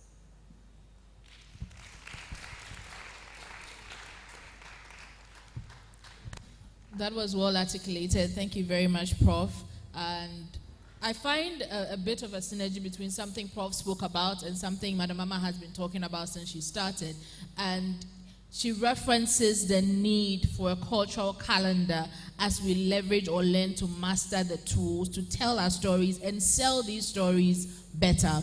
And Prof talks about the need for some sort of a directory to be able to catalog the different creative arts scenes that we have and the value that is embedded in them. And so I want to ask Amma here that Efia, sorry, I'm so sorry. She looks like a cousin of mine who is Amma, so I keep referencing to her as that, but Efia, I kind of want us to talk about because again, one of the things that we don't do so well is taking data at all the conferences and events that we attend and being able to mine that data to benefit us. And we're talking about the fact that we don't have enough money, even with YouTube and the Instagrams. The question is, how do we leverage or package? Let's go with packaging. How do we package our stories in selling it to this audience? How do we then be able to sell the value across? Because some people don't have huge followings and they have to grow it over time. But then if you're starting it, how can you leverage mining data as email marketing, being able to reference other existing catalog or data and being able to sell your story to be able to monetize it over time? And if there are any other values you think we have to imbibe as a people to be able to patiently wade through, I think you can take it from there.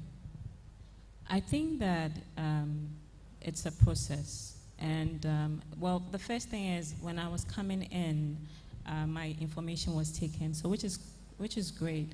But that's at the point of contact, so I'm already coming in.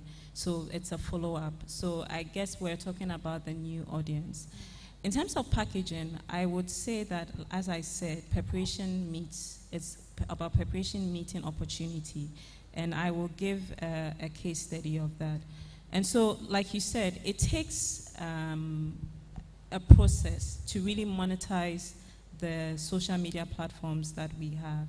But what it is that it takes commitment, it takes consistency, it takes relevant content, engaging content, which is really great, especially when you're talking to storytellers, because it makes the work easy. A lot of things I'm talking about, really, I am just echoing what's already happening. You have a lot of players or stakeholders in the industry who are really practicing these things.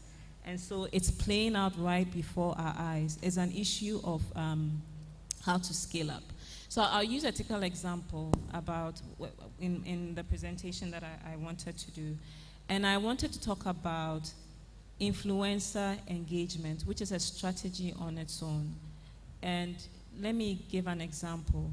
Sometimes it's not about the numbers. We like to think that if you have someone with 50,000 followers versus someone with 1,000 followers, if you invest in the one with 50,000 followers and you get even 10%, it's better than the other one. But it's really drilling down to what is profiling the followers of the one with the 1,000. There might be your target audience. And so 100 of those is better than 500 of the 50,000. And that's what I call, there's a need to take a step back and really, really draft a strategy as to, okay, this, we can't run away from it. It's a tool. How do we use it? How do we monetize it? How does it help us to free us? And that's why I spoke about the grind of social media, because it's a thing. Imagine having to post content on a regular basis just so you can be top of mind. Imagine having to always be in a state of performance just so you can be top of mind. And so that's where the tool of the emailing list comes in. Because in that one engagement, you get a lot for your database. And then that's when you now have to go through the process of crafting, engaging content to have them come to your shows, to engage with them. So they become a loyal following. And then you start to expand. So once in a while, you want to reach out again. So you put that kind of teaser out. You mentioned the arts and the cultural calendar. It's very, very, I think it's a proven formula. And so it's really about adapting it to suit ourselves. And I spoke a bit about that. And you can imagine what that could do. That calls for collaboration within the ecosystem. So it's not just performance arts. It's all the various outlets of that system. I hope that touches a bit on it. And so yes, I do agree that in terms of categorizing it, well, categorizing it, I feel that in a way we have it. And so it's about what do we do with the information that we have. We have so much content, we have so much information. It's really about how do we leverage it and convert it into numbers for us, ourselves.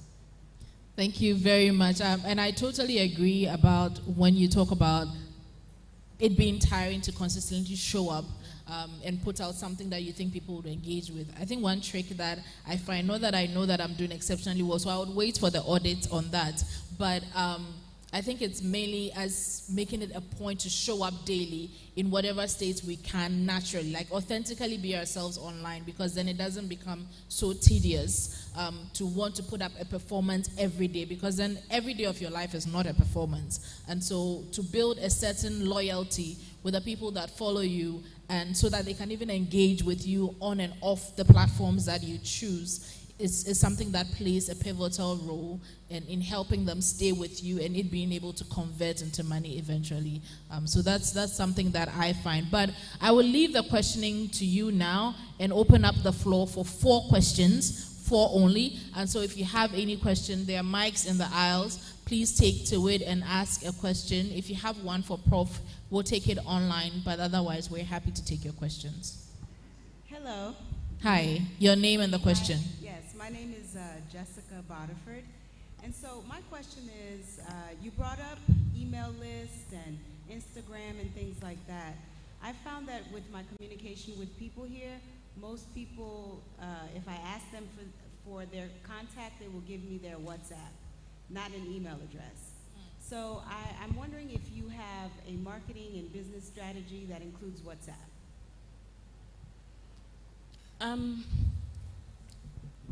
What I would say with WhatsApp is, it's also a really effective tool. What I've begun to discover is there seems to be some fatigue with that's going on with WhatsApp in terms of being added to groups, in terms of communication. There's a lot of, I belong to groups and I'm very passive on those groups. In the area of the performance arts, I believe that you want the content to be very visual because it is visual. And so WhatsApp, it's a tool. It's just not my preferred tool. I believe that yes, people engage, they will give you a WhatsApp contact. But we are looking at tapping into an audience. Gone are the years where I had to go to first year in university to generate an email address. It's not like that now.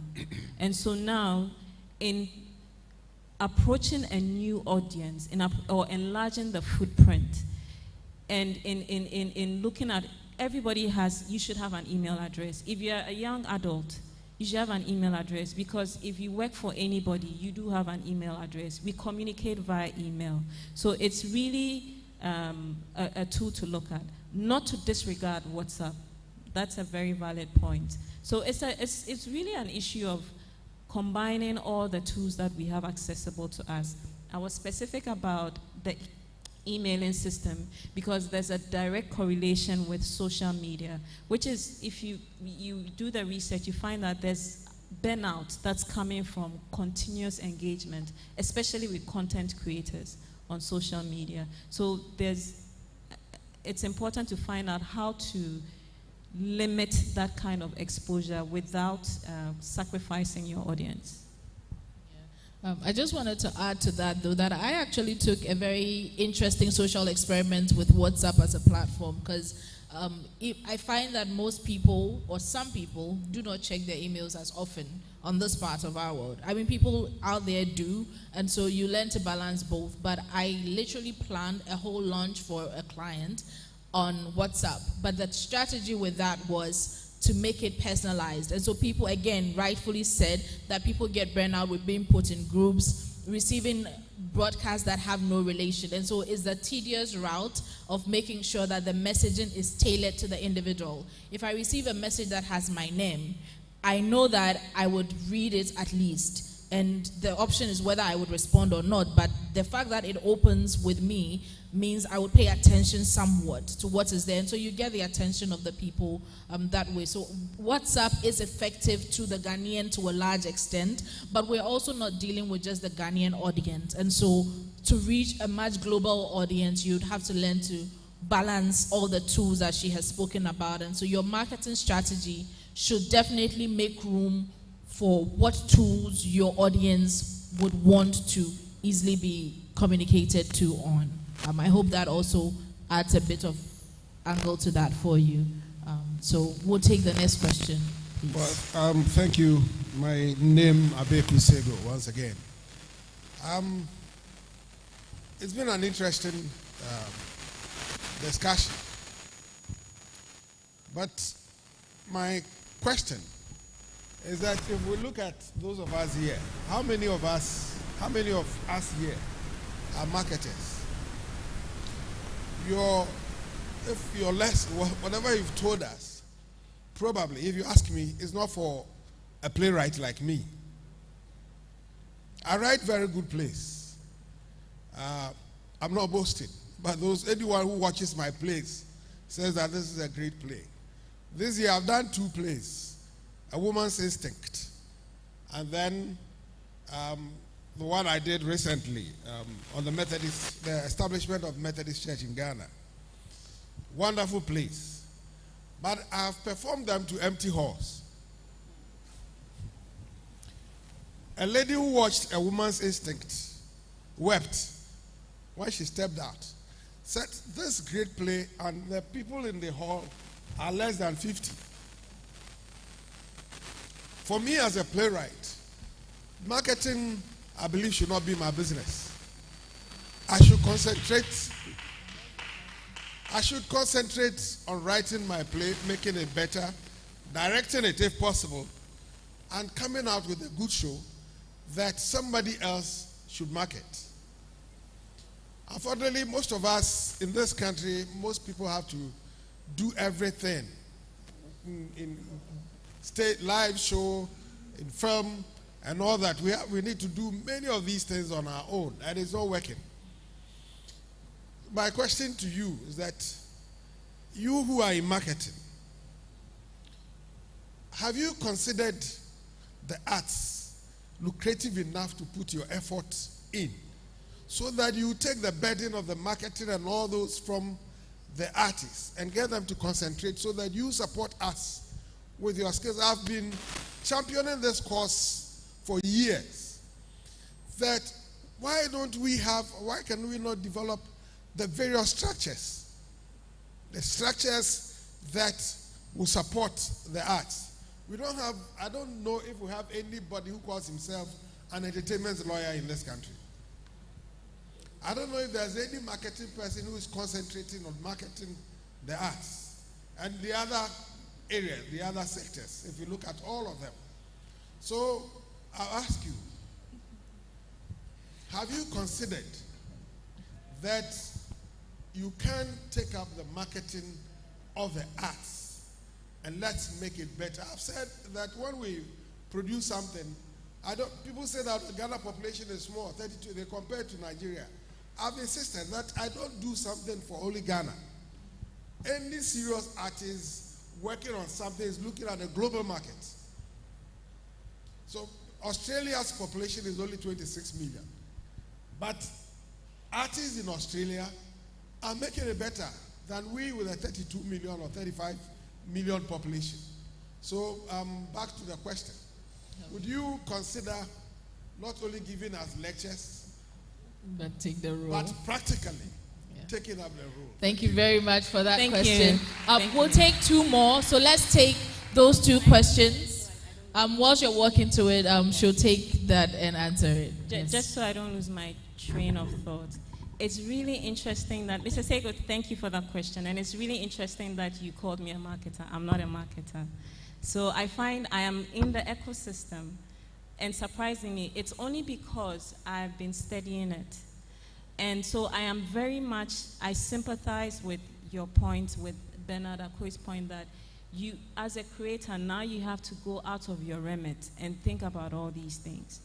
And by making these observations, you make the assumption that I am a marketer. I'm not a marketer, but just because of the space, I'm in a space where we are looking at, okay, how do we equip artists from a not-for-profit angle so that they can really have the tools that they can work with. And that's what, over the years, these are some of the learnings that I've learned that I'm sharing. And so what that means is that I'm not a marketer, but I'm being forced to think like a marketer. So I'm in the same situation that you are in. It's the environment that is creating that desire. And that's why I really wanted to use Uncle Ebo White as a case study, because he's a playwright. Ordinarily, he should be writing his play. Somebody should be thinking of, okay, pushing it out there and all of that. But we just find ourselves in a situation where if we do not evolve, then you are forced to. And I'm really saddened that you would go to the length, write a play, and then you would perform it to an empty hall. And it's a recurring theme, actually, just because of the lack of structures. And so if the structure is in place, if you submit your play, this is a play by Mr. Sego, it's coming out. Why isn't, you are a member, I am assuming that as the performing arts, there's a body. And so it should be in the interest of the National Theatre. I'm just making that assumption. This is one of our own. They have a platform. Let's push it and drive traffic. There can be things like revenue sharing and all of that. So these are some of the ways in which you can leverage or you can stand on the shoulders of others who are making it. Because let's not, I want to try and not make it all boom. There are people in the industry who are making it. There are people, it's not that everybody is not making it. There's a certain level of success. It just takes a bit more effort and it takes a bit more creativity. It takes a bit of more time. But it is now easier just because of technology to make it at a faster rate. And so it's an issue of, okay, others stand on our shoulders. We propel them because we've gotten to this level, or we enable them to have the tools that we are using. So it's really being very creative about sharing the talent that is yours and so many others with a wider audience. Mm-hmm. I just want to add a bit more to that, and then we'll take the questions. I find that the silos is also a problem in this instance, and us appreciating that there is a value chain. And so to be artists does not mean we all have to be in the spotlight and on stage. Some of us would have to be able to take on other openings in the value chain, be marketers, be promoters, be publicists, and be other things in the art value chain to promote it, like Mr. Sego rightly said. And so that is a charge to us who are educating people in the arts, to let them know that there are other adventures or venues within the art ecosystem that we can all leverage. And so I'll take it from here and then we'll come here. Good afternoon. My name is George Quay. Mine is not exactly a question. It's to react to something Prof. Henson mentioned earlier, that art could be sold just like any other product, like tomatoes. I beg to differ. And I've said it time and again that art is special. Art is life. The kind of gratification I would get from looking at the Mona Lisa may be totally different from the kind of gratification you will get. But that is not even the point about marketing art for me. Why do I say art cannot be sold just like any other product, and why art is special? There are uses and gratifications that we require from items that we invest in. You buy something because you need it. You buy something because it gives you a certain level of gratification or usage. If I want to buy tomatoes and the price escalates from 100 cedis per box to 1,000 cedis per box, I have two decisions. I'm not going to make tomato stew, or there's not going to be any tomatoes in my stew, or I'm not going to make any stew at all, or I'll be forced to find the money to buy it. However, if I want to come watch a play, or attend a music concert, or attend an art gallery to go see anything at all, and I know it sells, the ticket is about 100 cedis, and all of a sudden the night before it escalated to say 1,000 cedis, I'll stay at home. You can easily forego the art. So that instantly tells you that it requires a certain kind of marketing that is totally different from how you would market other products. So if you put the art marketing on the same pedestal as you would market, say, fuel. I mean, fuel prices go up every day. We're still driving on the roads. We can't do anything about it. But you can tell yourself that Rapaholic tickets are going for 500 cedis this year. It was 300 cedis last year, so I'm not going. And you can easily make that choice. Or you can say that I'm going to the National Theatre to watch a play. Last year the ticket was 150 cedis. Now it's 200 or 250 cedis, so I'm not going. You can easily make that decision, and it's not going to tear your shirt button. It's not going to do anything to you. It doesn't mean people do not appreciate the art. It only means that we need to understand and appreciate the fact that we cannot sell the art the same way as other products would be sold. It needs a certain kind of thinking, a certain kind of orientation, and a certain kind of appreciation to understand that the target that you're talking to, you're competing with many other needs, many other requirements. And when you look at even Maslow's hierarchy of needs, you want to look at it philosophically or psychologically or scientifically, you'd realize that you may not be at the top of that requirement. So once you understand all these, then you can properly position your art selling or marketing. Just wanted to clarify that. Thank you. Thank you very much, George Quay. My name is, good afternoon. My name is, Can you kindly speak up a bit? good afternoon. My name is Amma Menta. I'm with the Copyright Office. And it's not a question, it's an input. So throughout the panelists, I realized that people have made mention of the area that we deal in, which is copyright or intellectual property rights, and it hasn't been talked about. And I think it's very, very vital, because what happens is, the theme is we have value, but some of the celebrities or the creators who walk into our office don't even know the value of the work that they have brought to our office to be registered. So you have a situation where somebody walks in today and he's willing to sell his rights off to somebody else because he's thinking of the now. But the problem is we have artists or creatives who have done absolutely marvelous works and they are not making anything out of it now, because when they started off, they didn't have the education needed about intellectual property rights. So I think that if we are going to introduce creatives into the curriculum, we should also look at that aspect. I mean, we can start with the primary schools, teach them the basics of copyright. How can I protect my work so that in the future, I would have something to leave for my children, to leave for my grandchildren? What I've noticed during my work is that a lot of us Ghanaians see the creatives as people who do it for fun, or who are not really serious in life, or who have too much time on their hands. And that shouldn't be the case. If somebody puts up a building today and somebody goes to steal it, we would all go up in arms and say, why are you stealing it? But somebody will steal somebody's creative and will be okay with it. You say, oh, we'll give different reasons as to why we are doing that. So I think intellectual property rights is an aspect we should give quite a big, or we should give importance to. And that's actually the next conversation we're about to get into. And so thank you for getting us right into that. And to help us have that conversation, I'll introduce the next panel up shortly. But I will take your closing thoughts in a minute, and then we'll wrap this session up. Sorry, can I just... Well, there's a yeah, no, can we take it for the next session? It's pertinent to this conversation. Okay, please keep it brief. It's very brief. Yes, sure. Okay, so as we talked about how artists should also learn how to market, I believe artists should do their art. Writers should write, poets should be poets, okay? And those who have the expertise in marketing should have that expertise and market their work. Right. On University of Ghana campus, we have the business school and we have the School of Performing Arts. There is no reason why there cannot be an integrated course on marketing for the arts at business school. Can we please round it up? I'm done. I'm done. Thank you. Oh, so it's a comment? It's a comment. It's not a question. Sure. Yeah. Thank you very much for that input. Your closing thoughts, please. Yes, just my close. I just want to, in the spirit of storytelling, tell a very short story. So it's a true story.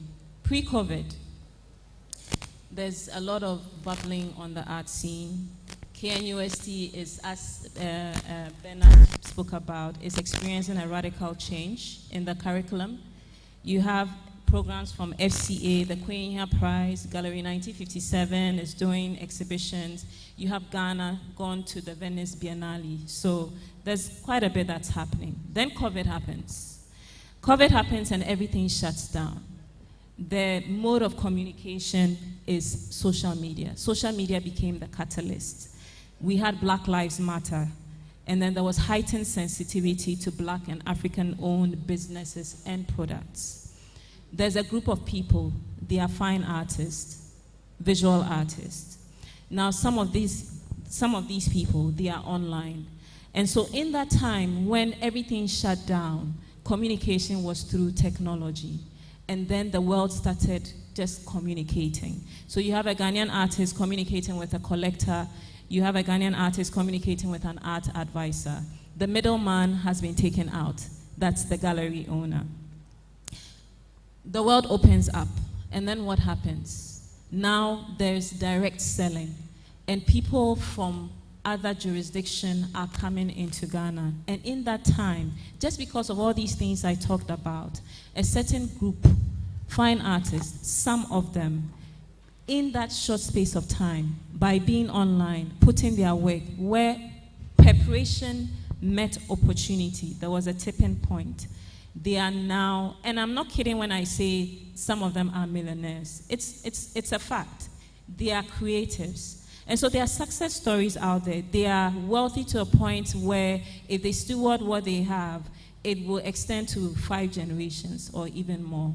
So this is just food for thought that we need to leverage on technology. Thank you. Thank you very much. And on that note of leveraging technology to be able to see the business sense in the performing arts, I have had Efia Owusu Efriye and Prof. Ebo Hinson join me in this conversation. The next conversation we'll be having, and after which we'll go for lunch, is a conversation on arts law and copyright, MOUs, and the artists. And to lead that conversation, we have Madam Mansa Williams, Esquire, and she'll be coming up to spearhead that conversation. A round of applause as she comes up, please.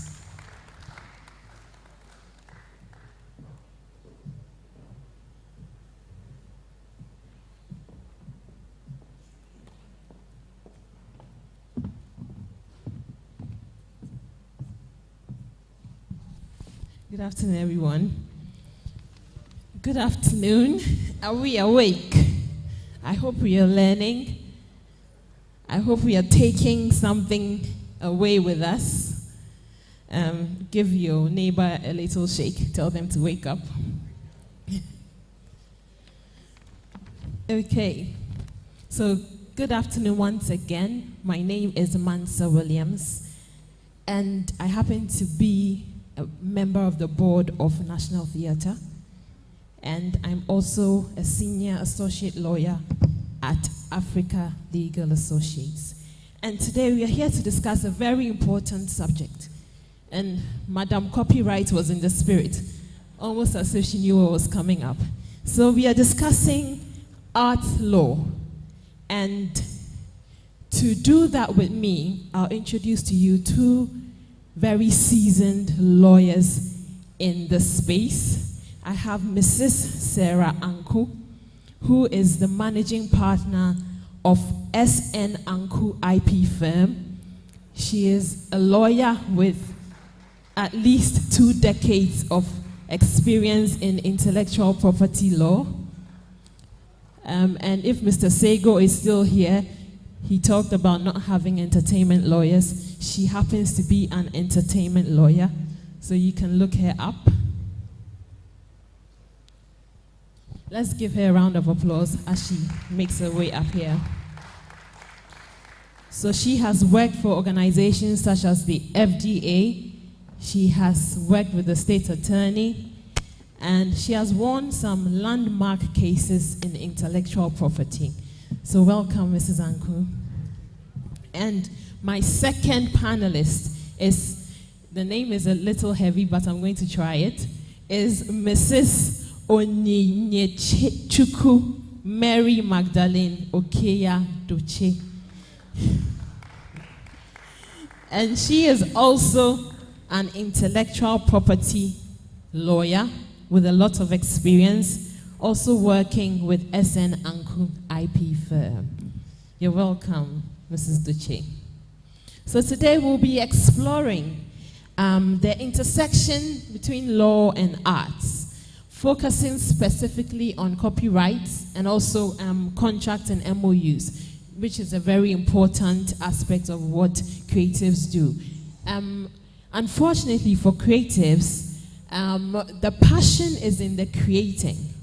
And once we create, we neglect everything else. But actually, the value is in maximizing on what you have. You need to know what you've created, the value of it, what rights are attached to what you've created, and also how to enforce those rights. If you have a land or you have a property, you would secure it. But this sometimes comes across as intangible, and therefore we don't put a lot of thought into securing the property we have. So to help us shed some light on securing intellectual property for creatives, I'll leave the floor open to Mrs. Sarah Anku. If you can give us your thoughts, if you can speak to us about what rights and focus on copyrights in the creative space. How do we secure our rights? So if you can start off with that. Thank you very much, Mansa. Good afternoon, everyone. Your performance, your creative work is your property. That is not in dispute. We all know that. But how to secure that property is what the challenge is. You have works, quite a number of you have works that have been taken by others. You have works that have been sampled. You have works that have been used without any recourse to you. One of the, I think Ajete Anan mentioned that some of you end up without much by the end of your life. Some die poor and all that. That shouldn't be the case. Now, what we mean by property here, as Mansa said, it is an intangible property. So that is where the challenge is. When you have your car, your house, you know it's your property. Even your bag, your shoes, you know they are your property because they are tangible. You see it, and you know somebody cannot just take it and run away with it without you going to the police or taking steps to get your property back. But when it comes to your intangible assets, we all see Ghanaians, most of us see it as, oh, it's just a fun thing that has been done. And sometimes you yourself see it as something that's just fun. But the state sees it as a property, and the state gives you rights to that property. So you create something from your intellect, and the state assigns rights to it. And the moment the rights are assigned to it, your work no longer becomes something just fun. It becomes an asset, something that is tradable, something that you can license for royalties, something that someone cannot just take and use without any recourse to you. So we are talking about your performance in your music, the actors, the actresses, performances, the dancers, and what have you. Our copyright law has a list of works that are protected by the state. So what it means is that, and fortunately for you, unlike other aspects of intellectual property that requires you to take steps to register before you are given that right, your rights are automatic. The moment you created the work, the moment you perform the work, the rights that are enshrined in the Copyright Act is assigned to you. I mean, you have access to the rights. But if you are not aware of these rights, then others can use them and you will not make money out of it. As a performer, your duration of your right is 70 years after the year, from the end of the calendar year in which you perform the work. So for instance, if you perform a work today, or you create a work today, your 70 years starts counting from January 1st, 2025. So it means that even when you are dead and gone, your estate will still benefit from it. So it is up to you to know what the law gives you, what the state gives you, and how you can enforce those rights. So when somebody takes your piece of work without paying you any monies for it, any license, the person doesn't take it on a license basis, or you don't even assign it to the person, then you know that you have a cause of action against the person by law. And so you can take steps to vindicate your rights in law. Thank you very much, Mr. Zanku. So, say someone has now infringed on your rights. What steps do you take practically? What can you do? If someone infringes on your rights, there are various steps you can take. It depends on what you want to do. Some people may want to go into collaborations with the person who actually stole their work.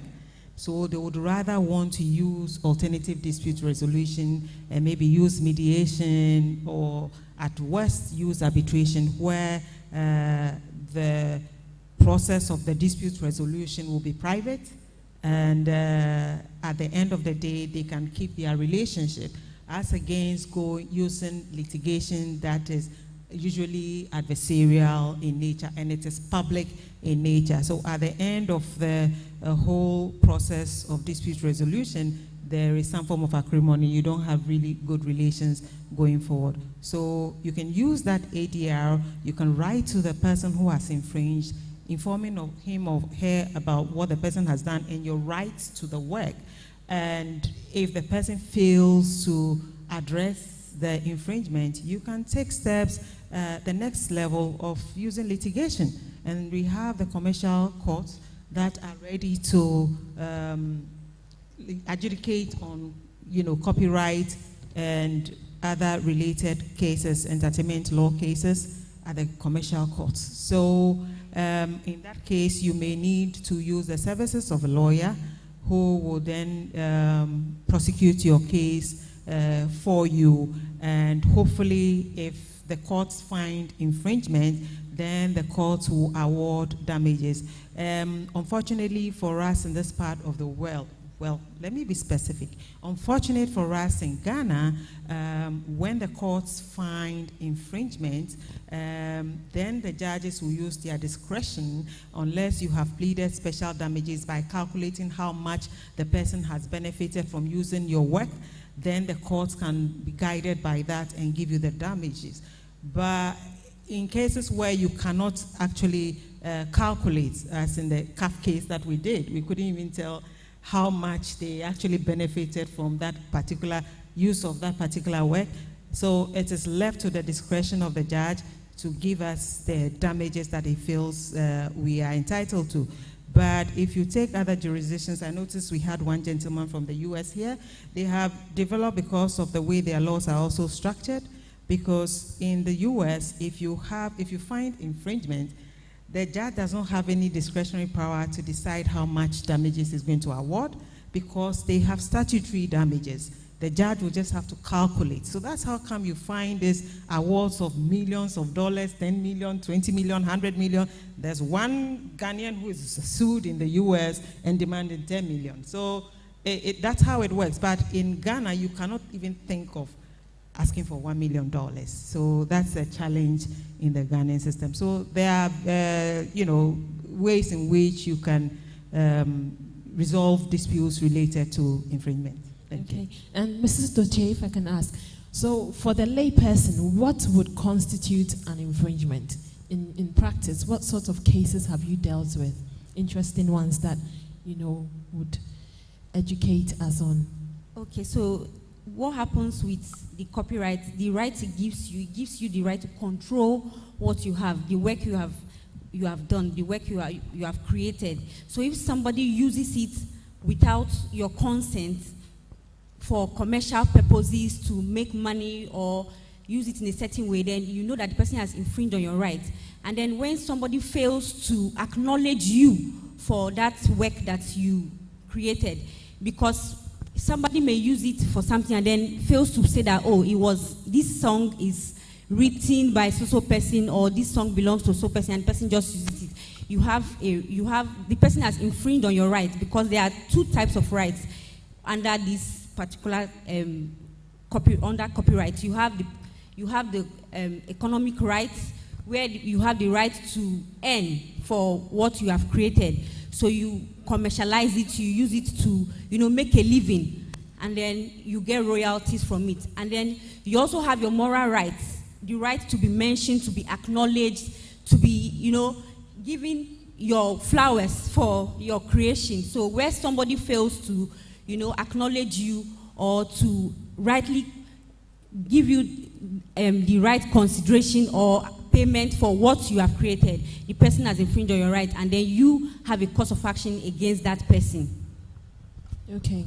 So now moving on to the all-important subject of contracts and MOUs. I'm sure a lot of people in the space sign on with collaborators, producers, and distributors, but have the habit of just signing without looking out for certain specific things or reading what it is they're signing. So I don't know if you would like to take it, or Mrs. Anko, it doesn't really matter, but what, can you talk us through what we should look at? The key clauses artists should pay close attention to in when they are entering into agreements. Okay, so first and foremost, it's very important to get a lawyer. When I say a lawyer, you need a copyright lawyer, an IP lawyer, because sometimes some of the mistakes people make with these things, they go to maybe a lawyer with a general legal practice, maybe a lawyer who specializes in land law. He may not be able to, pick out the important things that are supposed to be there. So some of the clauses we should look at are parties. That's the people who are actually who are responsible or who have rights and obligations in that contract. Because where somebody is a party to a contract, his agents are also parties to the contract. It is usually written there. So where you have maybe given somebody a right to produce for you or maybe distribute for you, you should know that the person's agents are also part. Because there are some cases where an agent goes ahead to do some of the acts in the contract, and then the other party tries to sue. And then now when he goes to court, after all the money wasted going to court, he's told that no, this person is also a party to the contract. So you have to be sure who is a party to the contract. And then you have to also look at the rights. What rights do the parties have? If you have a producer and you know that, okay, it's going to be a joint venture, we are going to work together, we are going to share the royalties, it has to be clearly stated. But if it's a work for hire, if it's a commissioned work, it has to be clearly stated so that sometime in the future, somebody will not come after you have commissioned him to say that, oh, this work, I also have rights in it. I have a right to get royalties from it. It becomes a whole big issue. And then you also have to be, so where under warranties, you have to make sure that that producer warrants to or represents to not use any work that may cause you copyright issues, because as you are also trying to prevent people from infringing on your rights, you also have to not infringe on other people's rights. So where you get into a contract, you have to make sure that person is not, you are not infringing on somebody else's rights because maybe your producer or somebody else has mistakenly used somebody's work without the person's consent or without authorization or whatever is necessary in your work. So those things are supposed to be clearly stated. And then you have to, when it comes to distribution and some of these things, you have to look at the term, and then you have to look at the particular work. It has to be clearly stated, because if you don't clearly state the work for which that contract concerns, it may be ambiguous. It may be that maybe you have 4 songs in an album and you only want that contract for 1 song. If you don't clearly state that it is this song in this album, the person may go ahead and exploit all the other songs, and then you may not be able to enforce your rights on those ones because you failed to clearly state that. So these are some of the clauses to look at. Okay, Mrs. Anko, would you like to add something? And if you can also touch on some interesting things you have seen in practice in relation to badly drafted agreements. So, unfortunately, we don't read the details of the contracts that are given to us. First of all, we like to use MOU and contracts interchangeably. One is enforceable, one is not. One is legally binding, one is not. Contract is legally binding. MOU is a memorandum of understanding. You may not be able to enforce it. That's number one. Number two, when you are given the contract, you may not read it in detail, but it may state somewhere that you are assigning all your rights to that person. Meanwhile, you intended a license for a period. So if you are not careful, you are going to sign off all your rights. It happens all the time. We have a case, a pending case, I cannot mention the name, but because it's in court, but this person actually worked with the other person, and I think he assumed that he was going to have equal rights in the product. But the way it was structured, and it's been so many years, the owner, the person registered it as his own. So this other person was left out, and now this other person wants to enforce his rights. But it's been so many years since this product came out, so it's become a bit of an issue because we have what we call acquiescence, leashes, and all that. So you may not be able to enforce your rights after some time. So it is very important to read the fine details of the contract, and preferably you have to use the services of a lawyer. In other jurisdictions, they have strong unions, and these unions provide them with legal assistance because the unions employ the services of lawyers who assist the members. The union employs the services of marketers and all forms of advisors in there. The union had standard contract. As individuals, when you are negotiating a contract with other parties, you may start from a weaker position. You may not have a strong bargaining power. So as a group, this union comes up with standard contracts that you can, as an artist, just fall on. And if at the end of the day, the other party infringes or breaches any of the provisions of the of the contract, then the union also comes in to defend you. And in exchange, the union takes a percentage of your contract. And usually it's about 1%. So you don't really feel it because the union is big, is strong. So you have so much, they have so much money such that even when they go on strike, they against a particular group in that space, they can sustain the strike until their issues are resolved. The union have pension schemes for their retiring artists. They also have health insurances and all other benefits. So maybe it is an area that you may want to consider as in strengthening the unions that already exist, or even merging some of them to make them stronger unions so you can benefit from them. Thank you. Thank you very much. And can you tell us some of the red flags to look out for in agreements, and how we can generally negotiate better, in better terms? Okay, so generally, like what my colleague has said, when it comes to these kinds of agreements, you have to look at what exactly the other person's right is.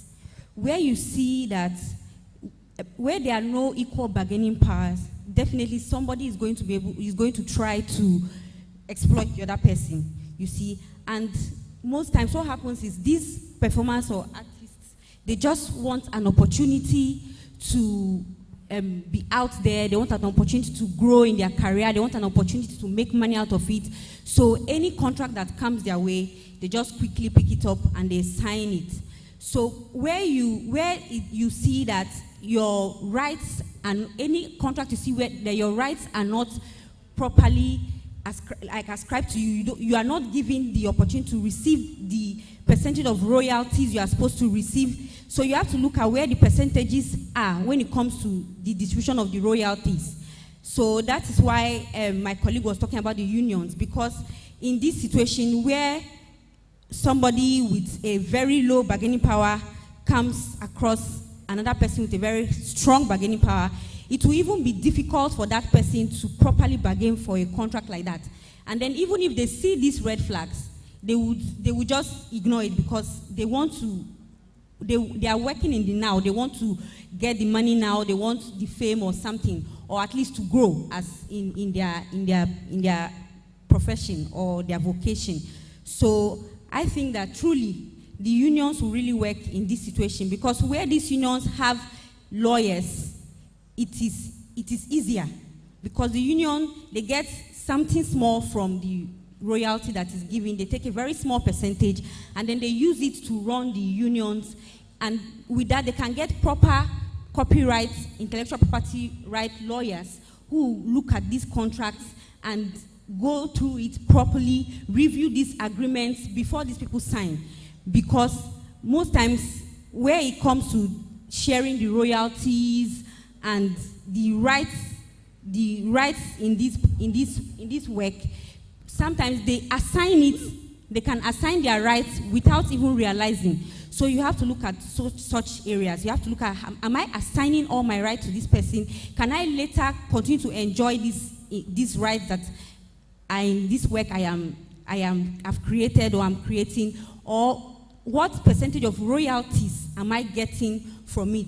Because where you are the owner of the rights, your own royalty should, what you get, the percentage you get should be more than the producer or whoever it is that you are working with or you are collaborating with. So these things are very important. So that is why I also strongly agree with my colleague that the union is very important, because this is going to give them a stronger bargaining power, so they don't just sign things away. Because most times it's not like they don't see the red flags, it's because they just want results now. They just want to be out there, just want to work on these things. Thank you. Okay, thank you very much. And I'll be wrapping up shortly, but beyond copyright and contracts, are there any other preventative measures that artists can take to protect themselves? Okay, so there are a number of measures. So what it is sometimes, and if I can just add, with you said copyright, you don't need to register. Is there something that can be registered? Oh, you don't need to register, but you see, when you register, it is a very huge advantage because one, it helps you with a record. It keeps a record of your creation, of whatever it is you created, because most of the time these things you don't have a way of keeping the dates. So when immediately you finish working on that your work, and you affix it in a medium, that is, you put it in something tangible, like maybe a CD or something, it is important to register it. It even gives you the leverage of that time. So if you finish today and maybe you register next week, it is clear there. If you have to go to court for enforcement, it makes enforcement very easy, because now you can go to the Copyright Office and get this evidence of your registration and say, oh, see it, I even registered it on so date. It means that as at that time, I already had it. You see, so where you don't have anything to show, because some people really miss out on enjoying what they have created because they have failed to they don't have anything to show that, okay, I created this work and I created it on so date. Because when it comes to enforcing this right, the date of creation is important, because I can say that, oh, it is mine, I created it on this date. If I have evidence to show that, yes, my date was earlier than your date, I am going to be the one to win that case and enjoy that right, you see. So where you have this work and you register it, it helps you to keep record, and it helps you when it's time for enforcement. To add to what my colleague just said, the law in Ghana says that registration gives you, it's a prima facie evidence of ownership. So the Copyright Office will issue you with a certificate. So when it's time for enforcement, all you need to do is to show that certificate, and the work starts from there. The court will presume that indeed the work belongs to you. But if you don't have the certificate, then you now have to prove your ownership. And sometimes, as she said, it becomes very difficult. Recently, there was one that we did, but I think it was the CAF, yes. One of them, we didn't have the registration, so we had to go back in time. Fortunately, he used technology to kind of position the work in a particular time. So we had to use that, trace it backwards, get the codes and all that to show when the work was first done. So registration, even though it is not mandatory, it's somehow it is very important, because you need it for enforcement. And in other jurisdictions, without registration, you may not even be able to enforce your rights. Yeah. Okay. Thank you very much. I believe it's been insightful. I'm not sure if we have any questions for our panelists. If we do, please step up to the mic. But let's make it quick so we can proceed to lunch.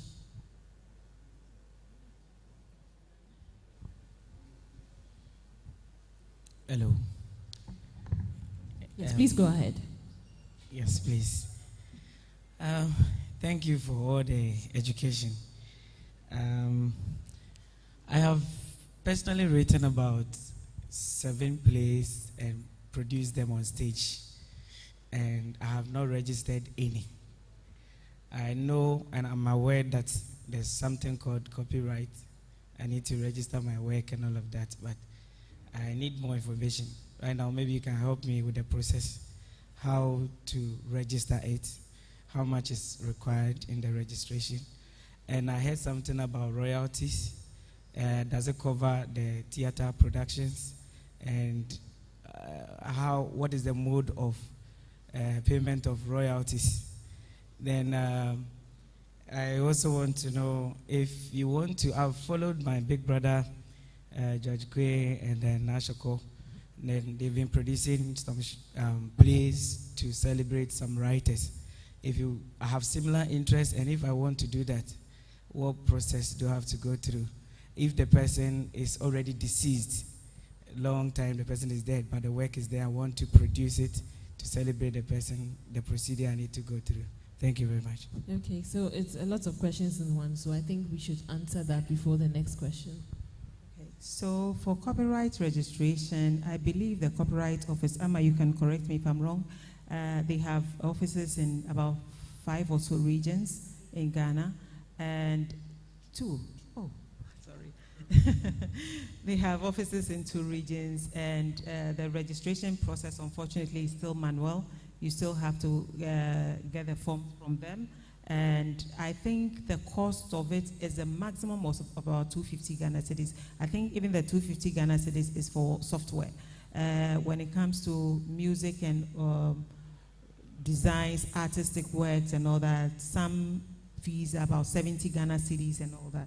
So it's not that much. You can always register. You also asked the question about licensing and royalties.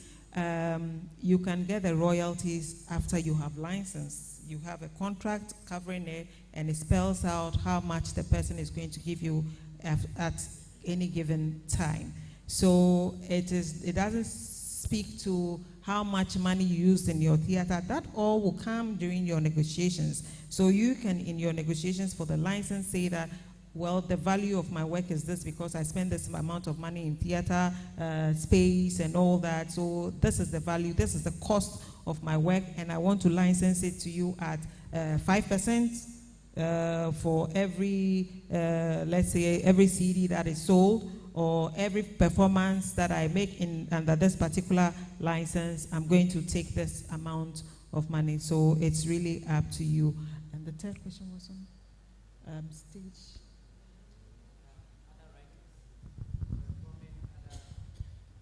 Yes, of existing works of those that have even passed on. I mentioned earlier on that as a performer, your rights starts from the end of the year that you performed that particular work, 70 years on, plus 70 years. So if you perform the work today, your rights start counting. It starts counting from today, but the 70 years start from the 1st of January 2025.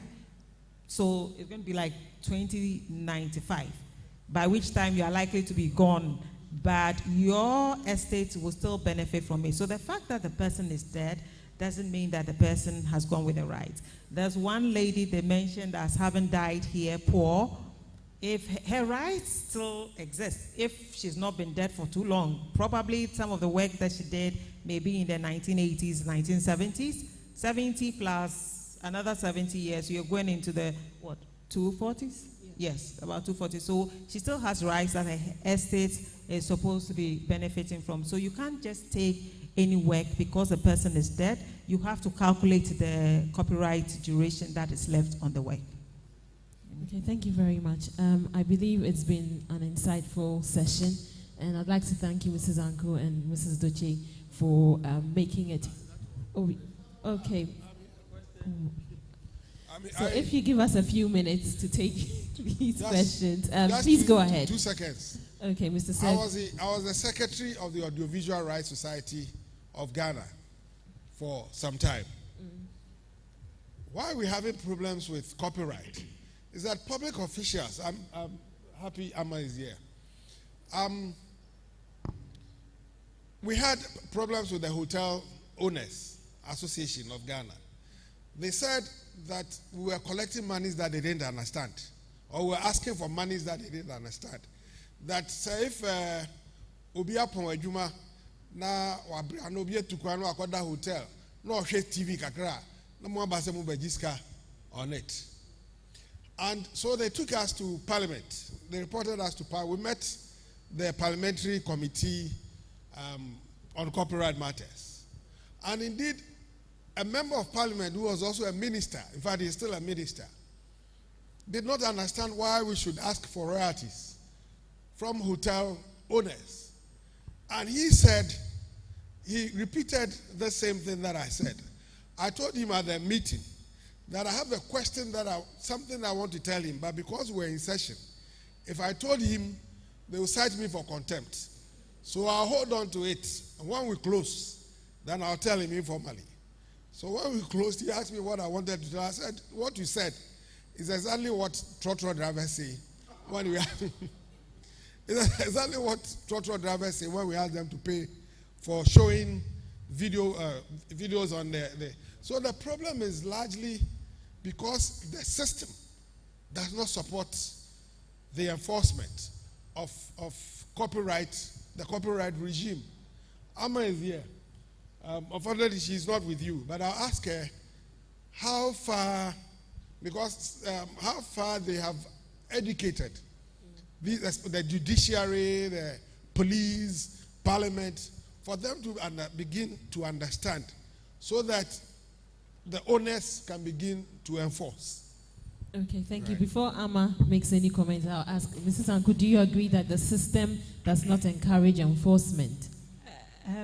I wouldn't say so. I would say that we are not aware of what we are supposed to do. That is what the challenge is. So those hotel owners who are using it do not know that they are using the work in a commercial manner. And using the work in a commercial manner does not fall within the exceptions of the copyright law. There are certain exceptions that you can use somebody's copyright for. Some include education, and there are some limited exceptions. But using it in a hotel is to promote the person's business, and it's commercial in nature, so he has to pay for it. So the parliamentarian who is also arguing along those lines shows that the person also does not understand. So probably we need to create more awareness, like you are doing right now. You are creating awareness.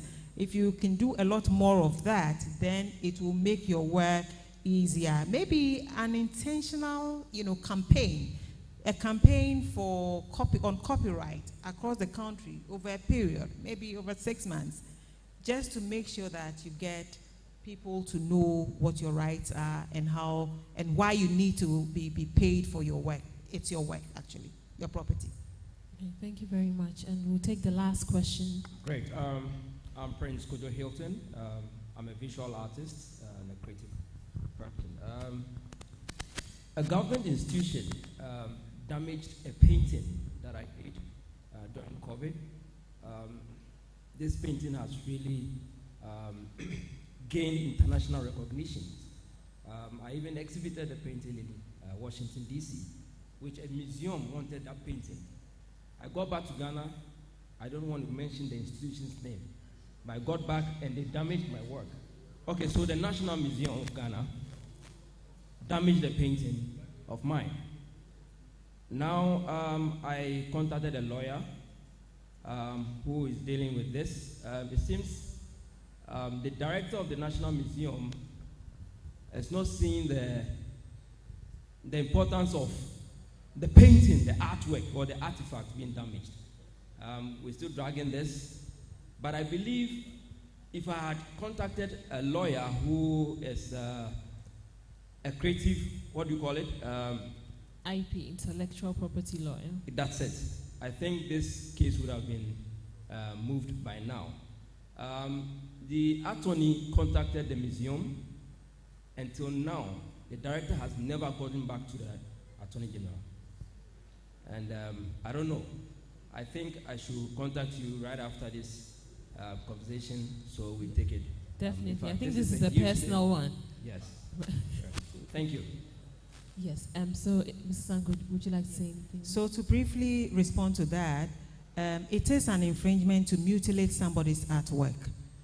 The person has a right, apart from the economic right, my colleague mentioned, there's also the moral right. The moral right is your right to be attributed to the work. When the work is used at any time, you should be recognized as the one who did that work. The second part of that moral right is the right to prevent mutilation of your work. And what you have just said falls squarely within mutilation of your work. Nobody has a right to mutilate the work that you have done. So it is a copyright infringement that I believe you may have a cause of action. Thank you. Yes, the registration helps, but even if you hadn't registered it, mutilation of your work is an infringement. It's a copyright infringement. Okay. Thank you.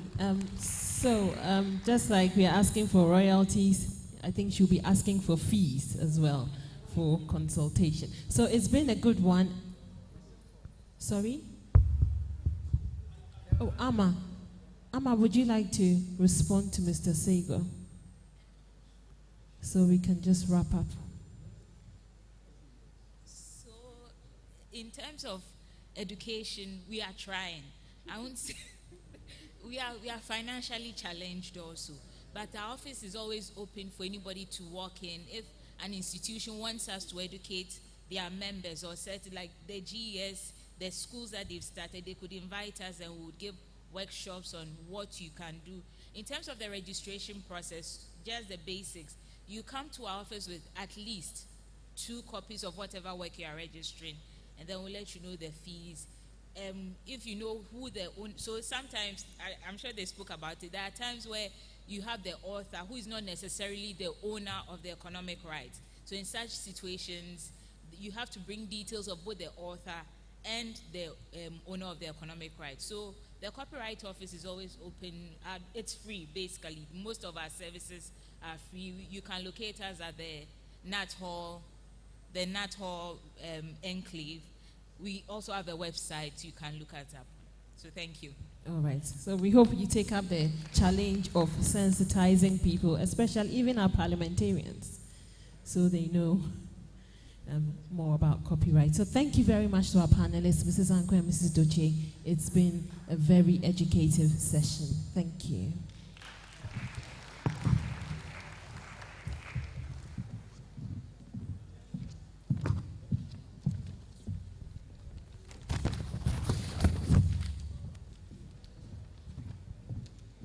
Thank you very much. Let's put our hands together for Madame Mansa Williams and her panelists. Another moment that we've all been waiting for is lunchtime. And lunch is outdoors to my left and to your right. Yes, to my left and to your right. When you go out there, you pick it up and there's a seating area also to my left and to your right to grab your lunch. And we are doing that for 30 minutes to return back for a few more sessions. It's a full day. And so go get some fuel and let's return to have other interviews.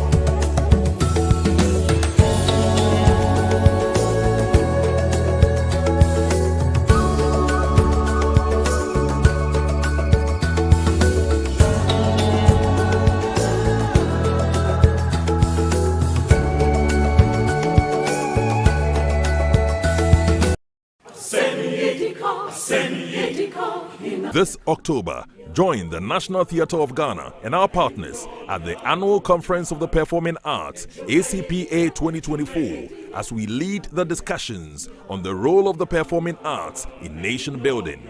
On the 2nd and 3rd of October at the National Theatre, Accra, celebrating performers, industry gurus, seasoned academics, and policymakers will, through discussions, workshops, performances, and an award ceremony, articulate the theme of the first annual conference of the Performing Arts, ACP 2024.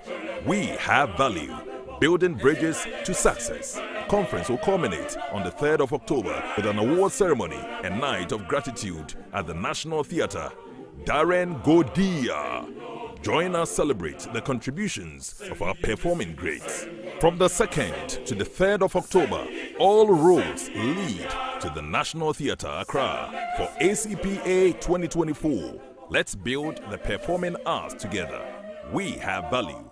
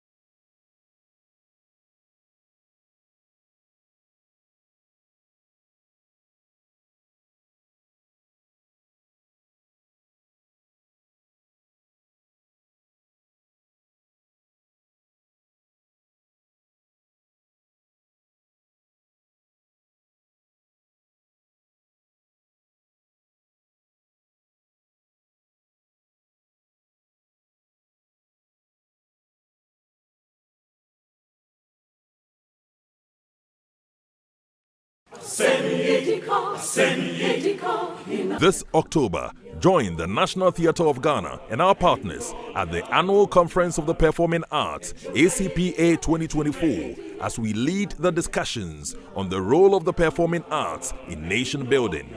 On the 2nd and 3rd of October at the National Theatre, Accra, celebrity performers, industry gurus, seasoned academics, and policymakers will, through discussions, workshops, performances, and an award ceremony, articulate the theme of the first annual conference of the Performing Arts, ACP 2024. We have value, building bridges to success. Conference will culminate on the 3rd of October with an award ceremony and night of gratitude at the National Theatre. Darren Godia. Join us celebrate the contributions of our performing greats.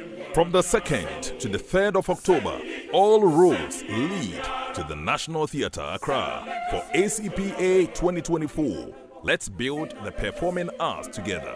We have value.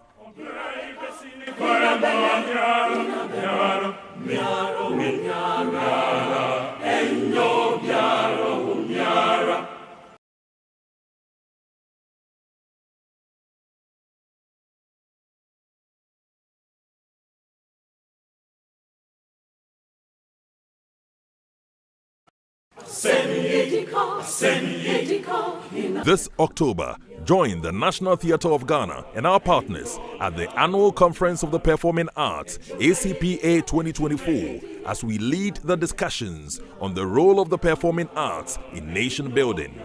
On the 2nd and 3rd of October at the National Theatre, Accra, celebrity performers, industry gurus, seasoned academics, and policymakers will, through discussions, workshops, performances, and an award ceremony, articulate the theme of the first annual conference of the Performing Arts, ACP 2024.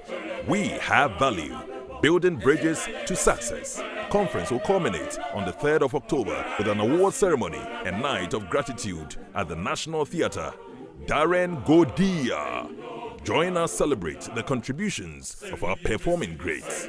From the 2nd to the 3rd of October, all roads lead to the National Theatre, Accra for ACPA 2024. Let's build the performing arts together.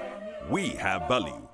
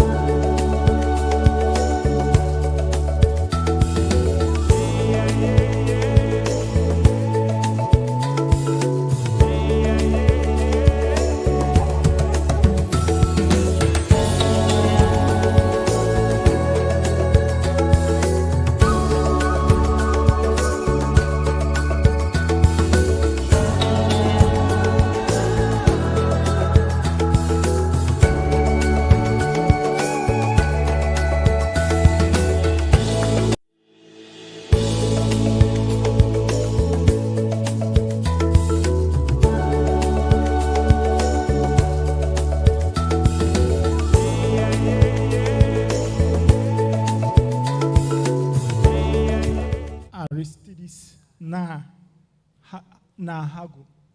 Yes, he is a senior lecturer at the University of Ghana, Department of Dance. So he will be here with us to give us some presentation on health for performing artists. Before then, I would like to acknowledge Prof. Jeffrey Russell. He was to join us via Zoom from the US. He is a director for science and health in artistics training, Ohio University. He is also the founder for SHAPE. I don't know whether he will be able to join us, but he was also supposed to be as part of the panelists. William, I don't know whether Prof will also join us or we can continue. Okay. So I think the time has much gone and I don't want to further waste time. And so Dr. Ariso will do some presentation. Then if there are comments, questions, we'll take it from there. So Doc, over to you, sir. Thank you very much. Thank you very much. So my topic is when the art kills the artist, health for the performing artist. For the introduction, I don't know whether you have recently come across the terrible plight of some of our performing artists, some leading to their sad demise, and others leading to their substance abuse. And we see them always, and it's really a sad sight. Pardon me if I talk of Jewel Aka, K.K. Kabobo, and then the late Albert Davis, just to mention a few. Other colleagues also have suffered substance abuse and depression. We know of the story of Okopukwade, our own brother, Funny Face. And all these issues have raised the health concerns of the artists. What do we do to support the artists? We all know the work of the artists. And for us, our theme is that we have value. And the value that artists bring to our work and to the country at large. Artists observe society and reflect society back to itself through their works, through songs, plays, dance, choreographies, etc. The philosophies of the artists are all etched in their songs, dances, and dramatic representations.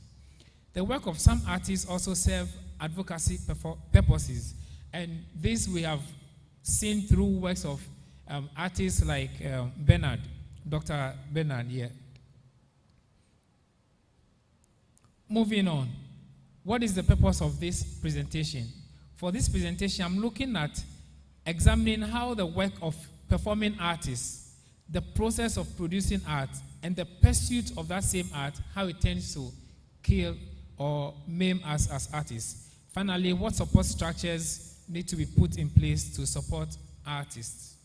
So what are the issues? Artists, like other professionals, they face unique challenges. Some physical, some emotional, others mental challenges. The physical demand of the work, the long hours that artists spend in studios, workshops, rehearsals, all leading to sometimes musculoskeletal issues, eye strain, fatigue. Artists face mental health issues. The creative process also can be so daunting.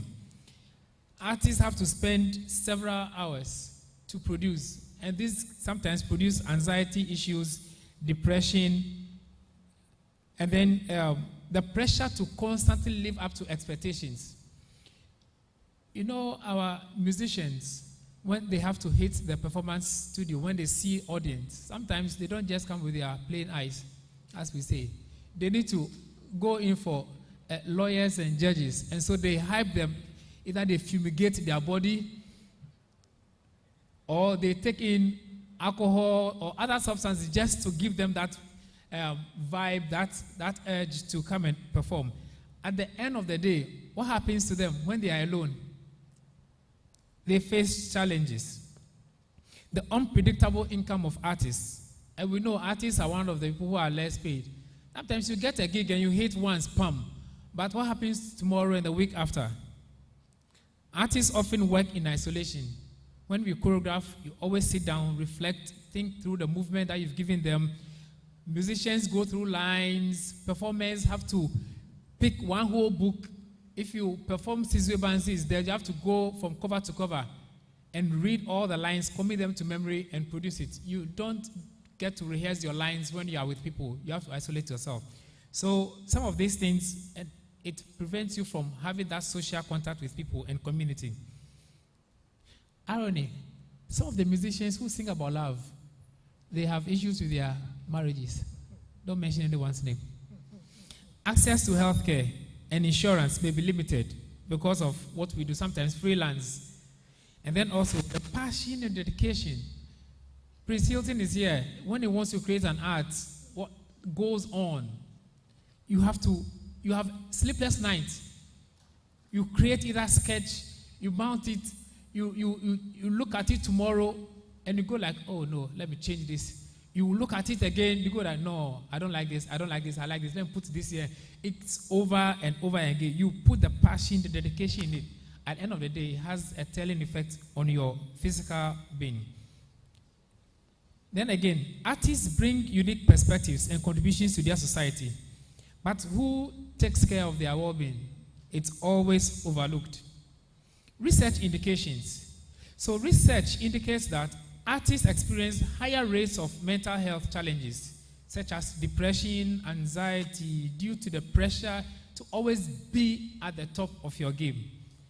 Then again, we have a higher rate of substance abuse. I've just alluded to it. Just so that you cope with the performance demands. The audience wants to see you hype them up. And so you also go for a secondary hype, just so that you can also hype others. After all these performance activities, when the curtain comes down, what happens to the artist? Who cares? So here I join Ashake to say that it's really lonely at the top. Not when all is rosy, but when the artist entertains the audience and they are all happy, it's really lonely. You go home with the, the aftermath of whatever you've done to yourself. Really, really lonely. Let me move on. Research indications also indicate that artists often face social isolations, which can exacerbate their mental health issues. The financial instability and uncertainty of artistic careers can lead to chronic stress and anxiety issues. Always, we have to mobilize support for one artist or the other. What is happening? Where is the support coming from? They have renal issues, organ failures, a whole lot. Do we rehabilitate them? What are the sad realities? Artists use their art to heal and to provide entertainment, to get people real comfortable. But who heals the artist? Artists live their lives in fantasy world. They live in their art, yet their realities are quite the opposite. Their works are glorious, they are nice, but are their personal lives commensurate with what they do? Safety precautions, safety and safety issues at work. In our various studios, what's the environment like? How are the dancers, their rehearsal spaces? Do they have a good facility? I mean, sprung floors. Do they have insurance? Do they have, are they paid enough? What is that? Also, healthy working environments, like I've alluded to. Depression, when they are depressed, is there any counseling unit where they can go to? Do they have psychological support? Do they have health insurance? So what is the way forward? Physical well-being. Here, I am proposing that artists should take care of themselves. Put something there for rainy day. Establish a regular exercise routine. No one will do it for you. Get into a yoga or dance or cardio exercise routine. Also, prioritize your sleep. I know it's difficult. Sometimes when I work, you deprive yourself of sleep because your work preoccupies your mind. You have to think over and over again. Yes, but you have to sleep to get the body to revive itself. So prioritize sleep. Also maintain a balanced diet. Do we feed well? Because what we take in also informs what comes out. Do we feed well? Do we have regular health checkups? Do we have people who will talk to us when we have mental, emotional challenges? Do we attend counseling sessions? We need to develop coping mechanisms for stress and anxiety. We need to seek support from our mentors and mental health professionals. Then again, financial stability. We need to, when we hit, or even if we don't hit, we should be able to set up some funding somewhere for rainy day. We should create a budget and track our expenses. Also, we need to have diversified income sources. We need to develop other business skills besides what we have. Today, if we have money, we should either join hands with others to go into ventures or go to financial institutions and save one way or the other. We should be able to save.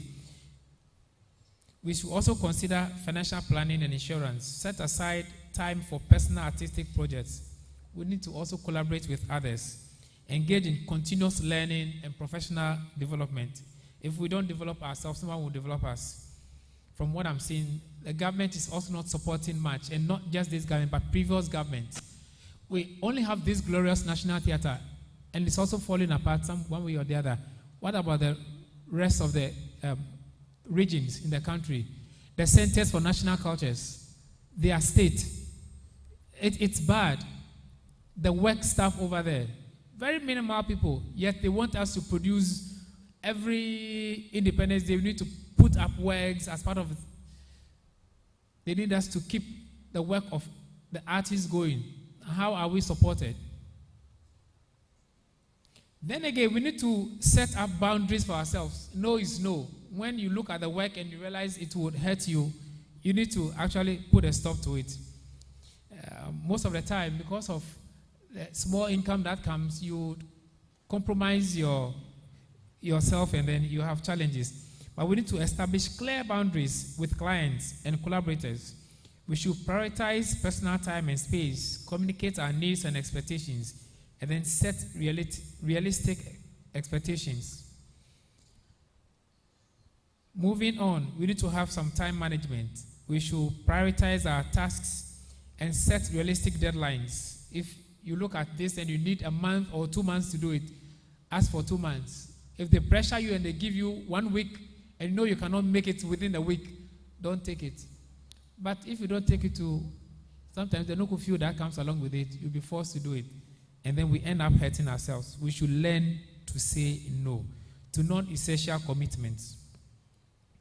Then again, we are in the IT and digital age, so we should make use of smart apps that would help us to get some of our work also done. So to conclude, I'm saying that art is complex and it is born in the artist. The artist uses the art to heal. However, the complexities of the art account for the complexities of the artist's health issues. So who heals the artist? This is a question I'm posing to the gods. Thank you. Let's give him, we can do better than this. We can do better than this. Alice, we just returned from lunch. We have energy.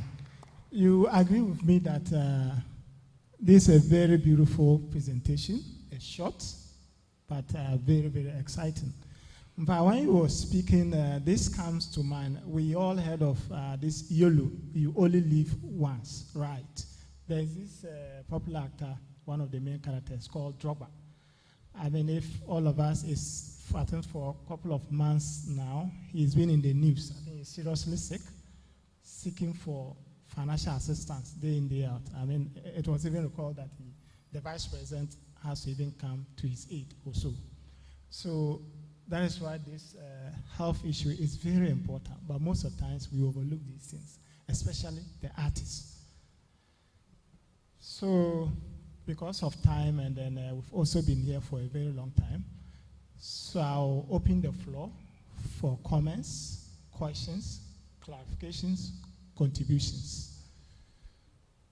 So you can also stand by the mic, and then, okay. You can stand by the mic and then give your comments, contribution. I think I've seen a medical doctor. He happens to be a young brother of mine. I think this is full. Yes, Dr. Bashit. Thank you very much. Yes. Dr. Yidana, I love arts. I would have come and gone without asking a question, but naturally when you speak about health, I think that I have one or two comments to make.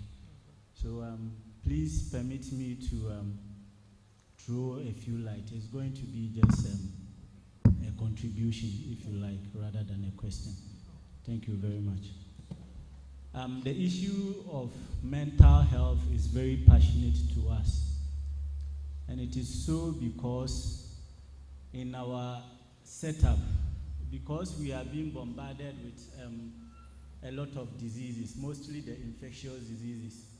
And now we are getting other non-communicable diseases like diabetes, hypertension. The issues of mental health are often relegated, especially so because just a few population, I say few, but it is significant, suffer these.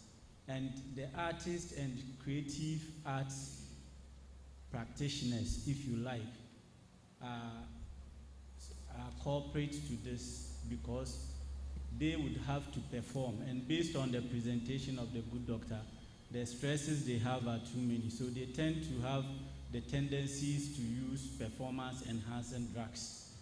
And when you use these drugs over a period of time, you become physiologically dependent. And let's not deceive ourselves. Everybody is at risk of mental illness. And we all have to look out for ourselves. And the way we do that is that it's the small things that we see. Someone begins to lose sleep or unable to sleep. Someone cannot eat. The fellow is not able to eat as they all get joy from some of these things that they get joy from. So please, let's be each other's keepers. When you see your friends in this mood, let's try and get the authority involved, those that we can speak to, so that this doesn't escalate into something big. Thank you very much. Thank you, Doc, for your contribution. I think our able Nanache wants to add some comments or contribution. Nanache. I wanted to talk about shape. Okay. As you know, that's what this panel was going to discuss. Dr. Jeff Russell, who's at the Ohio University, is the one who's developed SHAPE.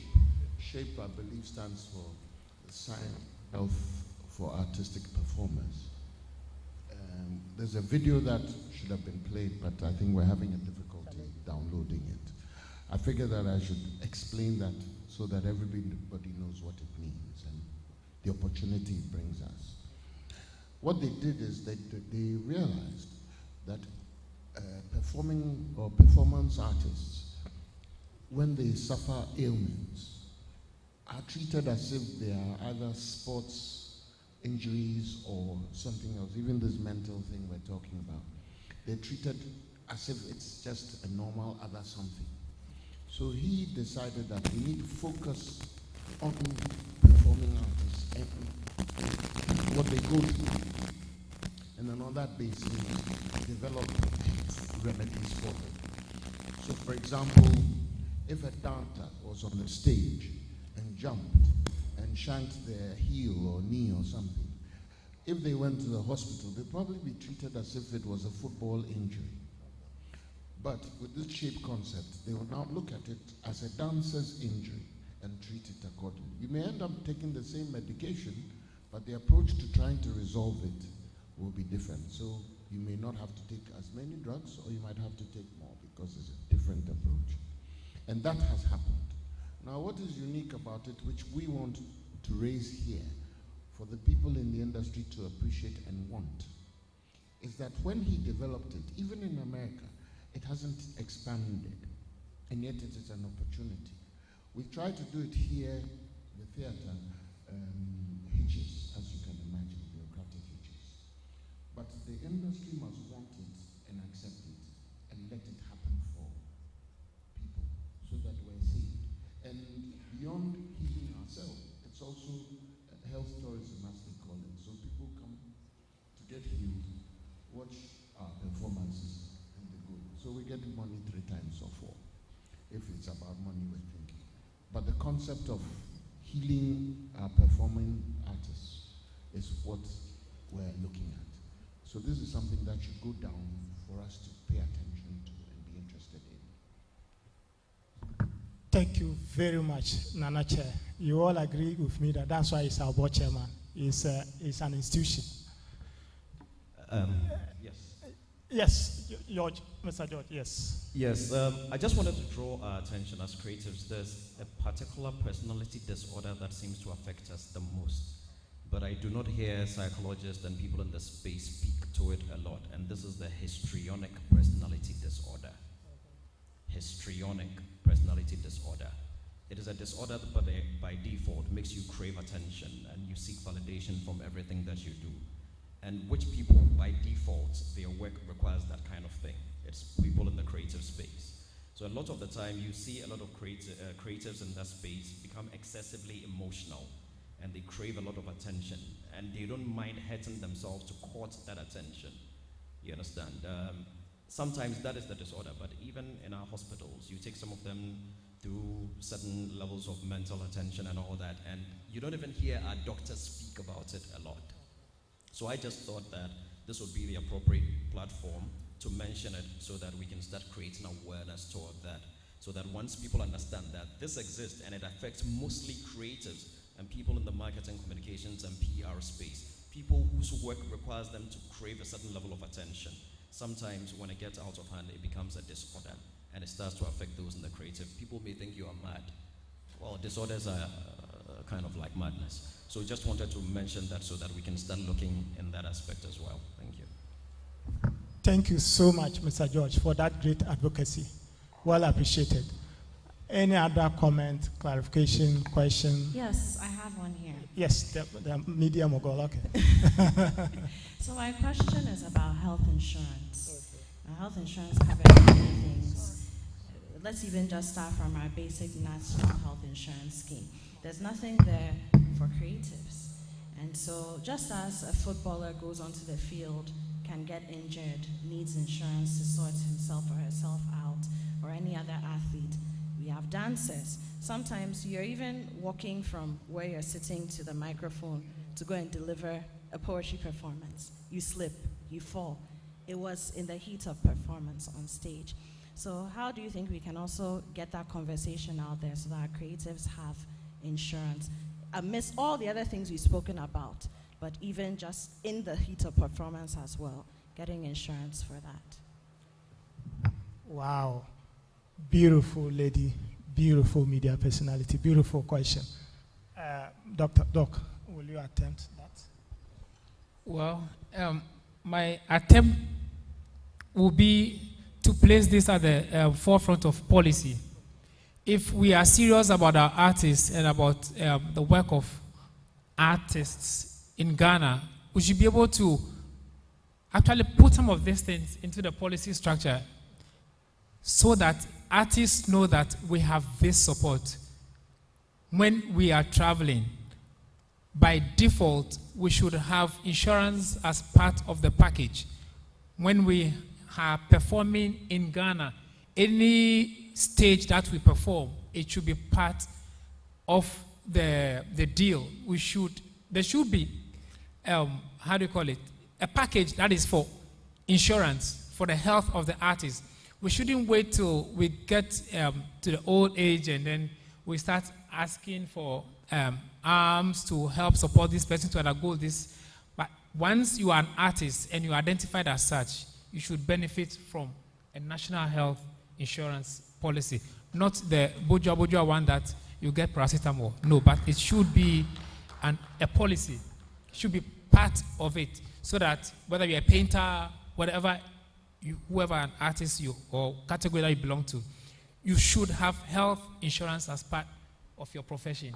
And once we are consciously putting premium on the work of the artist, It will help others to grow. It will help other artists to come up and to join the fraternity. Otherwise, we ask ourselves, after school, after university, if you happen to go through the system, what else? That is it. Wow. What else?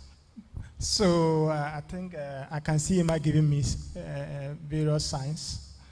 That is time, and this is very important engagement, but we'll continue from here. Maybe you can go to our various websites, social media, and then put your concerns there. We'll further engage you.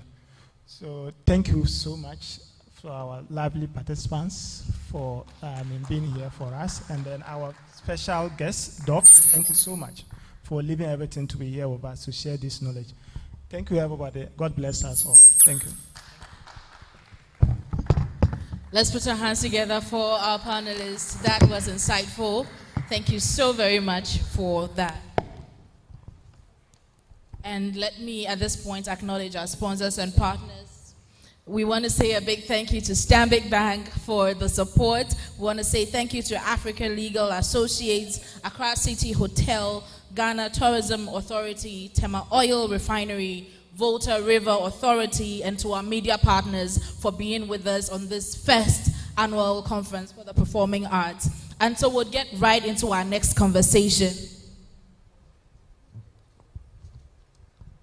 And to do that, would have come up to join me Mr. Felix Darko, who is the founder and technical director of Electro Darko House Limited. Mr. Felix Darko, founder and technical director of Electro Darko House Limited. A round of applause for him, please. And to join him up here is everybody's favorite uncle, my personal uncle, the Rover Man himself, Uncle Ebo White. Please, let's put our hands together as they come up stage to have a conversation on the role of your money, the creative process, the role of your money. And please keep putting your hands together till Uncle Ebo gets on stage.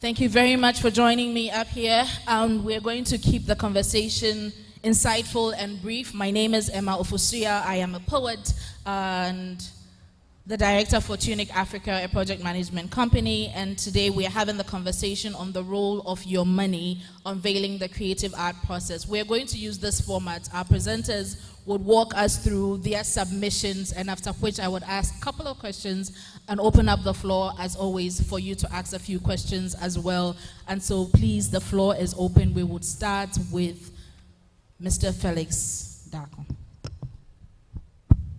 Thank you very much, and a privilege for me to be here this late afternoon. I have been in the, the creative environment, not as a creative person, but supporting creative. Some many years ago, I used to work for a company that was heavily involved in the support of concert party, so Kiso concert party.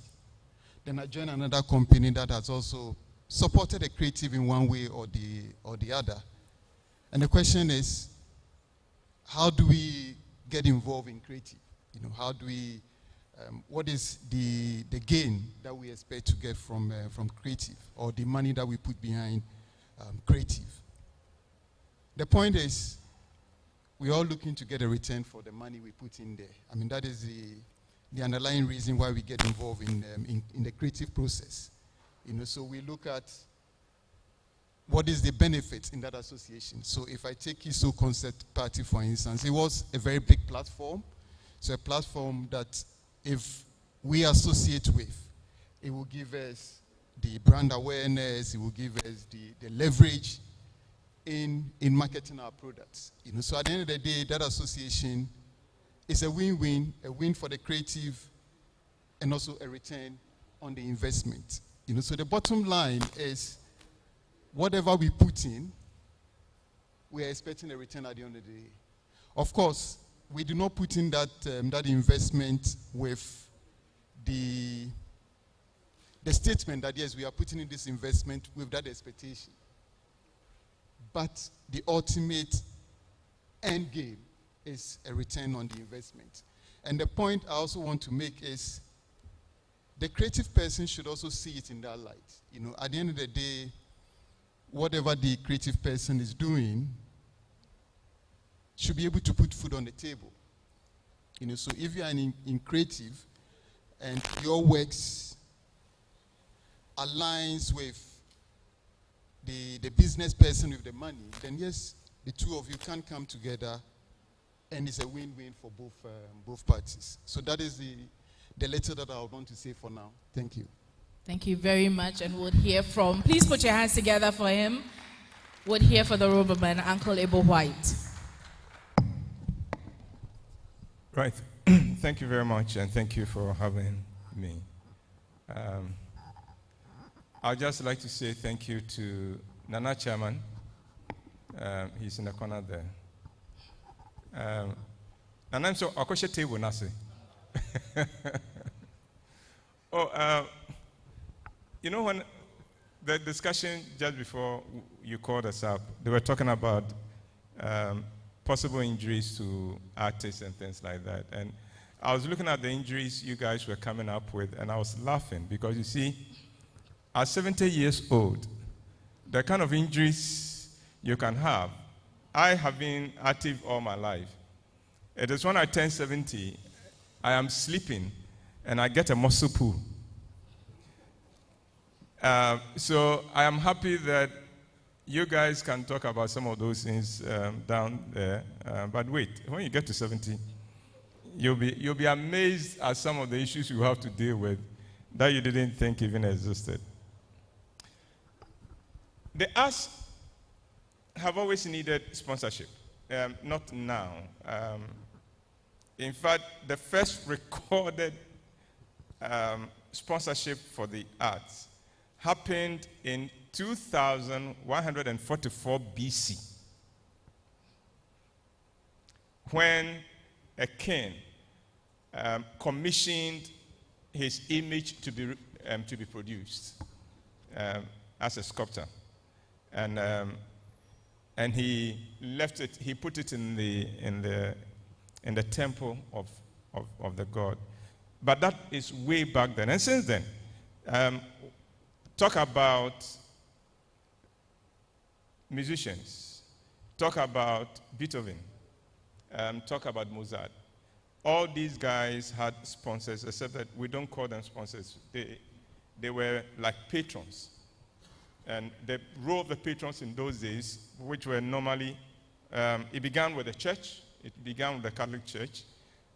It went on to some of the kings, the wealthy families, and the nobility. But they provided financial support. They provided material support. And because they were providing those support, sometimes they had a say in what kind of direction the creative expression should go. For instance, the church insisted that you compose songs that will help with the mass and will help with worship. Artists like Michelangelo, Leonardo da Vinci, they all had patrons who kept them going. Now, in Ghana, right from the beginning, with concert parties, with the dance bands, they had patrons. The musicians themselves could not afford to buy instruments. So in many cases, it was some rich man who cannot play any instrument, who bought the instruments for them, sometimes provided transportation for them, and then they hit the road, they went to the studio, and did their thing. So sponsorship, the point I'm trying to establish is that sponsorship, without sponsorship, the arts cannot flourish. It's as simple as that. We haven't gotten to the point where the arts can pay for itself, especially in Ghana, and I'll be talking a little bit about it. But let me move on. Sponsorship in Ghana has its own challenges for several reasons. The first is that as Ghanaians, we have lost corporate Ghana. Ghanaians don't run the companies that operate in Ghana. So you can have a bank, and the person who is taking decisions about that bank in Ghana is in South Africa or is in Kenya. You can have a telco, and the person taking decisions about that organization has never come to Ghana before. And yet, the person that you go and meet in the office as marketing manager has no power. He would have to clear this with this person who is outside the country. And it's because we've lost our economy. From banking to telcos, there aren't too many sectors in our economy that are still owned by Ghanaians and that are still managed by Ghanaians. Quite often what you have is that a Ghanaian is put there with a title, but he understands that I am here for PR purposes. The real power, the real people who take the decisions come from way out there. They don't know your system. In fact, they don't really care about your system. The second challenge for sponsorship in Ghana is that our economy is in trouble.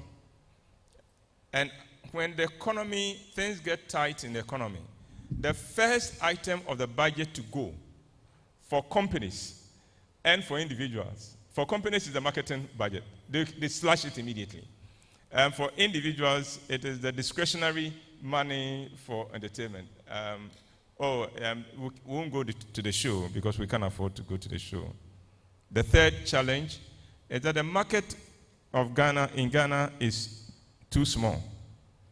It is too small for the international brands to be too bothered about it. And I'll give just one example. I used to sell cars for a major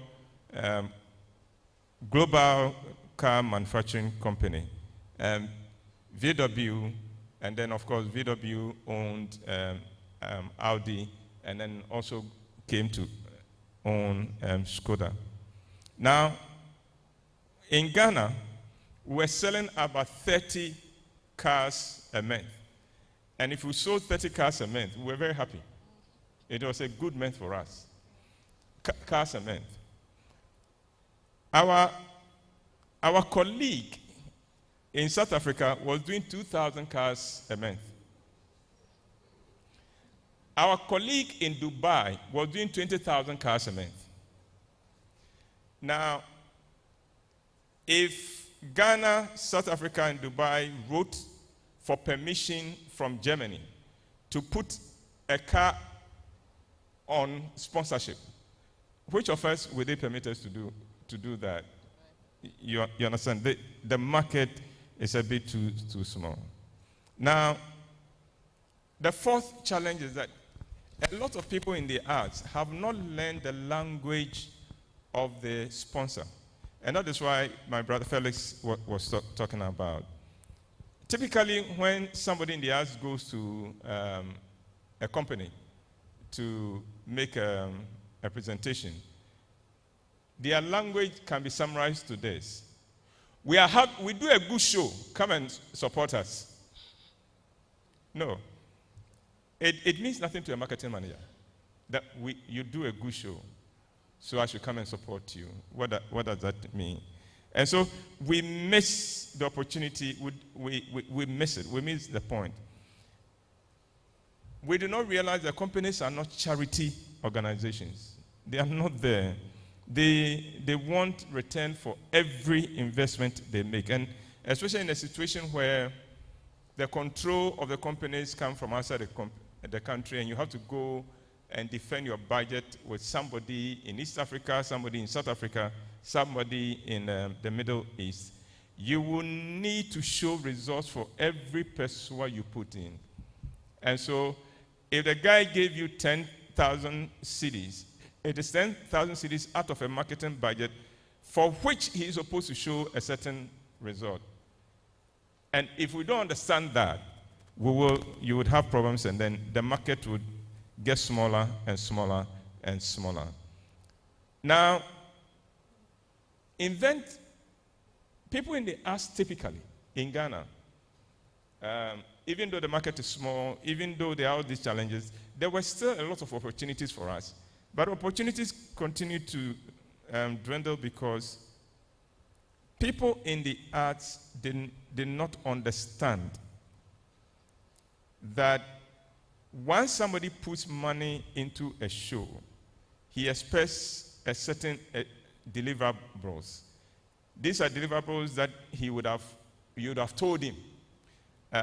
So we would give you some space in the foyer at the car park. You can put this in there. And there are event organizers who do not realize that even the colors of a company, you can't take liberties with them. You understand? So, Key Soap, I'm sure the design.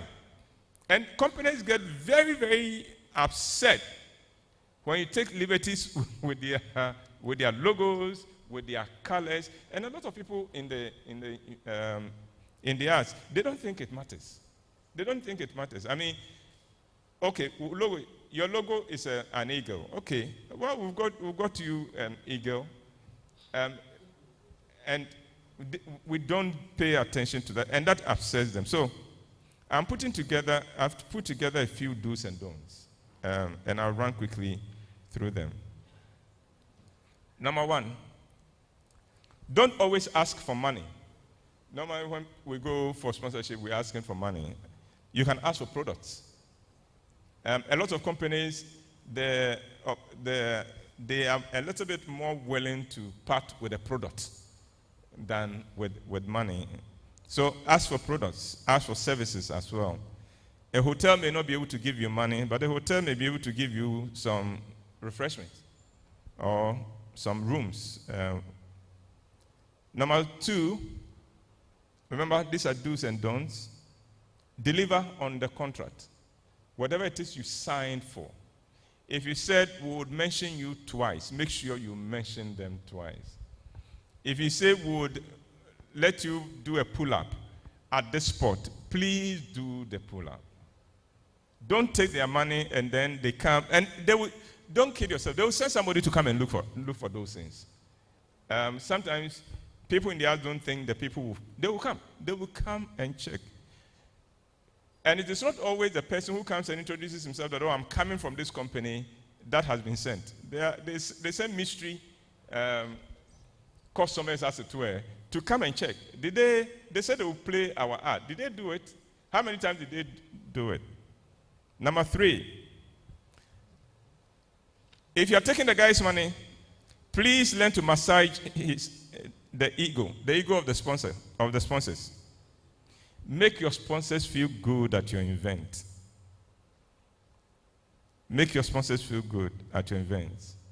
So don't do and say anything that could reflect badly on your sponsor or on the guests they bring to your program. Don't promote a competitor to a sponsor. You've gone to take money from so and so, and then you are wearing a T-shirt of a competitor. You know, you think, oh, it's just a T-shirt. No, he sees it in a very different way. So don't promote a competitor. Number four, again, do's and don'ts. Research the company you are approaching for money to know what it needs and where that company is at the moment you are approaching them. So, for instance, when Total Family Health Organization was rolling out Ebony, that was what they needed. So every platform that approached them, every platform they put money in their mind, is this going to help us push our condoms? It needed the exposure, and if you couldn't give it the exposure, they were not interested in it at all. Now, note, having introduced the Ebony condoms into the market, their needs have changed now.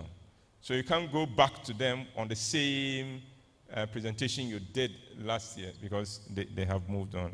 But keep on researching to find where is this company and how can we help them. Number five, develop a relationship with your potential sponsors. So don't just be nice with those who are sponsoring you. Be nice with those who you know someday you may need. I stayed friends with I'm not going to mention the name of the telco, with the telco for 5 years before they came on board. So for 5 years, I made it a habit that every month they saw my face at least once on their compound. They got tickets to my show.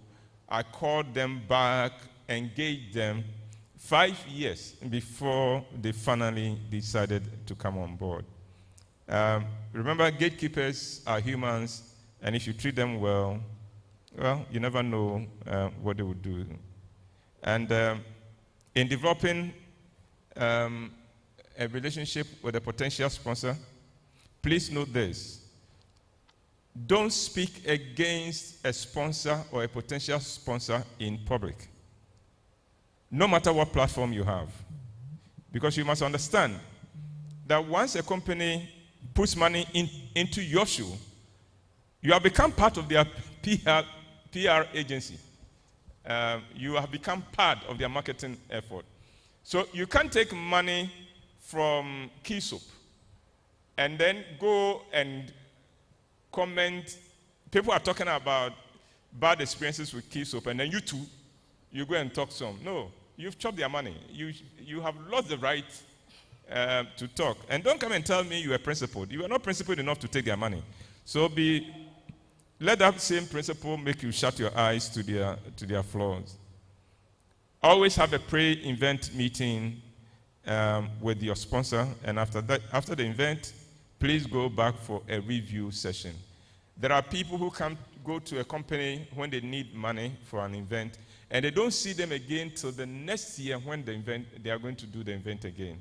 When you do that, of course, you have things you are not doing well. Number 6, learn to think like the gatekeeper whose sponsorship you are seeking. So you approach Felix, learn to think like him.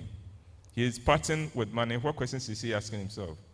What justification is he going to make to management as to why a check of 20,000 should go to Fosua for her event? Why?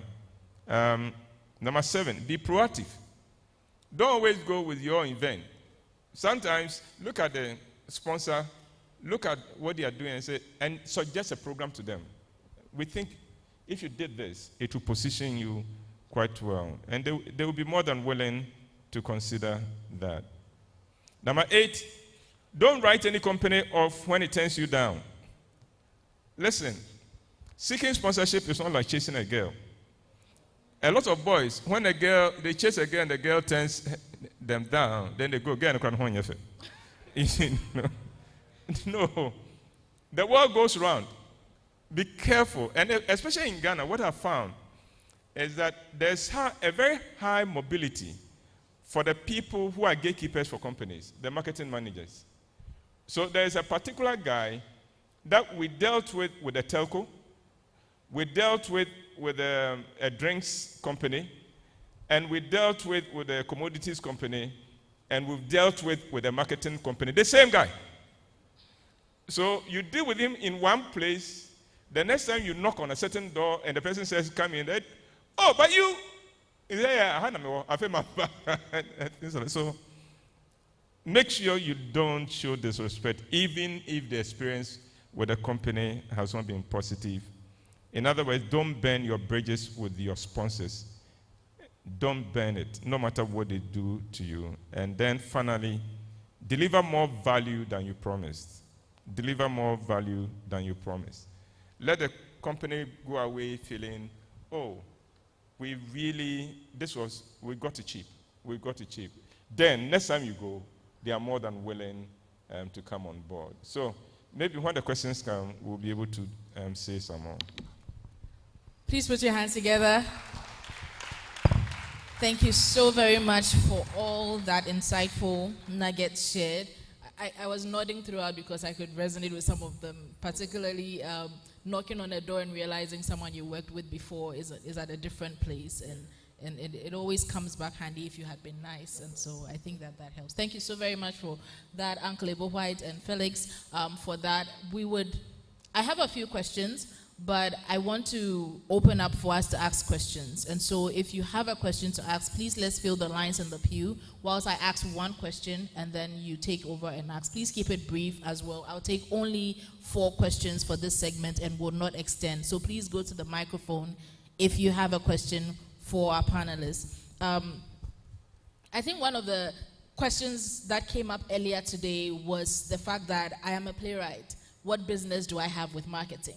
And the concern for the creative to remain the creative and not worry about what concerns them with financial or monetary concerns has always come up in creative circles. And so my question then is, how do we compartmentalize, especially if you're starting out and you do not have a big team behind you? How do you manage all the aspects of your work that involves the creative thinking and also the parts of your work that involves the analytical, the business mind, and talking money and numbers? Most creatives do not like that. So how do we marry the two and make sure we stay afloat if we don't have a robust team supporting us in our ventures? You know, for sure, it is only when we don't want to do something that we come up with the philosophies to stop us from doing it. The person who says, I'm a creative person, so what do I have to do with marketing? Well, you're a creative person. So what do you have to do with driving? But you drive because you need to, not because you want to. You need to. You're a creative. So what do you have to do with cooking? You're a creative. What do you have to do with building a relationship with a member of the opposite sex? You're creative. What do you have with raising children? We do this because we recognize that they are important. It is when we don't want to do it that we say, oh, me, I am this, I don't have to do this. No. If you haven't gotten there, you haven't gotten there. If you've gotten to the point where you have a team that can do all those things, fine. But you see, typically of Ghana, the problem we make is that we want to start from where Fosuo is now. We ignore all the years she has put in. When she was walking, when she was knocking on doors and nobody knew her name and nobody wanted to see her, we didn't see that. Gradually, one goodwill after the other, one thank you after the other, she's gotten somewhere. Now you are starting. You don't want to pay your dues. You want to be at the level where Fosuo is. Of course you have problems. Of course, even if the doors open for you at that level, you will still fail, because in Fosuo going through all she did, she learned a few things, including humility, so she can handle success better. You have not gone through any of those things. Success comes to you, and success is one of the most dangerous things to hit you if you are not ready for it. It will sweep you off your feet. When I told you I used to sell cars, one of the experiences I had, a church, some young men come to the office. They come, and this is what they say. They are looking to buy the car Dag drives. Dag, Lighthouse. They are looking to buy the car Dag drives. Now, at that time, Dag was driving Audi A6. Audi A6 was and is still a very expensive, top-notch car. They wanted that for their pastor. Fellas, you hear me? They wanted that for their pastor. Okay. So we asked them, what's the name of your church? They mentioned the name. We hadn't heard about it. They said, where do you meet? Where's your chapel? Oh, they meet in Kaneshi in one of the cluster of schools. He said, you meet in a classroom. And you want to buy Audi A6 for your pastor who meets you in the classroom. And we refuse to sell it to them. And there are people like that. They look at every industry. There are people who, by the grace of God, have gone through the hard knocks and have somehow gotten to a certain point. And we want them, you know, the way he dresses, the car he drives, the house he lives in. I want to start from there. And then we discourage ourselves. So we just have to learn to be humble. You haven't gotten there. You'll be your own writer, your own director, your own promoter, your own PR. You would attend all the interviews yourself. You'll be the one who goes to the printing press to get the tickets printed. You design the tickets yourself. You are the one who go to the outlets and beg them to take your tickets. And you'll be the one who would be here to check, make sure somebody is there and that the person doesn't chop your money while the show is also going on. You would have to do all that. There's nothing like, oh, I'm a creative. No. You haven't earned that right yet. So now, pay the dues. Pay your dues. Right. And be the boy that you need to be now so you can be master at the appropriate time. Pay the dues. Okay, so we'll keep paying. Yes, so, Mr. Felix, yeah. Yeah, just to add that, you know, for a startup, you know, you need to do a lot more. Yeah. Yes, you need to do a lot more. So it's not a case of, well, I know little of marketing or I know little of finance. I'm just a creative person, and that is my focus. Because if you don't have those elements also at play, it'll be challenging for you to make it happen. You need a sponsor to bring in money. And if you don't understand what it will take for that sponsor to bring in the money, then obviously the money will not come. I mean, like we have said from the onset, the sponsor is looking for a return on the money they are putting on the table. You know, and the return will mean that whatever you are doing as a creative should be able to generate, if it's a case of generating brand awareness, if it's a case of generating a demand for the services of that sponsor, your art should be able to do that. And it's only at that point that the sponsor will bring in money to the table. And let me also share this personal experience, because I've had the opportunity of working for a multinational where you have all the supporting functions, and also to work in a startup. In a startup, you virtually are doing everything. I mean, you're not a finance person, but you need to be able to keep your books.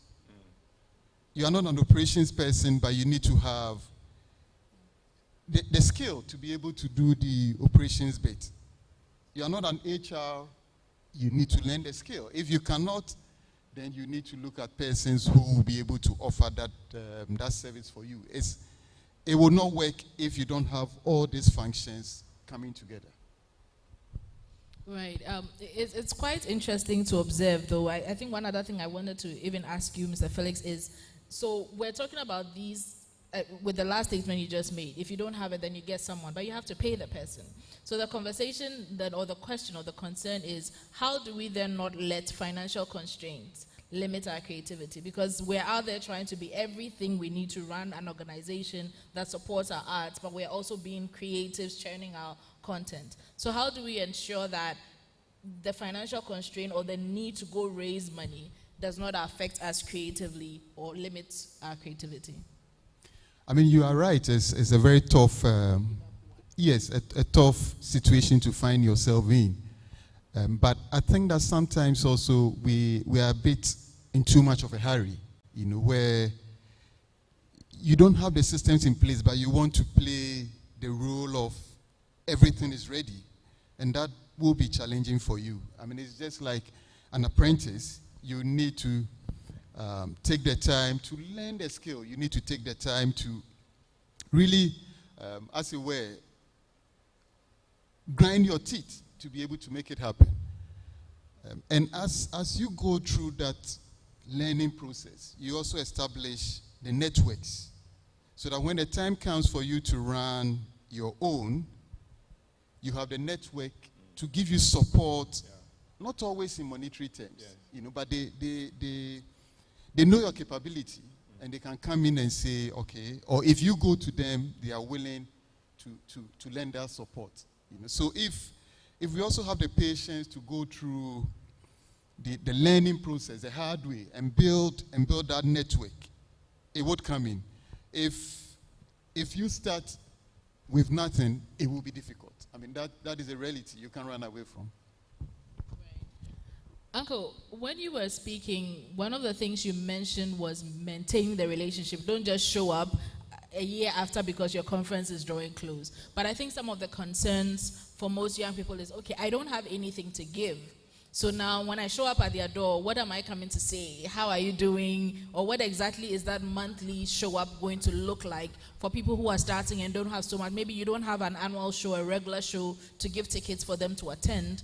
Maybe you don't have a product to go give them regularly. So how do you then show up to these corporates, nurture the relationship if you don't have so much to spare? How about, thank you for supporting me last week. We start from there. Did you enjoy the show? Do you have any comments? Or can I come next week and see if you have received any comments from the show? You hear that they've won an award. I am providing breakfast for a team tomorrow because they won an award at the Ghana Journalists Awards on Saturday. That is all part of building the relationship. I don't need to do it, but I can afford to do it now. Let me do it. So things like that, just a call, a message. You see them that they deliver some gifts to some children's home, and the picture is in one of the newspapers or is on social media. Your contact, just send a message. Oh, I saw your boss. Well done, you guys are doing a good job. It doesn't, these are, especially they are so busy, they don't have time for, and sometimes the only time you can catch them is the car park, when they arrive and they are walking in. So you walk them up to the lift, have a chat, and go away. But anytime he sees you, he knows you, he recognizes you. Oh, yeah, how are you doing? And then sometimes you get to the lucky place where he meets you. Oh, when is your next show? When is your next show? Because of that relationship you've built with him. And I hear a lot of being authentic and trying to stay top of mind any way that you can in how you're presenting it. I think the last thing I want to ask, and then I'll open the floor for questions. I will take 4 questions. So I'm still looking in the pew. I keep asking because I don't see anybody up. Okay, there are questions here. Right, sure. So I'll take one more. And the question I'm asking is, so what are some financial advice? I mean, we're told to invest. You want to go out and seek sponsorship, but how do we internally grow our own finances to be able to at least give us the stepping stone to do something before the corporates see that you have proof of concept? So how do what are some financial steps we can take or advice that we can implement beyond treasury bills? Because I think that most of the things that are being asked is, if you're talking about financial instruments, everybody says T-bills. Put in so much and you get 1,000 cedis at the end, and 1,000 cedis won't pull off a show. So what other things can we do to grow our finances so that at least our proof of concepts can be funded before we go to the corporates for support? I mean, let me say that when it comes to money, it's irrespective of the industry you are in, whether you are in creative, you are in, insurance, in manufacturing, same rules apply, And as is advised, for a startup, own financing is advised. Because if you go for, own financing meaning financing from yourself, or financing from family where you don't have the risks of interest rates to carry. Because if you were to go for finance from the bank, then yes, that becomes a big challenge. And I think we should also be open to take on board partnerships. What we fail to see, though, is if you haven't presented yourself right in the past, then getting a partner on board will be a challenge. And it's something that sometimes we are not conscious of, so we are out there and it's been one story after the other, and now we want to start something and we need financing. We go to people and they are nervous to help us, and we are like, nobody wants to help me. But it's also because of the way you've managed yourself in the past. So you are a brand, yes, and your brand is,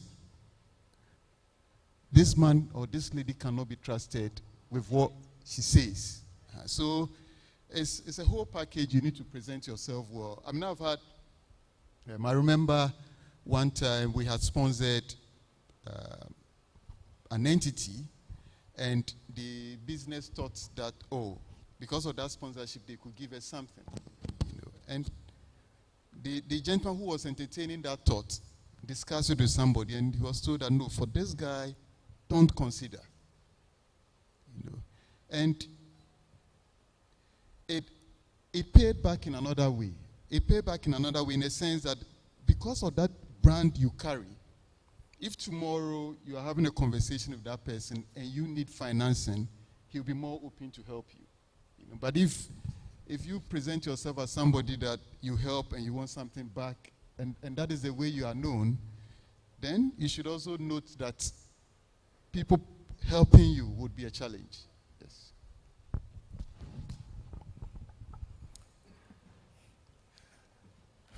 Don't go and buy a house with your first money. Typical Ghana. Invest in what you are doing. Invest in it. So if there were things you were hiring, invest in getting your own. So you don't always go hiring. The Ghanaian immediately changes his lifestyle. He wants everybody to know he has arrived. Meanwhile, you've done only one production. Take your time. The time will come when, whether you've arrived or not, we will know. But don't force it. And typically we do that. Let's invest in it. Part of investment is also growing a team, investing in people who will come in and take off some of the burdens that I'm talking about. All that costs money. So put the money back in here, put it in, and then the returns, hopefully, will get bigger and bigger for you. Thank you very much. I'll take the questions now. Is this okay? Yes. So I had two questions. Your name and then the question. All right. My name is Steve Wanompe, and I had two questions. One has just been answered. So the second one is going to be, as a person seeking sponsorship, are there things you shouldn't promise a sponsor? I cannot quite hear him. Sound. Let me try again. Okay, so as a person seeking sponsorship, are there things that you shouldn't promise a sponsor? That's my question. Okay, let's take the second one and then we'll answer the two together. Hi, my name is Jennifer. It's not a question, it's an input that an impression that I've picked up from the conversation. I think in the creative space, what we lack is a tacit relationship. We don't know how to work together. We don't know how to collaborate. As an author manager, mine is always let the creative create. That's your job. Create it, okay? Because for me, it's not everybody who creates who knows how to sell their work. Social media is an art and a science. So you will need somebody to help you. And then the question is, I don't have money. Do you have a friend who is very good at social media? Then you start to barter. Okay, listen, Charlie, I need your help with this. I've just started. I don't have money. But is there a way that with my skill sets I can help you? For example, I'm a writer. Do you need help with writing captions or something? How can we make this a good barter trade? Even with media work like this, with the reels, okay, with the reels and the rest, if you can't pay for it, but you know somebody who's good with the editing, add the voice, the person will edit, you have your video, and then as you grow and you realize you're making substantial gains, then it can switch to a monetary, compensation sort of agreement. I think we don't know how to do that in Ghana yet. Right. We're working on it, but very slow. Thank you for making that observation. Thank you so much, Jennifer. So, Uncle, I think, Uncle and Mr. Felix, the question was, how do we, what should we not promise a sponsor, right? What should we not promise a sponsor? What you can't deliver. What you can't deliver. Be honest with them. What you can't deliver. Again, going for dealing with a sponsor is not like dealing with a girl. You can go and tell a girl that post office here no offer there, because for all you want a one-night stand. But with the sponsor, you want a relationship. So be careful. What you can't deliver, don't promise that. But if you also find their expectations, see whether you can meet it. Don't say, I will, but tell them, let me work. I'll work towards it, towards meeting it. But for now, I believe that as at this time, I will be able to deliver this. But let's see, I'll push it. I have a formula. I always underpromise and overdeliver. So I may say, we'll play your ad twice in the show and end up playing it 4 times.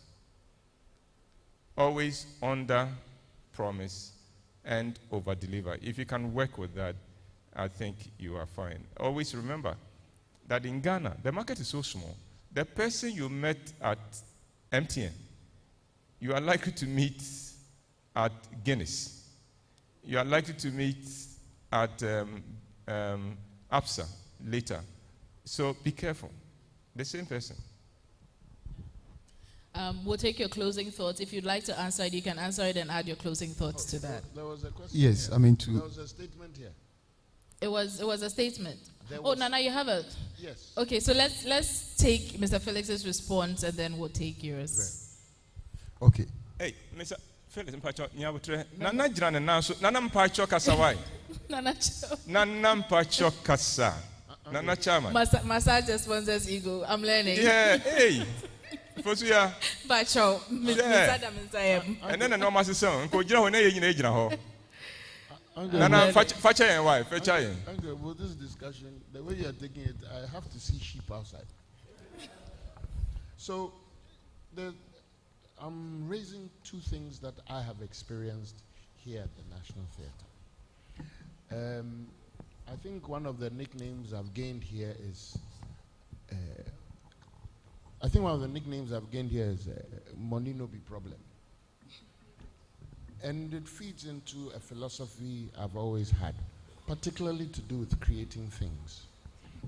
When you think of something and you think of the cost first, you thought of nothing, because you will not progress. Especially if it is an artistic thing. Let your juices flow. Allow yourself to think through it. Go through to the end. At the end, you will now know that this is my whole picture. When I paint it, it's going to cost me 10 cedis. Where am I going to find the 10 cedis from? Don't start by saying the thing, I need 20 cedis. Meanwhile, by the time you're done, you actually need a 10. So because of the 20, you never started. Even this conference, if you ask our people, they'll tell you. We started with a huge dream. We're getting a day's conference and we're happy because it is a start, and that's progress. So people need to understand that when they are planning. Don't let us lose good material because you're worried about money first. Find the material that you come up with, package it, then go do all the good things that the gentlemen are telling us about and whatever other advice is coming up. The next thing, by the way, we should remember we're at a conference, which means we're sharing ideas that we hope will document and work on a little longer so that we can actualize them. This is not just a talk shop. It is a talk shop for action. So please, let's understand that. Now, then my next experience was a few years ago. We launched a strategic plan. And with that launch, I announced that I want us to launch a 50 million CD fund for the performing arts, basically Capre. And the primary thing is that the practitioners themselves didn't even believe in the comment. So if we don't appreciate that there are different ways of finding funding. Let us agree that we're going to create a pot and fill that pot with money from one way or the other once it's legal. And from that, creative arts people or arts people, performing arts people will go into that pot, borrow from it, execute and return the money so somebody else too can use it.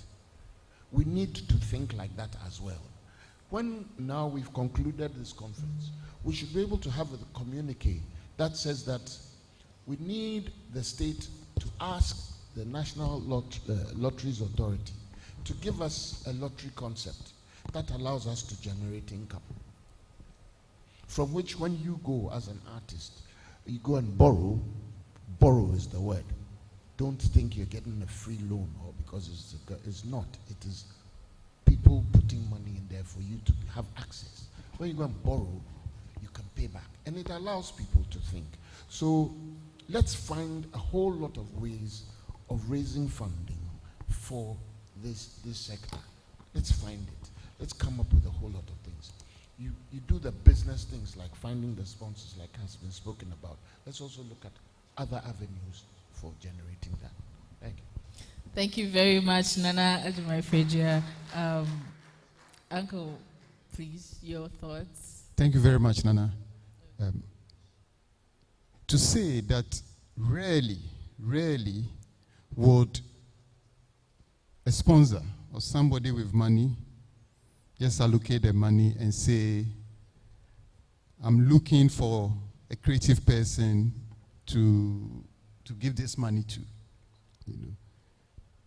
Once a budget has been made, the business already knows where that money is going to. You know, so if you are in creative, do not think that the sponsor has money sitting there and is waiting for a creative person to give it to. Okay. So it's important that as a creative person, you now need to research that the business entity, what is it that they are planning to do this year or at this point in time. So when you go to the sponsor, you have an idea of what is it that the sponsor is intending to do. And if you make that connect, because oftentimes we find people come and one of the things they say which I don't get is, oh, if you sponsor, you get a tax waiver. And I ask myself, have I ever seen, let's say, tax waiver in our P&L because we've made a sponsorship? It never happens. No. You know, but if you come and you have a work of art which fits into what is it that the business is intending to do, then we have a connection and we can make progress. Yes. Thank you very much. I think that is one important thing that I would like to leave all of us with. That yes, there's money out there, but you need to research the entity that you need the money from. So you go to them with a package that fits into what the business need of that of that entity. And these days with the web, there's so much that you can find of businesses. I mean, so much that you can find. So spend the time, research, understand what is it that the sponsor, what are the pain points of the sponsor, and have a package to meet or address those pain points of the sponsor. Thank you very much. Thank you very much, Mr. Felix Uncle Abel White. When you start and there are no sponsors, go to companies and ask permission to use their names and their logo. There's a reason. You know, success has many fathers. So when you have a show and people see plenty sponsors on it, they think, oh, I didn't know, it's working.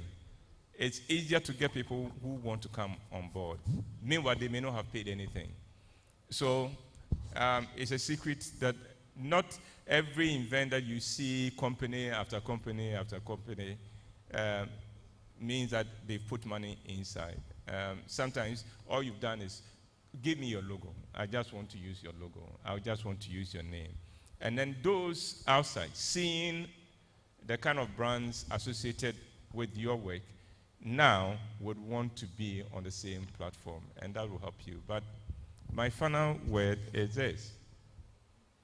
Ghana, let us learn that 100% of 0 is not better than 10% of 100.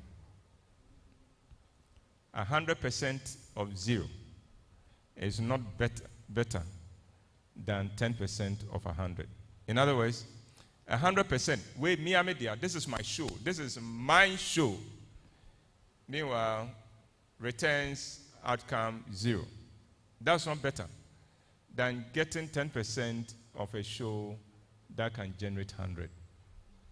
We need to, I think a lady there made that point. We need to learn to work together. We haven't learned to work together. It's the reason why Ghana will struggle to win the World Cup. We may never win the World Cup, not in my lifetime. Fortunately, I am 70, so I will not be here for too long. So after I'm gone, it may happen quickly. But we would always have a world boxing champion. We will not win the World Cup, but we would always have a world boxing champion. You know why? Because World Cup, I have to give you the pass to score. Now, maybe share ye. Do you understand? But in boxing, it's me, my hands, my gloves. At the end of the day, it is me. That's the Ghanaian mentality. Those of us in the creative space, let's challenge ourselves to change it. Thank you very much. Thank you very much. And on that note, I want to say a big thank you to my panelists, Mr. Felix Darko and Uncle Abel White, for the insightful session. Please put your hands together for them once again as they take their seat. And I welcome on the next panel to join me up.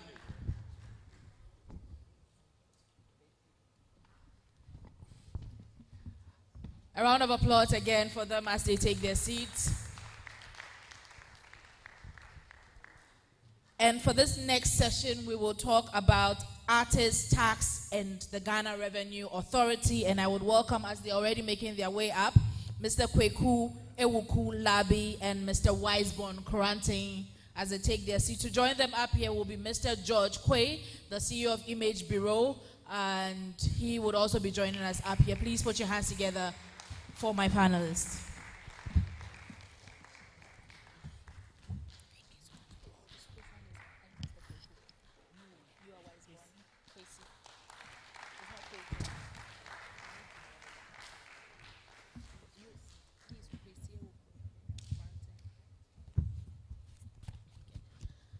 Thank you very much, gentlemen, for joining me up here. And we'll follow the similar pattern. And so you would give a brief submission each. We'll take turns to do that. And then after which, I'll ask a few questions and open up the floor. So we'll start with Mr. Kwesi Ewuku Labi.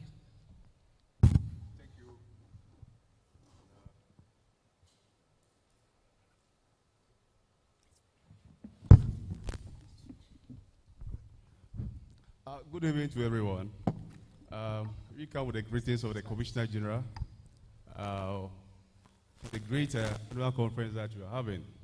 He's so appreciative for giving us a space to be able to at least educate the actors on tax issues. We are going to be very brief today because I think time is moving. I will seize the opportunity and give it to my colleague Wiseborn to start with the presentation. Then, question time, you all contribute. Thank you. Hello. Yes. Thank you very much, Mr. Kwesi Labi. The last presentation, there was issues about sponsorship and so on. Now, I think there is a point. There was also an issue for taxation. So we want to look at the tax implication for sponsorship, for the recipient of the sponsorship, and then the beneficiary. There are tax implications. So I don't know if you have to look at it at this point or perhaps go through presentation, but I want to discuss that shortly. Most entities that give sponsorship expect some benefits, and one of the benefits is that they will get a deduction. They will get deduction, okay? Now, in order to qualify for the deduction, there are certain things that must be satisfied. Now, the beneficiary, or rather the donation would, or the contribution will have to be for a worthwhile cause, okay? And worthwhile causes are defined in Section 100 of the Income Tax Act. There is one that says that a worthwhile cause that is approved by the Commissioner General. And so perhaps if you are going for sponsorship, you ought to see the Commissioner General for approval, and perhaps the sponsors will look favorably at your proposition. Now, and also the other bit about, okay, so the donation in the hands of the recipient. Now, if you go for sponsorship and you receive the sponsorship, so what is the tax implication? We'll look at that later. All right. So, now the creative sector. Okay, we are supposed to present on artists, tax, and the Ghana Revenue Authority. And so that presupposes that we need to look at the players in the creative arts, isn't it? We need to look at the operators. Now, and we also need to look at, okay, so what do they do? And then what are the career paths in the creative sector? And then how does the taxes, the tax regime deal with all that? Now, in the creative sector, you have persons who, have artistic expressions. For example, you have musicians and so on. Musicians, actors, choreographers, and so on. Okay? And now, all these persons who are involved in these things are engaged as employees, business owners, or as investors. Now, for income tax purposes, each of these are considered as sources of income, which is subject to tax in Ghana. And so, I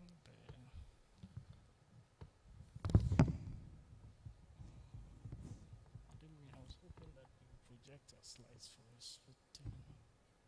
Okay, no, let me have it.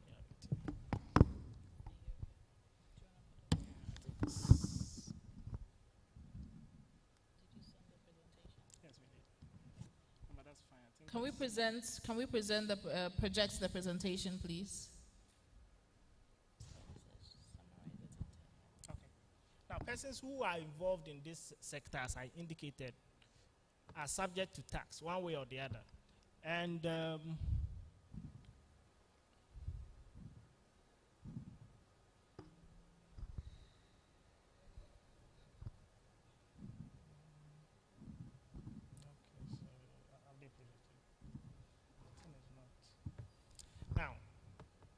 as I mentioned, as an employee, as a business owner, and as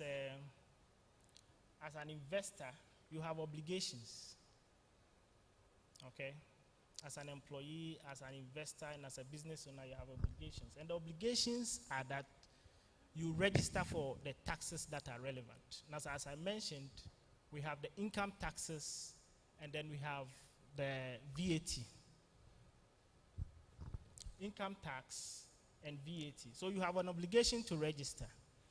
You have to register with GRA for VAT when the activity you are involved in, for example, is a taxable activity, and then you meet the threshold for VAT registration. Now, for income tax purposes, as an employee, everybody is required to have a tax identification number. Now, the tax identification number has been replaced with our Ghana card number.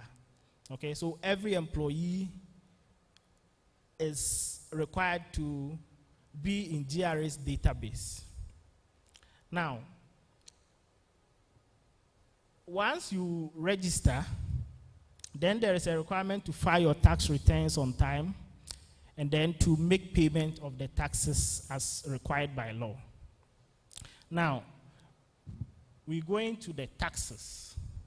Now, as we know, tax is a creation of law, okay? And the sources of tax law in Ghana are the Constitution of Ghana, the statute passed by Parliament, and then judicial pronouncements. And so what GRA's role is just to implement the taxes that are passed by Parliament. And so anytime, any GRA does not have the right to implement any taxes that have not been passed. So GRA's role is just to implement the taxes that are passed by Parliament. Now, what are the benefits of compliance? Now, as persons in the creative industry, we are required to discharge our obligations, the obligations that are articulated earlier, the obligations to register, to file returns, and to make payments on time. Now, a failure to do that will result in sanctions, okay? And the sanctions could be administrative.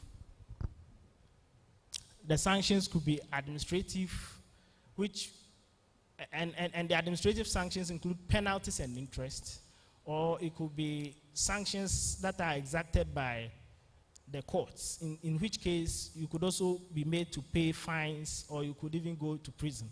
Now, let's look at the benefits of compliance. Now, if you are a compliant taxpayer, you avoid penalties and interest. I mentioned that we have administrative ones and the ones that are exacted by the judiciary. And then, you know, if you want to register your land or get contract, you need to obtain a tax clearance certificate. And you will only get a tax clearance certificate if you are tax compliant. Now, there are a number of tax reliefs. I hope you are all aware. There are a number of tax reliefs, marriage, dependent, old age, and so on, that are available only if you are tax compliant. Now,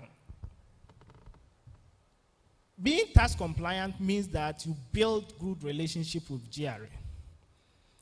And then, okay, right. No, so I spoke to you about the reliefs that are available. Now, when you are compliant, you are entitled to reliefs. You are entitled to deductions.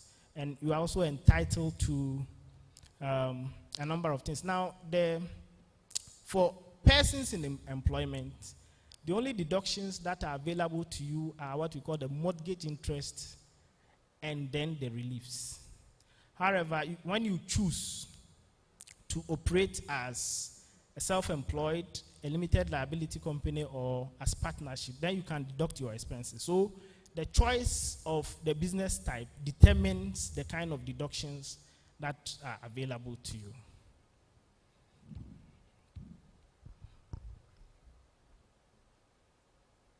Now, this session looks at the returns and the due dates. We have personal income tax returns and the due dates and all that.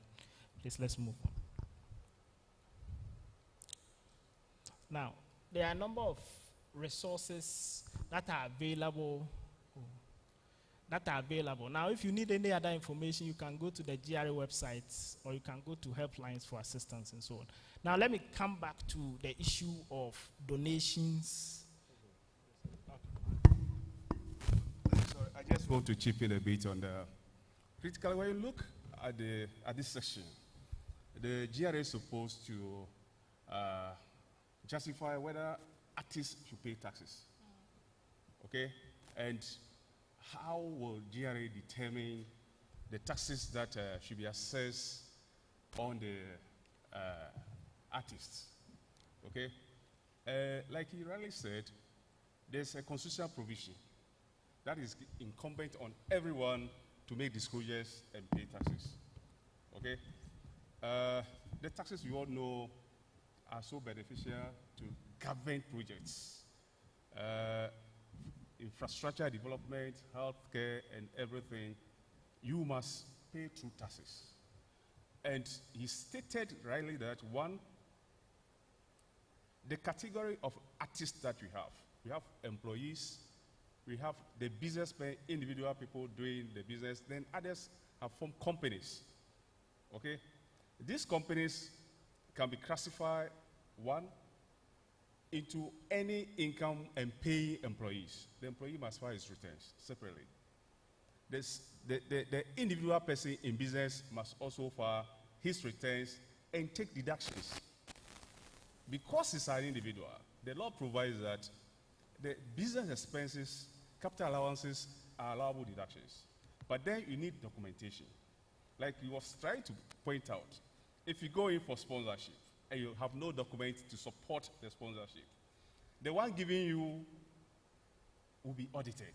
The basis of allowing the money to go will be questioned. You receiving that income, money is an income in your hand. You must justify the source of the income, because every income that you receive is subject to tax. So as an artist, if you go in for sponsorship, don't think you are getting free money. The tax authority will come to you to prove.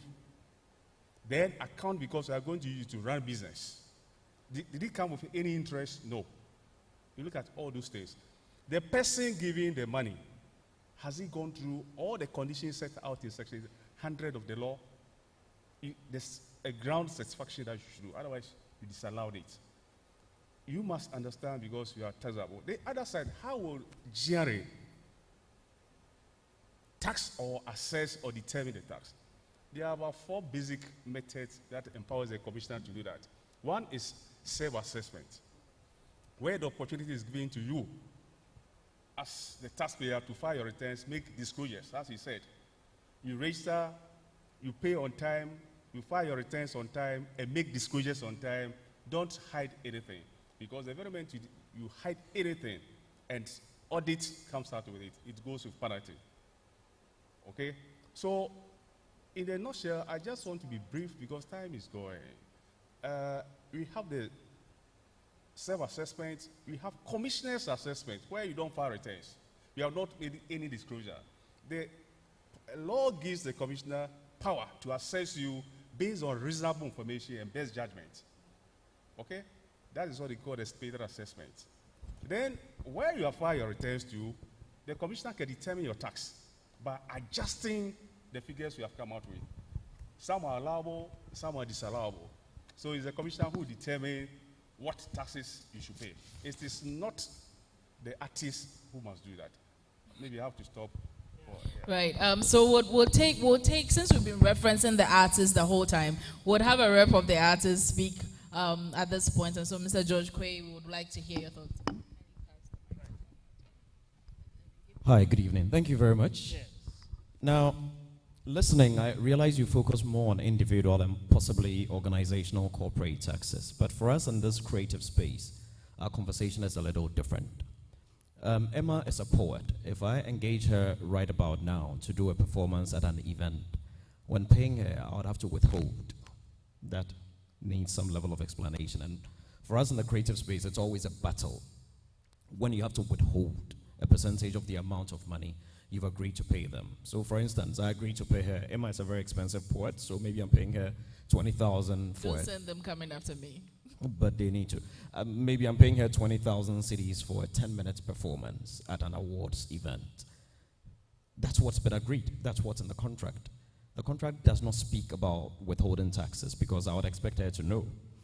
When I'm paying her and I hold back, this is not what we agreed to. And legally, she is right. That is not what we agreed to. But the law also mandates me to withhold. So I have withheld. But because she is not aware, conflict is created. That is the first one. Next, I am having, let's say, a play here in this auditorium on this stage.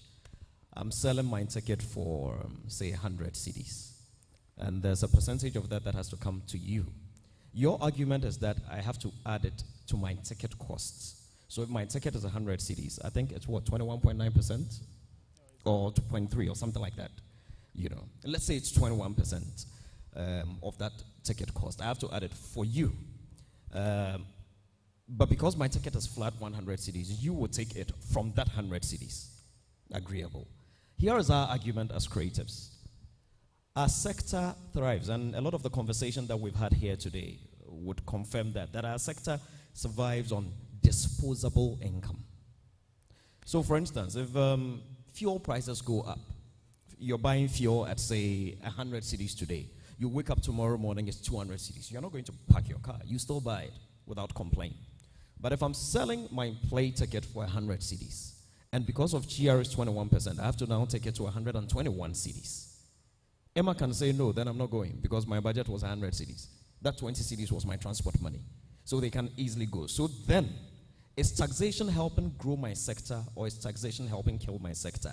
Then again, the third problem for us, all these comfort monitors, these LED screens, these microphones and speakers and lights that we're using. I look up, I see wash, I see moving heads, I see LED, all these lights. When they imported them, they paid taxes on them. They've brought them here. When I'm paying them, you would expect me to withhold again on that one. And then that withholding also goes to you. Then you say when the company is doing their tax clearance at the end of the year and all that. But the question is, how many of these companies have been captured into your tax system?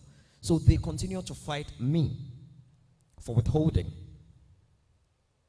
And then the biggest problem for us is the one that I mentioned about the ticket at the event. And your people are always here with us. They wear nice suits like yours. They'll sit at the front.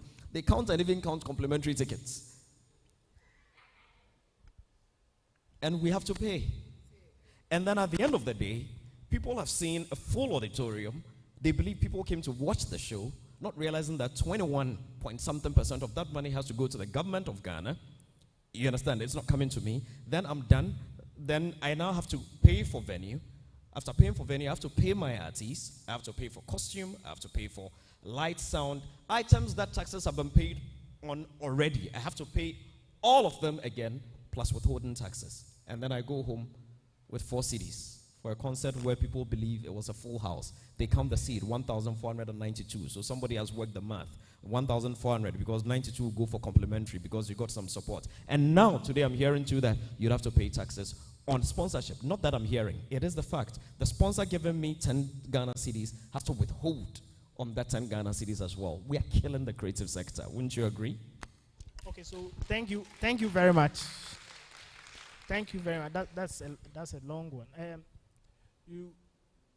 Great. I think the topic we are giving is artists, TAS, and GRA. And we want to, and I think they specifically said that we should let the artists know that they have an obligation to pay taxes for the development of the state, isn't it? Okay, that's the first one. And the second point is that, you know, GRA, as I told you, GRA only implements the law, okay?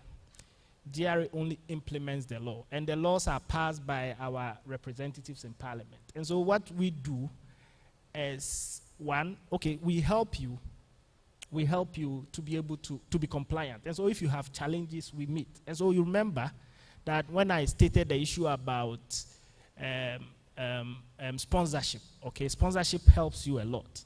And so you can approach the commissioner, for example, and say that I'm doing this project and I need sponsorship. And so approve this sponsorship so that the one giving the sponsorship will enjoy deductions.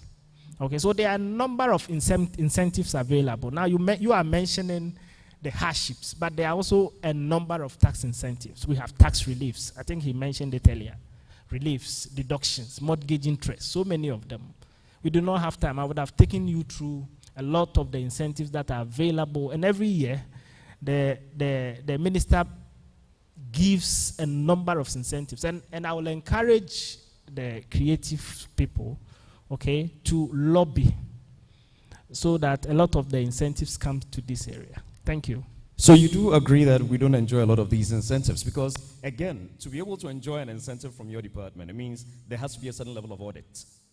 No. Not didn't. really? I didn't Because say. that's we've tried before, and they said we needed to present audited accounts. No, I don't. Okay. It's not the case. All right. So as a if matter of yeah. fact, currently there exists a number of them. Maybe you need education.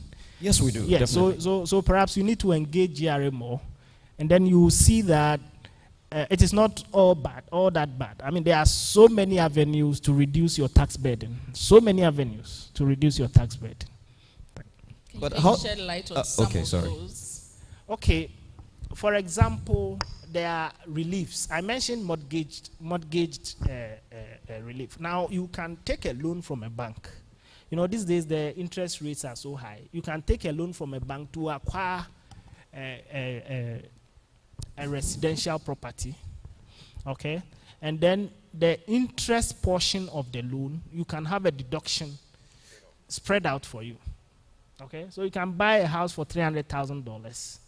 I mean, you can take a loan for $300,000, and then all the interest will be serve as a deduction for. I can tell you for sure, no creative in Ghana will get a loan for $300,000 from anywhere. I can tell you that for sure. Now, to start with, getting a loan from the banks in Ghana No, is no, I was another only headache on giving its you own. an example of the incentives that are available. We have so many of them. Yeah, but Locational you see, incentives. The incentives must be applicable to my people, because the reality on the ground is that a lot of people may not have some of the requirements that some of these banks would ask for. Sometimes a collateral they may ask for, sometimes a stable income, because what we do, a lot of us are not attached to, corporate institutions or a company like the National Theatre, where you have controller paying you every month or whatever the system is. You have something regular coming in, which you can leverage for a loan.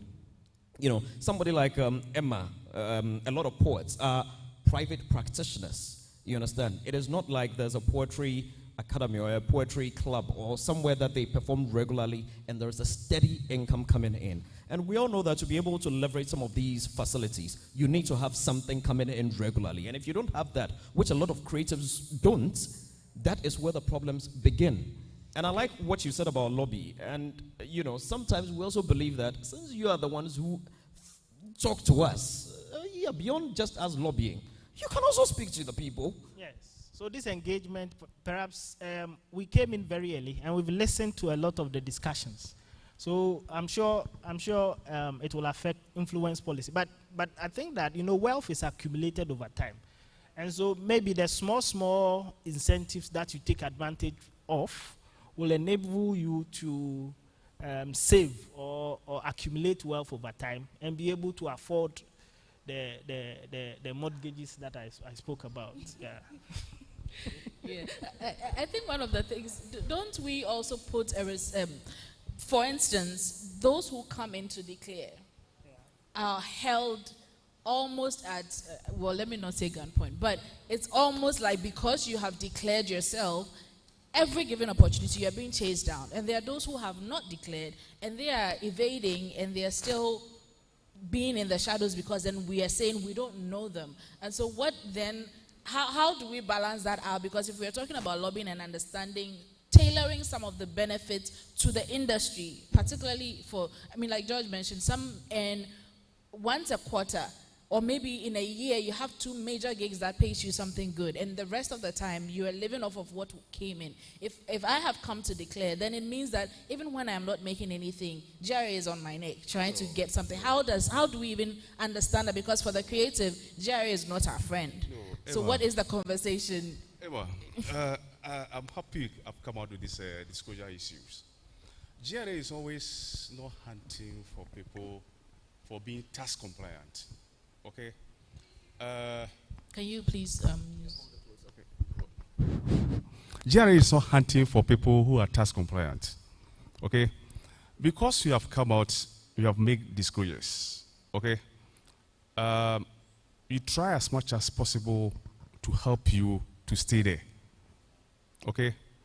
Maybe it hasn't happened to you. Those who are not disclosing their income, you know the penalties that goes with it. It's a terrible situation, but nobody will come and tell you how he's suffering. Unfortunately, in my office, for instance, people come complaining. You write letters, continuous reminders, and those things, and at the end of it, they become more happier because they realize that after they are more compliant, they don't have anything again. Don't forget, in our presentation, we told you of your rights. Okay? Don't sit down for somebody to raise any excessive assessment on you where you think, George, we have not earned our income. Okay? The basic result is evidence-based. We have the documentation to justify where you have your income from, the expenses you have made. Okay? If you don't have the expenses, then, like I said, the commissioner will exercise his best discretion to assess you. Okay? So I will encourage you. No, I was I think 2021, I met the actors with Kreku Mante there. I told him the same thing. You see, look at your streams of income. We've told you have investment income, royalties, we have business income, okay?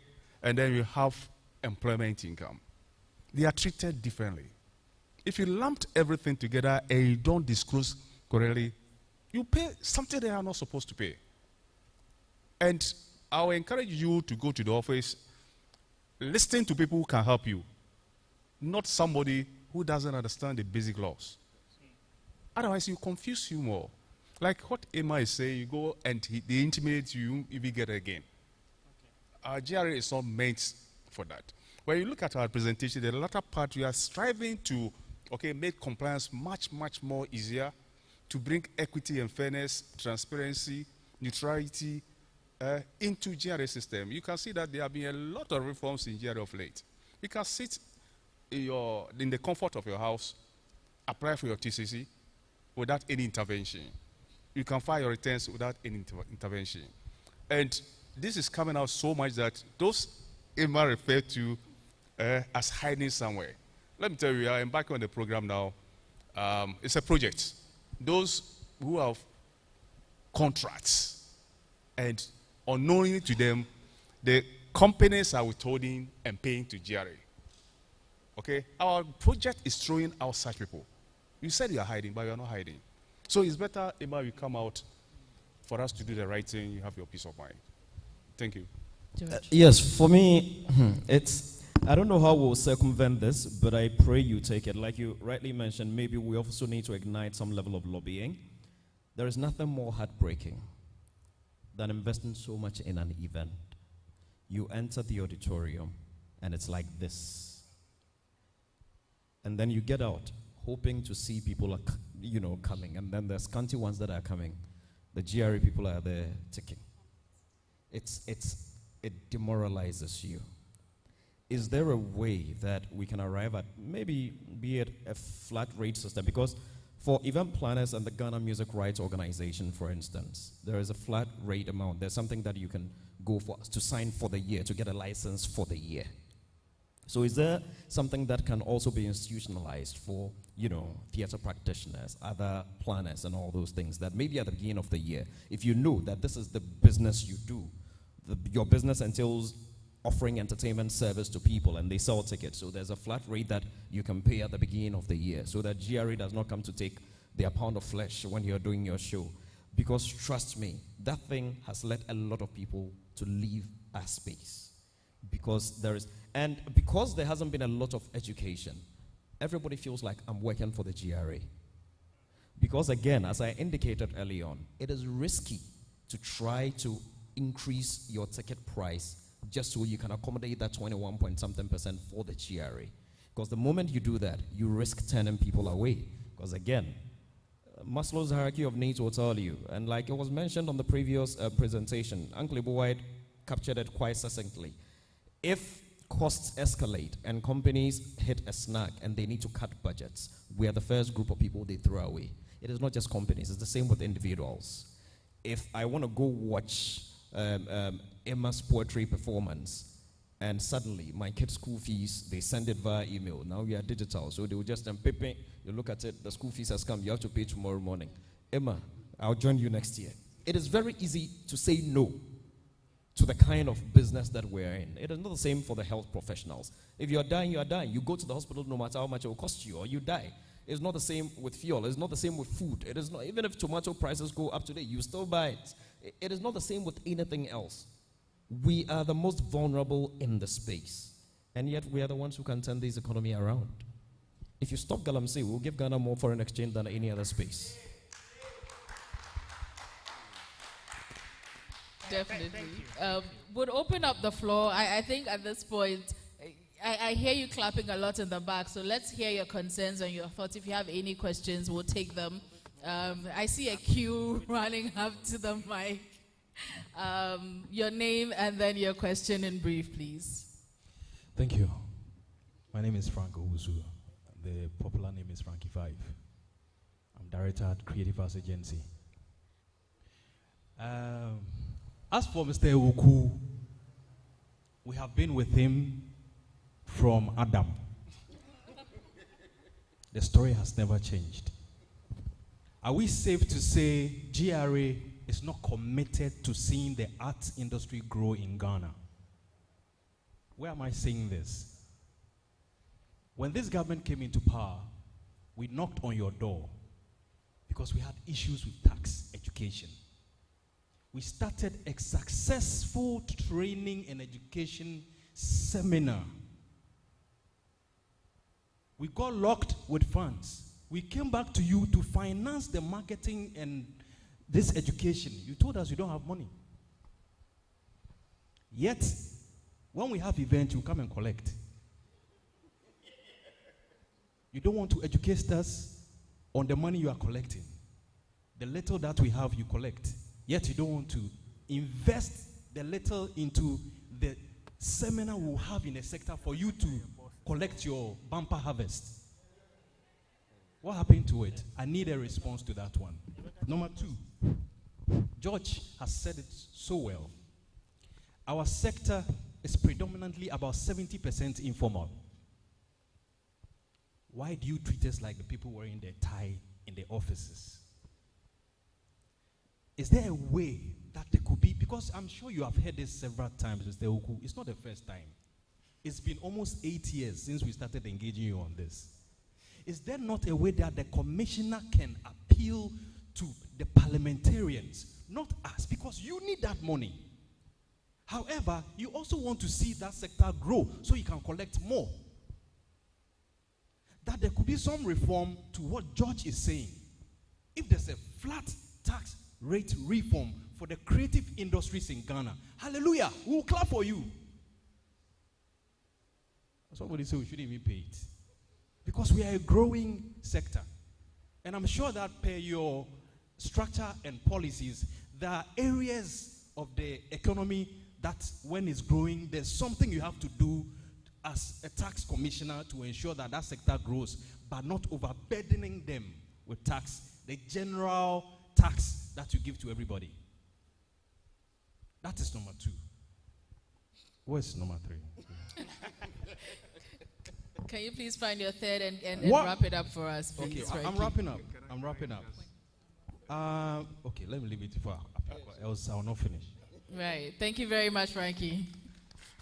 Hello, my name is Apioko Sarah Mashong Abe. I'm a poet, media practitioner, and a creative entrepreneur. Now, I don't want our GRA bosses to get the sense that we don't want to, pay forward our civic duty. We do. In fact, to put together a creative event, I'm going to start with the event side of things. Every little thing that you pay, every little service that you go for, you're doing indirect taxes already. Now, when you bring other performers on your stage, and more so if you're the producer of the event, you are not even performing. You're bringing people to give the experience. George mentioned it. You're paying everybody, and you're doing withholding on all of that. If you perform yourself, you have to pay yourself, and we also withhold on that. Now, when we have the events, GRA has told us, don't wait until the event happens and let our officers come to your gates, to come and now sit with you, and then we don't know what's happening. So what have we done in the past? We've reached out to GRA, we send letters, we involve you, but still we come back to the same thing we were trying to avoid.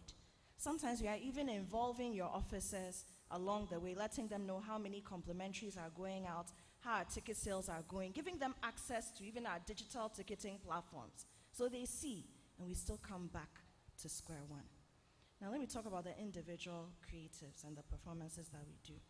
Again, George pointed it out, withholding. I mean, the things that you've mentioned as incentives, they are very beautiful, but that would be in another Ghana.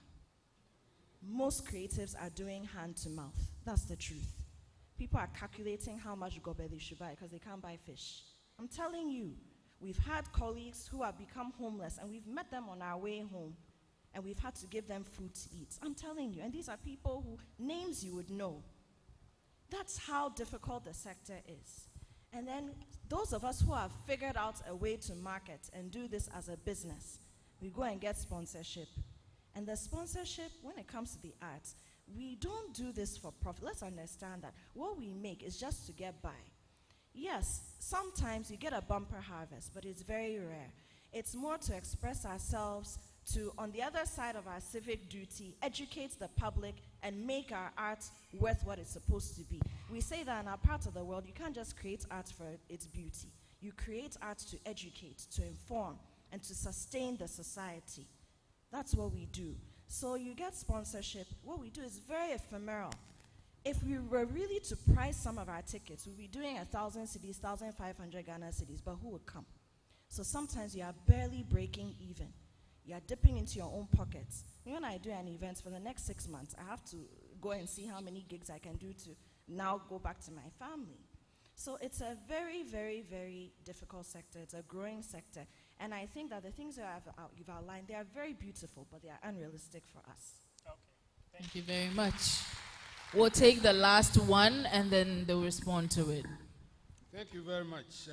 Once again, my name is Abe Kusego. I hear people say I'm talking too much. But this is the last time I'm talking. Well,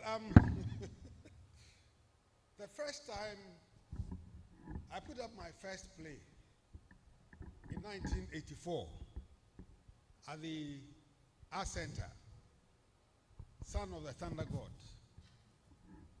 The then Commissioner for Finance, Dr. Kwesi Bochi, was present. The First Lady then, Mrs. Kunedu Ajima Rollins, was present. The attendance was, per the Art Center, was quite good. Nobody asked me for tax. Nobody. I did another one sometime in 1989, Hand of God. That one too at the Art Center, fair attendance. Nobody asked me for tax. I did a number of them in the 90s. I never was asked for tax. Then in 2014, I did in Daddy's Closet here. I think the ground floor was full. Nobody asked me for tax. In 2020, I attempted my next one. I sent my car, no, before 2020. Then President Kufuor came, and we met the Minister for Finance, Banredu, and discussed the arts issues with him, cultural matters. And he agreed perfectly with us. If I was going to, unfortunately he died, the promises he made, he died before he could fulfill them. But President Kufuor then passed the copyright law. And actually government collected levy, put levies on recordable devices and gave it to the people, to practitioners. President Atamos came, continued with it, and actually added money, 2 million cedis to it to support the arts. President Mahama came, because the 2 million cedis was mismanaged. President Mahama said that he was going to have it, but would see how we manage it. And if we did well, then it would be increased. So President Mahama gave us 1 million cedis. 1 million, yes. We put up structures to disburse it. And our report, he indicated that when we sent the report, the Minister of Finance said we are done well. It will be looked at. Unfortunately, he left. When the APP came into power, 2017, then the levy, which was being collected for GRA, you are responsible for the levy. 2.7 million cedis have been collected. NPP came and seized it. Can we please summarize that? It's very important what I'm Right, saying. sure. Very important. The LPP came and seized the 2.7 million that had accumulated for the creative arts. Myself, Kojoenchi, Rex Omar, and Idi Koko had to battle for over 8 months before Kendo Furata agreed to release the money to us. And even when it was coming, 700,000 CDs have been taken off. We fought and never got it back. The point I'm making is that all previous governments had supported the arts. No tax matter. The first time I heard of tax for the performance here was when I did Women's Instinct. And 40 people came and they brought me, they brought me a request that I should come and demand to come and pay tax on it. The arts in every country is seen to play significant roles in the development of that country. And that is why in every country, governments, commissions support the arts. They don't take taxes from them. This is the only country where government is asking us to pay corporate tax on theater or cultural performances. Of course, I agree. For individual salaries, we should pay tax. Because for a certain period of time, Michael Jackson, for instance, was one of the highest individual taxpayers in the US. So for individual income tax, we should pay, I agree. But the corporate tax thing that this time has been introduced, I think is not being fair at all to the arts. But I don't blame you. I blame our own people. Because many times have I spoken to our people that let us come together and make a presentation to Parliament for tax relief for the creative arts. Nobody has bothered. But I think it's worth looking at again. George, you remember, I called you and said we should tackle that kind of thing. So, one, the corporate tax matter, I think GRA should take another look at and not consider us as they do the other corporations. This is a special area. Thank you very much. Thank you so much. Thank you very much, Mr. Abeku Sego. And please, Eva, yes. I'm going to be very brief here. Right. Mr. Abeku Sego has been friends for a very long time. He has been coming to my boss at the LTO. and the gentleman over there, Charlie, long time. You've got to hide. Over 8 years, you have been working together. The issue is simple. Yes, this sector is full of challenges. But you see, I'll make a simple suggestion. You have a tax consultant. Is that also? Yes, he should put forward a private application ruling and get it, okay, like how the banks are doing. You see, formerly you used to tax clothing for the banks. Then the Bankers Association came together, made a case that no, they are not wearing the shares and other things because they want to put it on. They are doing it because that is the requirement for their business. Okay? When you get a tax consultant to draft something of this sort, okay, to the commissioner, you pass a ruling, specific ruling for your group. I think I started with my good friend there when we were going to Kumasi and other places, but well, it's still along the line. There's nothing that will prevent us from resuscitating that procedure. Because I really understand your concerns here, because withholding tax, it will definitely reduce your capital base. It's a fact. These are concerns that we have to put across. But again, if you are making losses, make sure the losses are disclosed. They can be carried forward for 5 years from every sector. No, you see, that is the problem. I'm coming. You see, I'm just coming back to the issue of proper documentation. GRA is not here to cheat anybody. No, simplicity of the tax law and neutrality is the issue you are looking at. If you are generally making losses, let's put it down. The commissioner will not say that you should come pay taxes on losses. Okay, that is where I will end it. But, Charlie, come to the office. You continue of where you started. I beg you. Emma, very quickly. Yeah. You see, I like where you went about the losses, and as I was indicating, that is the problem. The representatives that come here to sit at our events do not care about the losses. They only care about the number of individual units. Let me use units to represent humans that are entering. So like Mr. Sego mentioned, the 40 people that entered, the people saw it, that there were 40 people, but they still asked them to pay tax on that. You understand? So they don't care about the losses. Meanwhile, they know very well this auditorium is supposed to take 1,492 people. 40 people came to watch the event. And I'm sure the 40 will include his family and friends. And then friends of some of the actors and all those things and that. But the representatives will still send you your tax liability because they've even quantified the complimentary ticket and everything.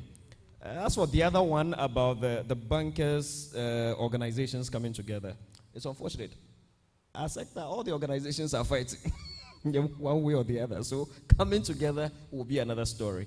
But like Mr. Abe Kusego has started, maybe a few of us who are not committed to any organizations per se can start this, because all the organizations from Ghana Union of Theatre Societies to Ghana Actors Guild to Gamro, you name it, they're either in court or they are fighting somewhere. Yeah, somewhere.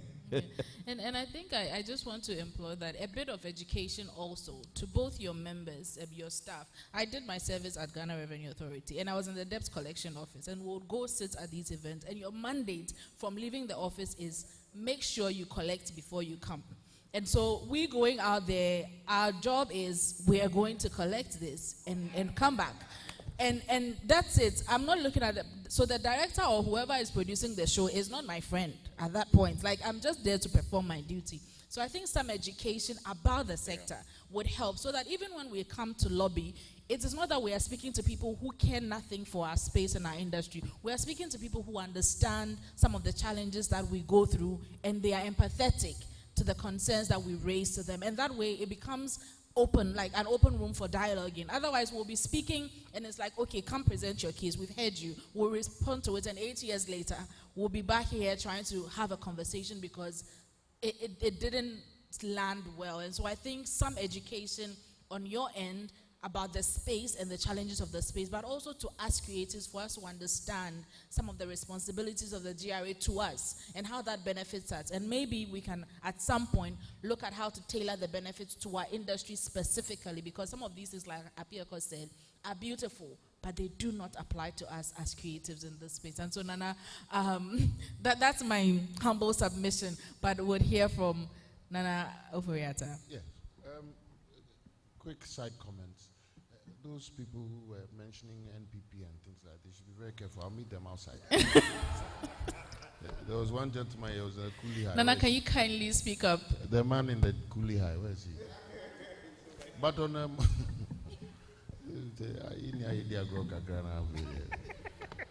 but more seriously, I think I take the angle that Apioko used, and yours too, Ofosia. First of all, I don't think there's an argument, or there should be an argument, against artists paying taxes. And so, Abiku, your reference about in other countries, I was Googling the thing. They're, depending on the country, they're charging 15% and things like that. But they're not standing at gates, and that's the embarrassment. That's not good. And Mr. Tax, permit me to call you Zacchaeus, the two of you. You see, you must not be a machine about this. You must be human about it. And I hope I'm sounding diplomatic. It's important because we're looking at serious creative minds who you need, because if you worked with them, you probably say that they shouldn't pay tax because they'll generate you more money than you're doing on your own with your methods. So we need to have a sit down. One of the opportunities I had becoming chairman of this place was to go to Nigeria in 2019 or so. And there was a forum discussing taxes. And I found it very interesting. I want to put it in my way. It is not a plea. I don't think we should be pleading with you. I think you are technical about your work, and we appreciate that. So recognize where we're coming from and let's meet somewhere. So when Mr. Politician or whoever comes and is trying to impress the public by raising money, you can tell them that as for this area, if you go, even we will disagree with you because we know what we can do and how we generate income from there. I think that it is possible. Did I say that? Yes. It is. You see, so please take time and let's appreciate this moment. It's very important. I think that Abeku, this thing where he's having to campaign on his own, those in this space, let's get together, create another forum, invite them to come and let's sit and negotiate, even if it takes us whatever period, so that come the next cycle of fiscal year, they treat us better than they're treating us. But as for one thing that I can say, Mr. Zacchaeus,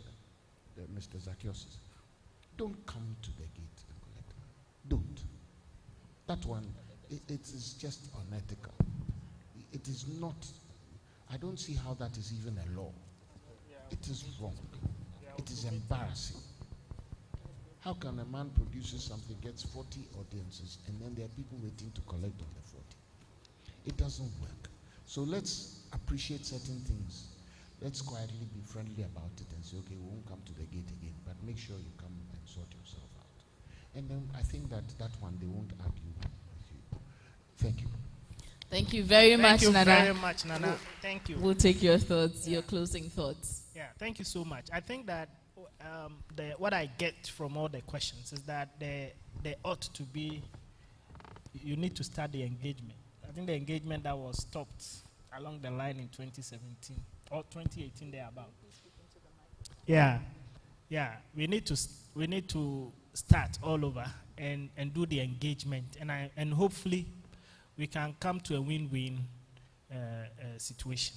Yeah, so the engagement should start once again.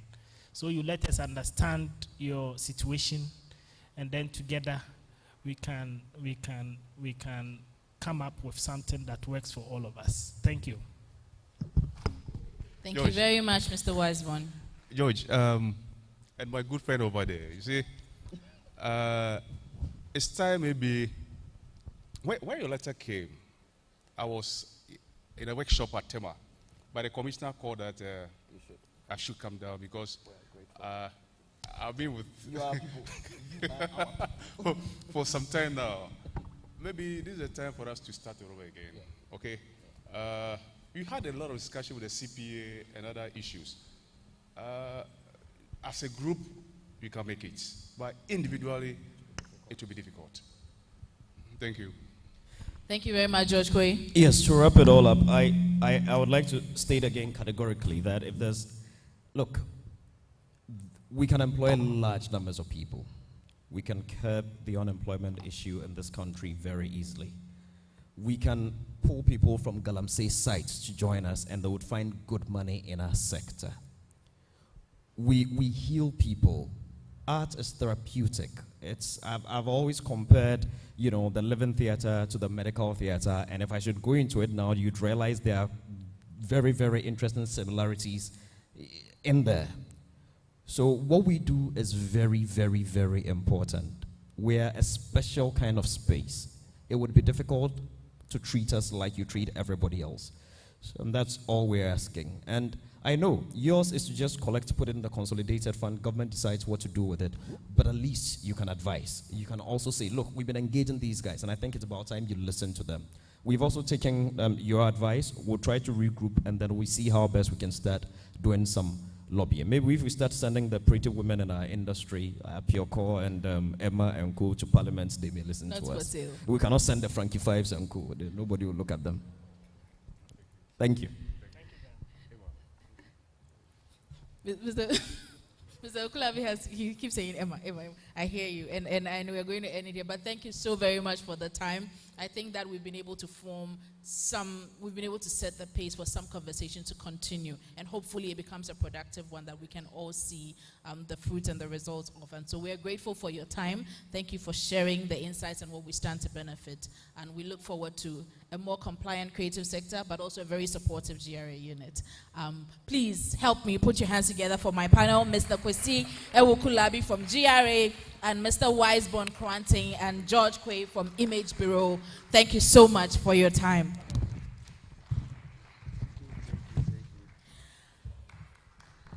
Please put your hands together.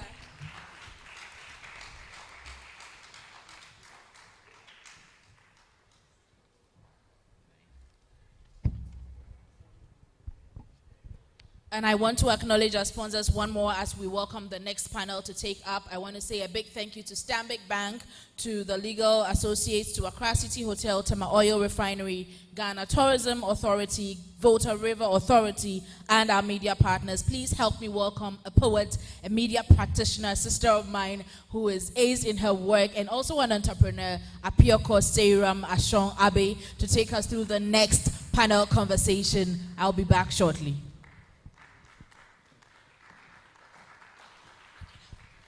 Thank you, Emma. Good evening, ladies and gentlemen. I know by now we're beginning to fall asleep, or we're not. We are. Yeah. Thank you for being honest. So what we're going to do is we're going to combine 3 panels in one and speed through it. So in this session, we're going to talk about international collaborations and policies that can support that. We're also going to talk about how to write a solid marketing plan. And then we'll wrap it up with technology and the performing arts. So I'm going to welcome up once again Dr. Bernard Akwe-Jackson. A round of applause for him, please. Oh, I know you're tired, but let the applause be heavy, small. And Mr. Mauli Oklu, who is a sales marketing consultant, one of the best we have in this country. Is Mr. Oklu here? Or we have him online? All right. We'll get to that. And then, last but definitely not the least, Mr. Hilton. Please join us up here. He's been doing a lot with technology, a lot with the arts, for that matter. And, oh, please, keep clapping until he comes. You can rest your hands when he sits. Oh, there he is. Mr. Mauli Oklu is joining us. Round of applause for him as he takes the stage as well. The last seat is yours, sir. All right, so we're going to dive right into it. Now, a lot of businesses in general want to go global. Would you agree? If you're scaling up, you want to go global, you want to tap into new markets. And I want us to recognize that every creative is a business, is a brand, and so for that matter, every creative should be able to build the capacity to tap into global markets. Do you agree? Or you don't want to go global? You want to stay in Ghana and be local champions? Nah. There we go. So for that matter, we're going to talk a little bit about international collaborations. And I'm going to dive right into it. I'll start with Bernard, I'll come to you, and then Mauli, I'll pick your mind on it. So Bernard, you have done so many international collaborations. I have seen some of your work even be performed and showcased when you're not even present. I've sat with you and I've seen you mail off instructions for how certain performances should be done to different galleries or different museums abroad. And then they send you your check when it's all over.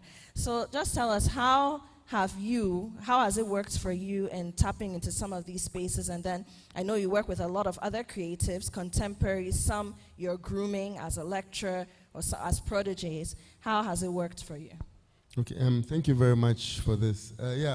I think our practice depends largely on collaborations. And the topic has been coming up, the whole of today, why people in the creative field shy away from collaboration. It's really counterintuitive to think that people who depend largely on people should want to be individuals. But it was, I think it was also a scheme of the modernist approach to art to create, to imagine creators as geniuses. And I think that's where the issue came up. So everybody wants to be a genius, everybody wants to be the one creating. But the truth is that your creativity only is as much of, it's how many people you can leverage on, how many beings you can invite into your process.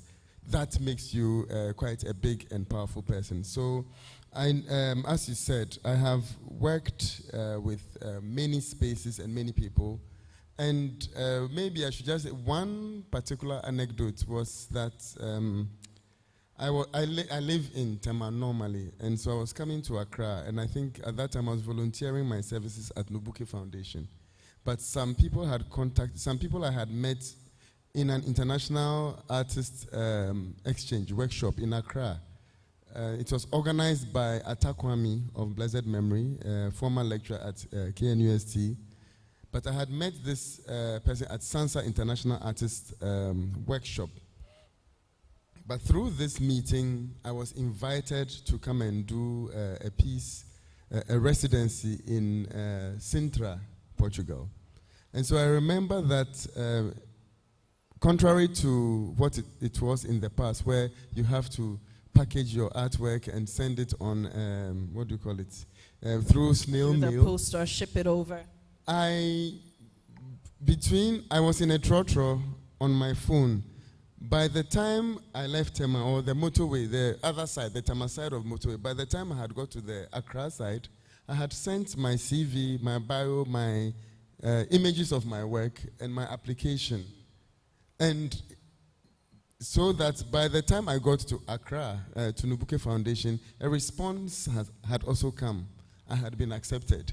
So this is the power of both technology and also of knowing people. And so it is true that in the art world is quite small, and Uncle Ebu White was making was placing a lot of emphasis on it. It's a small world, but it's also a large world. And there's a lot that potentially we as artists can do that even politicians cannot do. So we've been able to break down barriers between countries through language, through our productions. I have done things in Nigeria. I've done things, and it's through friendships. And that's why I keep bringing up these books. These books have been done. I didn't have to pay the designer, because the designer is an artist whose exhibition I have curated. So currently his show is on at the Museum of Science and Technology. And so we have bartered off our worth, and we have brought out a great product which was printed here in Newtown. It was not made, of course this one was printed in Croatia, but equal quality is doable in Ghana through collaborations. And these collaborations are local, but also it is these same people that we work with internationally. I will also share the moment in 2020 when I jointly co-curated the Stellenbosch Triennale in South Africa. And so these things, it is true that we work better in teams, we work better in groups, and yeah, one person's experiences can teach you something about your own. And so there is really no point in working in silos, as was mentioned earlier. We are stronger together. Thank you. Wonderful, powerful statement on collaboration and how that can grant you international collaborations. Wonderful. I'll come back to you, Bernard, sooner than later, right? So let me come to you, Prince Hilton, or Prince Kojo Hilton. The Kojo Hilton is important. Now, you're sitting here and your hat is very vibrant, almost as loud as my hair.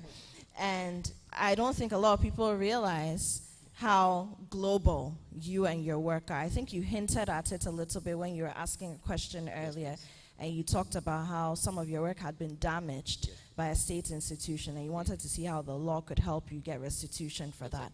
But as we speak, you're an ambassador to the United States Presidential Service Center, and through that, you have been doing a lot of collaborations with international film festivals, including that very film festival, which is organized by this same institute.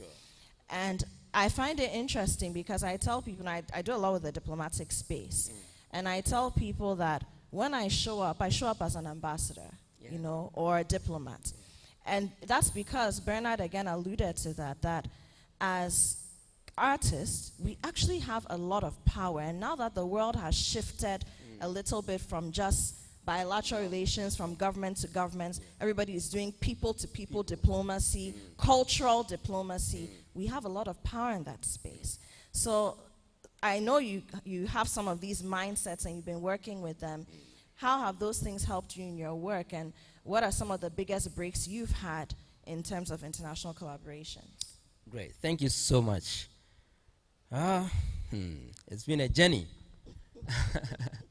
Right, so I'll first start by saying our sector is very lucrative, very, very lucrative. But if you don't position yourself so well, you might think nothing is happening.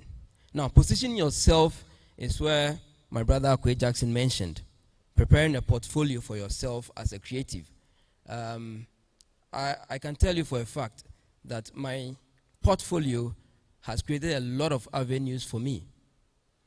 There are times that I see opportunities online, like artist residency programs online, and then immediately I tap on it, I fill forms and leave it. Then next morning, I receive an email. Kojo Hilton, congratulations, you've been selected to represent Ghana in West Africa, represent West Africa in South Africa. And I'm like, whoa.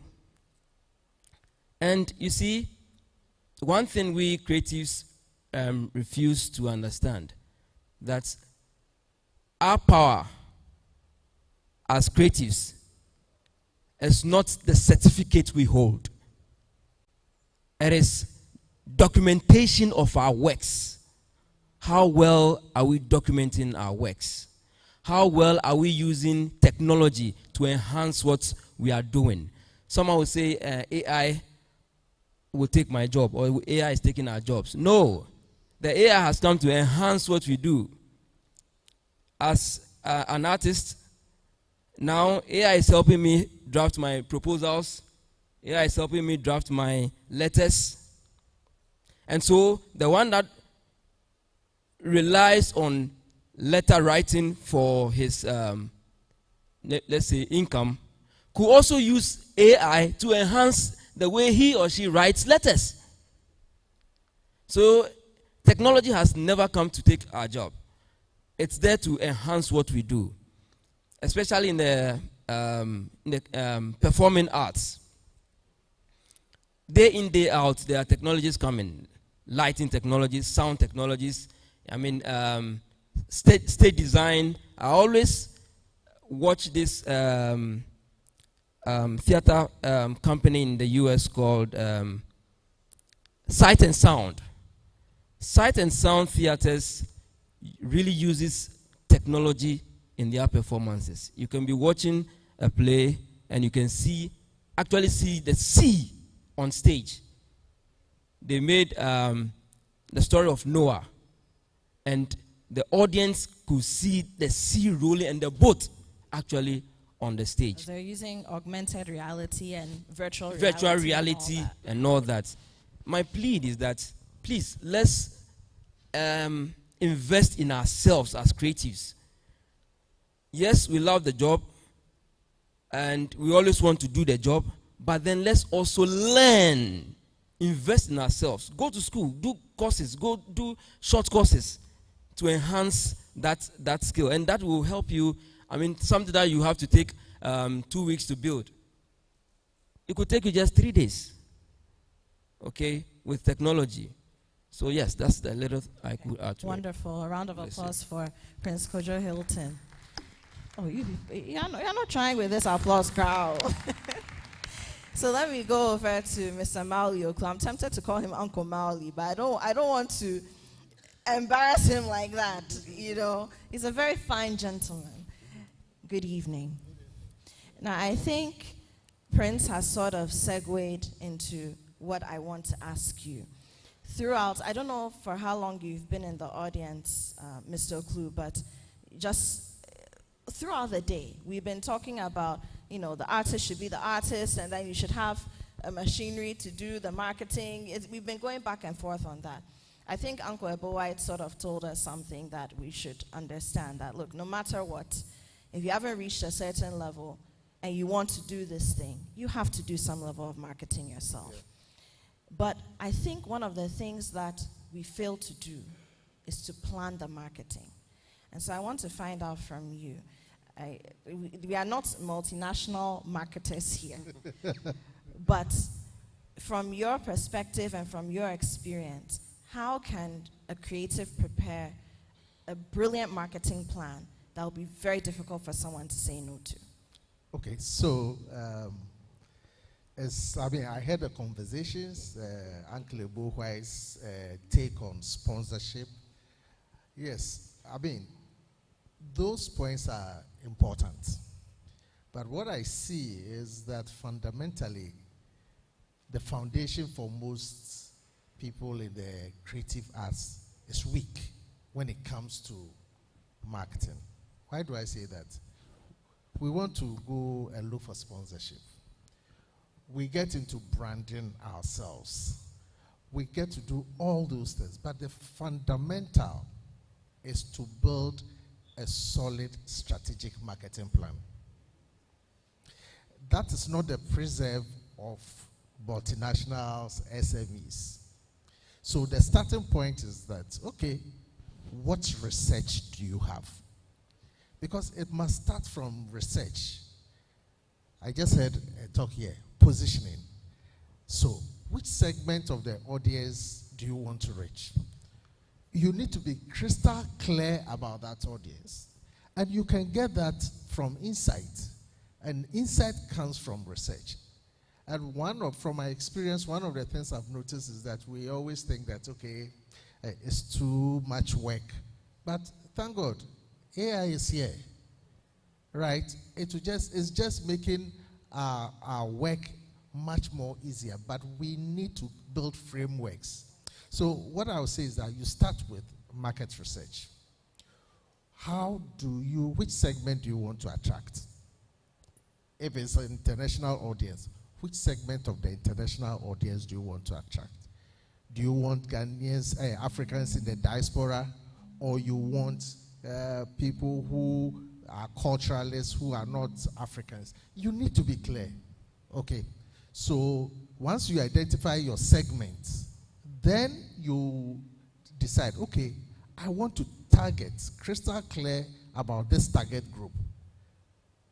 Once you target, whether I want young people, you want old people who want to visit cultural sites or who are interested in African arts, it has to be Christian. So now you have your target, then you decide to position. And that is the foundation. Typically in Ghana, we have this business of Me Too syndrome. So somebody starts something and then everybody jumps on their bandwagon. Take your time and ask yourself, how do I want to position my craft differently from others? How do I want to position myself away from others? Because in this world, we all have choices and we have preferences, so the positioning needs to be clearly articulated. Once you have that as your foundation, then you are in a position to begin to build a good marketing plan. So the insight will then generate your objectives that you want. So I want to be the greatest poet, in Africa, maybe targeting a niche audience. You have that information, and then you can begin to build on your strategy. Now, once you do that, then now tactics. How do I reach the people I want to reach? There's this craze about social media, there's craze about community engagement, etc. But all media do not work the same. So you have to go and follow your people, your target audience, where they reside. you know. So those are the basis. I believe that if you want to build a solid marketing strategy, that's where you have to start from. Research. Once you have your research, clear objectives of what you want to be, you know, where you want to be, right? So have a short-term, medium-term, and long-term strategy. That reinforces what Uncle Ibo said. Because of fast food, instant noodles, instant cocoa, instant Gary mix. So for many people, everything, we want it instant. But it doesn't work that way. You need to build that strong foundation. Then you can begin to build on it. So that's my first take on that. Okay, Ma, I want to pick your mind on something, but let me come back to Bernard first. Now, Mali has outlined something very important, understanding whom you want to target, what aspect of the market you want to tap into. But a lot of creatives are still finding themselves and their voices. That's the truth. A lot of creatives are still deciding, is this even how I want to sound? Is this even how I want to look before they get on a stage? And so, Bernard, my question to you is, how did you get to the point where you discovered that this is, Dr. Bernard Akwe Jackson. This is him. This is who he is. This is what he does, and he's not compromising on that. Yeah, thank you. Yes, so you are constantly always looking for that. And I think for artists, this is why one must be invested in one's practice. It is in doing your work all the time that you can eventually even find the string that is within. So you can't decide that I'm painting today and I'll paint next year. Next year, yeah. And then I'll jump around today. No, it's part of a constant search. It's part of it, and I mean also within the academy, that one cannot just sit down and then think that, oh, by magic, they will get a great idea. Most great ideas are a result of many failed other great ideas. Yeah, and so many ideas should fail for you to learn. And we are not saying failure in the sense of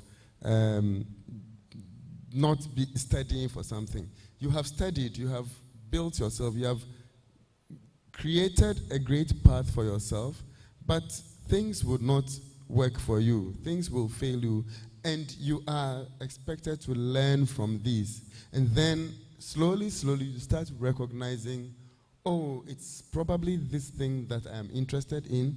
Oh, it's probably this material for this moment that I am most conversant with. And maybe these are the issues that I'm interested in. Of course, it is possible to jump on the bandwagon and, as we said, instant this, instant that, TikTok dances. But TikTok dances are TikTok dances. Everybody from Ghana to China can do it.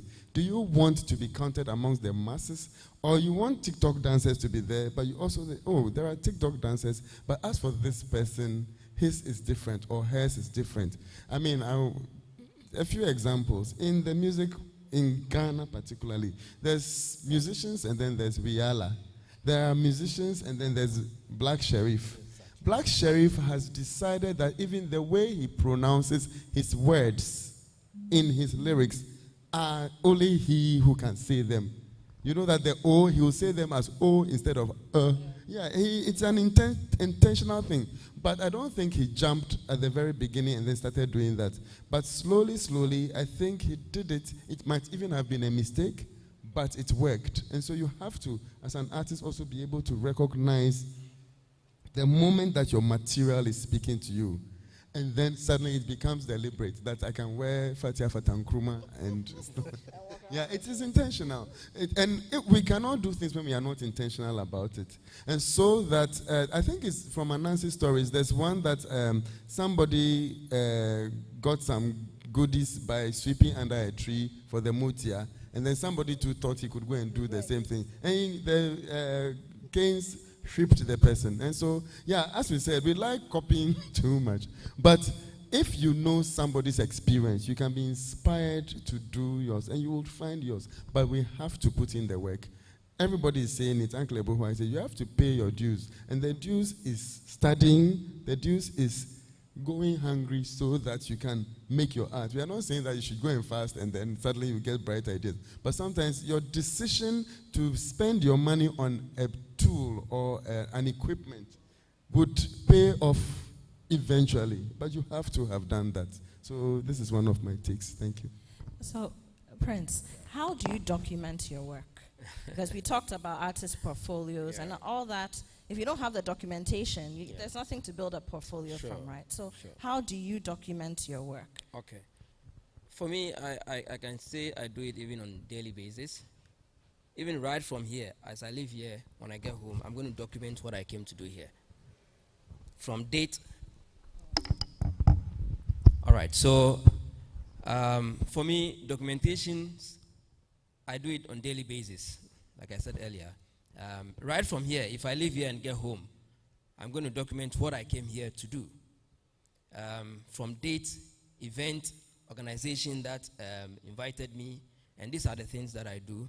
Sometimes I take videos of what my works, and then I learned how to edit videos myself. I'm a filmmaker. I went to NAFTI, so I edit videos. I have a YouTube channel where I post my works. Now, let me give you one secret as well. In this industry, we all know things are not working so well. But then, individually, there's something we can do to help this industry. Ask yourself, what are you also doing personally to build this industry? Anyone who knows me for long will say Kojo has instituted a lot of things. I came up with VASEP, Visual Art Students Empowerment Project, to help inspire, motivate, and guide young artists within the senior high schools. Before VASEP, I came up with Support Art Foundation, which I started in my family house in Adabraka.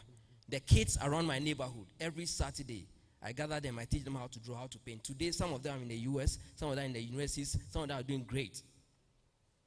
I came up with the Arts Legendary Wall of Fame to honor legends of the arts. Just recently, just last year, I was just thinking aloud. Film festivals. Film festival only harness film and don't really recognize the makers of the film. So as a filmmaker, what can I do? What can I also bring on board that will help elevate or project filmmakers? Then the idea came this way. You heard recently I did a program called Filmcraft Expo. So Filmcraft, the difference between Filmcraft Expo and Film Festival is that Filmcraft Expo is to project the making of films. So we exhibit filmmaking apparatus. We showcase what filmmakers does on behind the scenes, and we also use that time, that space, to learn new technologies and all that. I did that last year. The first edition last year was great, and this year, just the theater festival, I had from 27th to 29th at the exhibition hall to do this program. And you see, if we all individually are trying to put something together, I always thank God every time for me, because I am a visual artist, a filmmaker, and a theater practitioner, 3 in 1. So I am within all these spaces, and I try as much as possible to give back to the industry that made me. Theater first groomed me. My uncle used to be the technical director of the National Theater here, Dr. Johnson Edu. He nurtured me into what I'm doing today, stage design. My uncle was then doing this set design for Ghana Miss Ghana and all those Kiso concert parties and stuff. You know, and through him, I've gotten here, and I'm also mentoring others and sharing my skills with others. Whilst you're doing that, you are projecting yourself to the global world. People are seeing what you are doing. They are also seeing your contribution to your country or your industry. And that also opens avenues for you as a creative.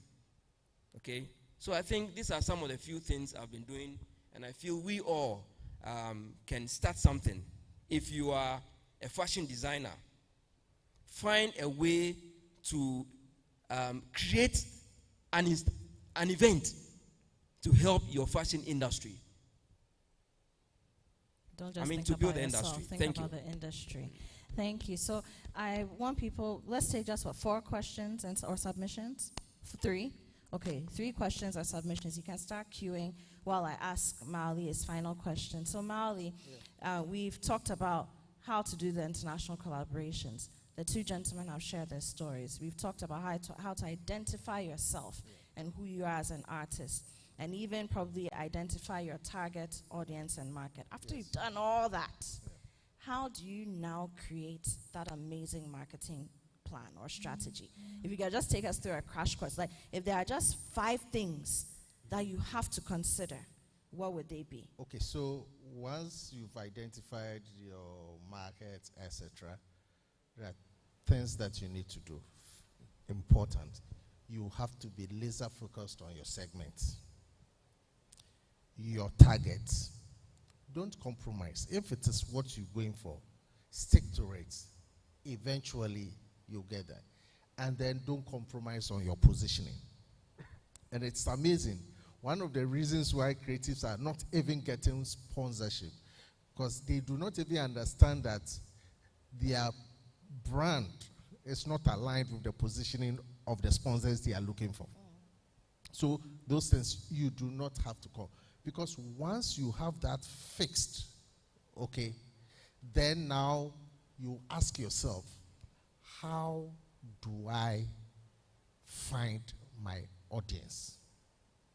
You understand? And be consistent with my messages. So it's actually to do with the segmentation, your target, and then your positioning. Don't compromise on that, you know.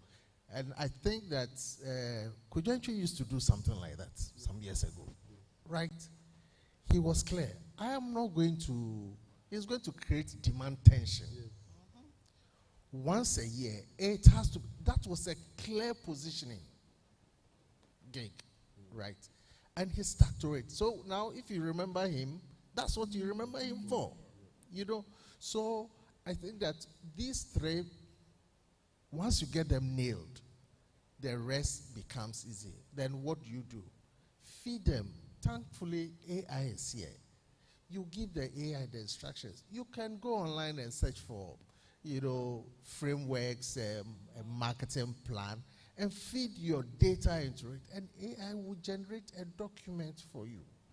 And that document must be your brand Bible, your marketing guide, so that you are aligned. As simple as that. It doesn't have to be a 30-page. You can have a 1-page, a 2-pager document, so that when they ask you, when you go for a show, when you are doing something, you insist that these things must, because you're also a brand. Now, the good thing about it is that sponsors have something they call is the person effect. Oh, that is a niche brand. Okay, we are fit, so I'm going for. They look for attributes, and that's what is going to help you to be able to actually stand out and differentiate yourself, and then ultimately make the impact that you need. Yeah. Wonderful, thank you. Round of applause for these 3 gentlemen. Are there any questions or submissions? No? Going once? Okay. Emma has one. Who polices the timekeeper? I know, right? I love my job today. Thank you so much for that insightful session. I guess my question is on the last submission that was made, especially how do you, I think it's mainly, let me introduce myself. My name is Emma Ofusia. I am a poet and an entrepreneur. And one of the things that I find is the person implementing the brand, the guilt that comes with being called by a certain tag, for instance. So most people come across me and they're like, oh, you are very prim-pro, you like your things by the book a certain way. How do you handle projecting a brand that you want to be associated with excellence, you want to be associated with delivering quality, but also not handling voices from people and how they attack the brand?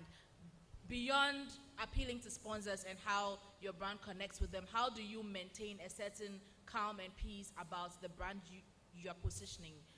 I don't know if that is okay. clear. So you are perceived as prim-pro. Yes.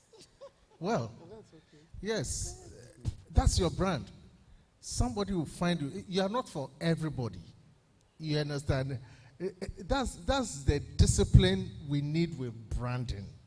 You see, those who have done it, I mean, we hear people talk about personal brands. Today, you hear them at this event. You see them at another event. Yes, if you are prim-pro, eventually, the industry gets to know that these are the values. These are the values of the brand. And they will stick to it. So if the person says, are you a prim-pro, then you are not a fit. Because you don't have to fit with everybody. And you mentioned, what's the lady's name? Uyala. Yes. I mean, when you watch a video, it just didn't come out. I suspect that if we go behind and you go and see their producers, there's a solid marketing plan which says this is the direction that we're going to move you. And there are so many examples. Bonnie M was a creation. Yeah. You understand? To position. ABBA was a creation. I mean, how can Swedish people be singing so well in English? You understand? So for her, that is the authenticity. So the brand is authentic. It's original. I mean, I'll pay to watch. I'll pay to listen. So, yes, let them say you are prim-pro. That's what you are. And look for potential sponsors who want a prim-pro person. Who wants prim-pro. All right, any others? I mean, Emma, just a very quick story. I mean, you should know this. When I started performing poetry, I always said that my poetry is primarily for the page. I'm not a spoken word artist. That comes with its own kind of art. And so I perform my poetry and I read it in performance. And people used to give me headaches for it. No, you should memorize it. No. And then it was the late Professor Atukwe Okai, and then later Professor Kofi Anito, who said to me, look, that's your style. And there are people who are mega poets all over the world who read in performance. You don't have to do it that way. And I kept at it. And, you know, I don't even think people realize that that's what it is anymore. You know, so you are prim-pro and we like you like that. Any other questions, submissions? Everybody is tired. Yeah. You have Mauli Oklu here. You won't ask him questions. Yes, sir. Please introduce yourself. Good evening, everybody. My name is Nana Ej Amwating. Nana Ej Amwating. Okay. I'm with Extra Choral. Extra Choral is into choral promotion and organization of choral events in our country. We are the organizers of the National SHS Choral Festival. It is an inter-school choirs competition. This year we are doing a competition between Greater Accra Senior High School choirs and Eastern Region. We have done the preliminaries for Greater Accra and we are moving into Eastern Region as soon as this week and next week.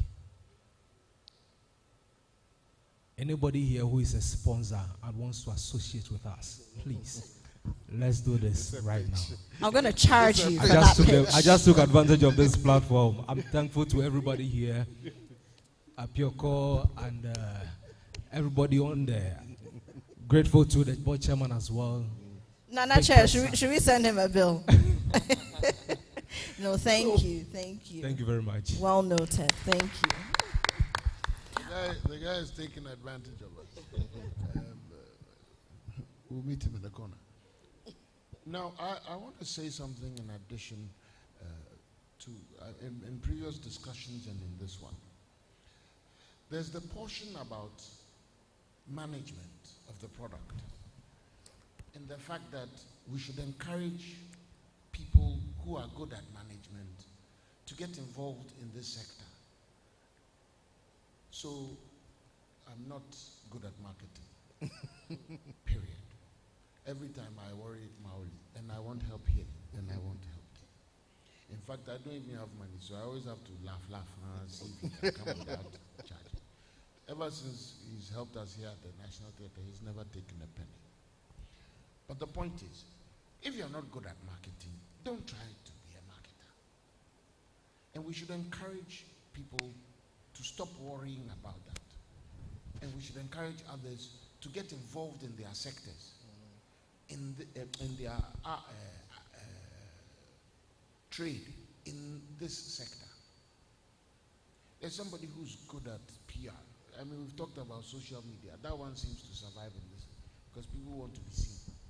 But the real thing, getting your money together, getting your business managed, getting your properties taken care of and all of that, getting your legal things done properly. We need to have people to understand that. And I think that the collective body should be targeting to say, okay, we should have some arrangement where lawyers get together and say, okay, this is the kind of thing we'll do for starters. For just as we argued for the GRA people, we're going to do something similar with people in the performing arts.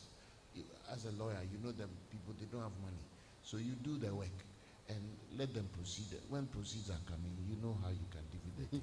But as I say this, lawyers should be very careful. We know them. But I don't know if my point is clear. That we need people. If you're a marketing manager or marketing consultant, make space for the performing arts people. Come up with a structure so that they don't worry about marketing and they can assign that to you. So that now you, the performing artist, when you figure out 100% money, know that you have to give up 60% or 50% to services in order to get your next 50% or 60%. You need to learn, we need to learn to be prepared to share in order to make more money. Uncle Ibo is the one who talked about 0% of 100.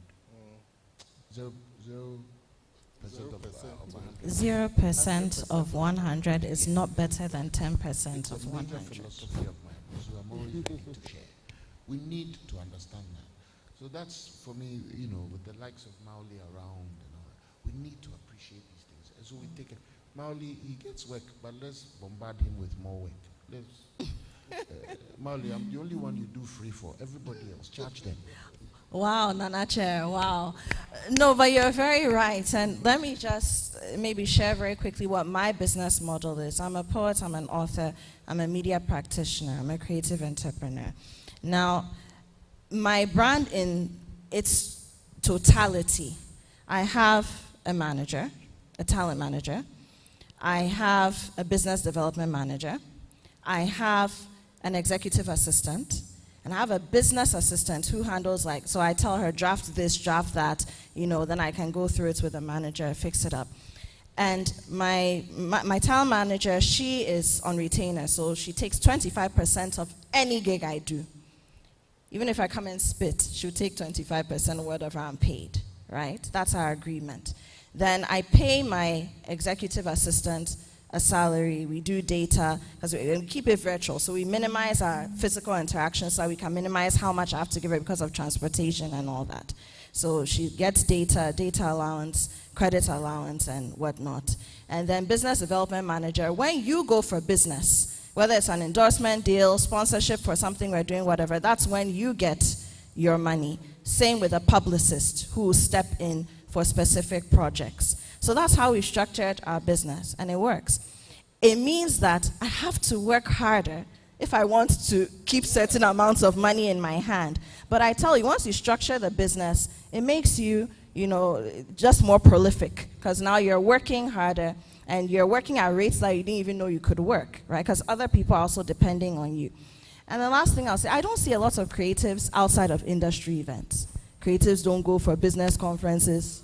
Creatives don't, and that's where you go and you meet people and you find the people who you can collaborate with that we've spoken about. So a potential manager, a potential marketer who can help you, a potential strategist, patron, you know, brand strategist. All these people, you don't meet, they don't have to come to us. We have to go to them. And when they see you in their spaces, they begin to see that, okay, this person understands business from a different angle. So maybe they're different from the creative I invested in 5 years ago and they weren't serious. So that's just a piece of advice there. You know, it's got to, my hair is always red. I don't pay for my dye anymore. Yeah, because there's a deal that makes sure that when it's time to touch up my red dye, I don't have to pay money for it. Yes. All I have to do is tell Prince, when you want to dye your hair red, go there. Bernard, go there. Mali, go there. All of you. So there are business structures that are working, and they are working in Ghana, but it means you can't sleep. You have to put in the work, because creative work, performing arts, it is a full-time business. Yeah. Apioko, I think that's a great point. Wanda. I think I'll recommend a book. It's known as There's No Business Without Showbiz. So look for that book. It's an awesome book, so look for it. There's no business without showbiz. And it catalogs a lot of case studies about how many businesses were turned around through showbiz and creative arts. Yeah. And I mean, we've wrapped this up, but for those, how many of you know I work in media? Okay, so sometimes I go on TV, sometimes I go on radio, but I actually head a unit. I'm in media management. That's my main job at Channel One TV and City FM. And my creative arts work pays me more than that. So as it stands, I do media because I'm passionate about it. And I also see a visionary in my boss who is doing what we like to call Ghana's BBC or CNN. And I want to be a part of that journey. But if I were to quit my media job today, I would be okay. And I'm saying this because a lot of people say, oh, but you have a day, so you're okay. No. Every night before I sleep, I write. Every night before I sleep, I make sure that I'm working on something that the team has been working on throughout the day so that I don't disappoint them, I don't disappoint myself or the industry. And I know Emma is also a typical example of that. I can call Emma at 3 a.m. and we know that we are awake and we are working. You know, Nana Sase is also an example. Nana Chair himself. Now I've started putting my phone on silent because of him, because he has a bright idea at 2 a.m. Bernard, example. So a lot of the people who are doing it in the industry and doing it with a business mindset, they are not sleeping. You cannot sleep on the art because it's not just art, it is business. Thank you to our panelists. They have to run. It's been a great conference. I'm going to hand over to Emma to wrap us up.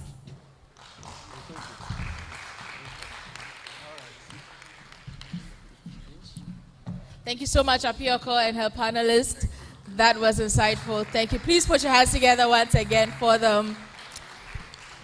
And put your hands together for yourselves, because you've been here since morning and you've sat put and you've contributed. Please do it louder for you, because you've been phenomenal. Thank you so, so very much. We're grateful. And at this point, we'll have the wrap-up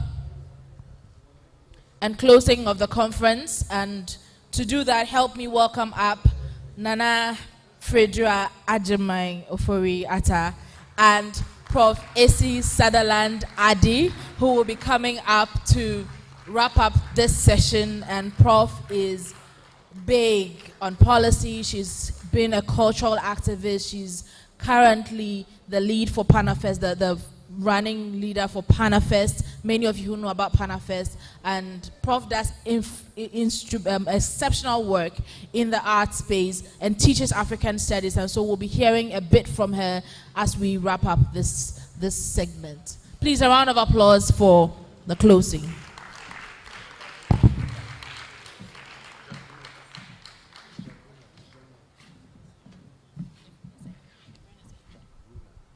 Please let's also welcome up Mr. Jack Rula to join in the closing. A round of applause for him, please.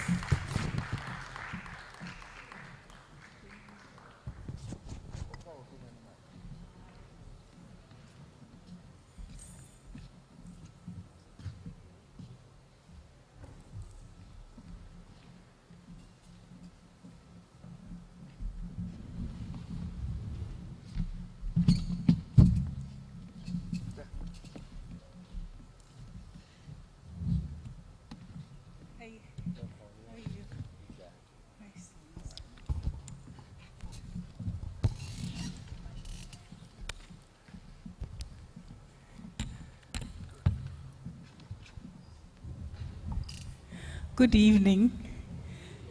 Courageous, dedicated participants. I've been in the back there since about 2:30, and let's face it, you've had a wonderful set of panelists, haven't you? I mean, I think the choice of panelists has been great, and the quality of our discussions, I think, is just as it ought to be. Perhaps we need to look forward and see what will we do with this forum that has been provided to us by the board of the National Theatre. Let's appreciate the chairman and board and just the National Theatre for deciding to give us a forum to talk about who we are and what is our value. And I hope that you are going away with a very strong sense of how valuable you are, but a strong understanding of what we need to do to strengthen our position.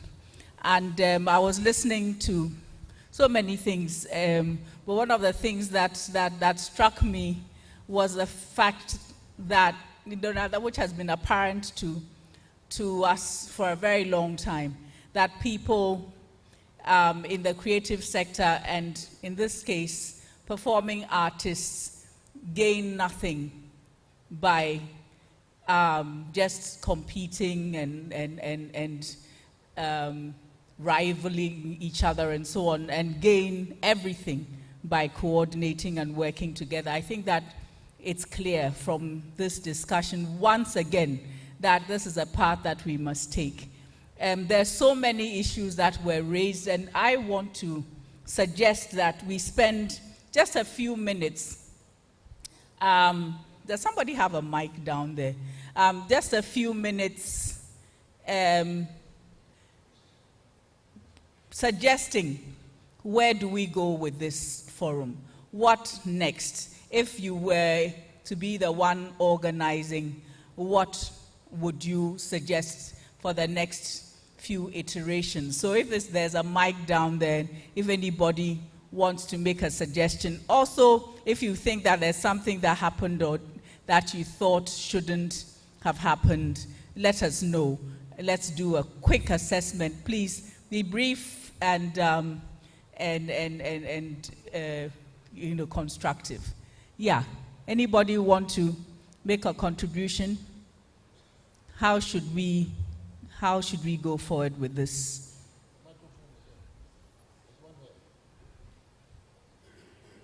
Please line up if you want to speak so that we can get this done. Yes, please.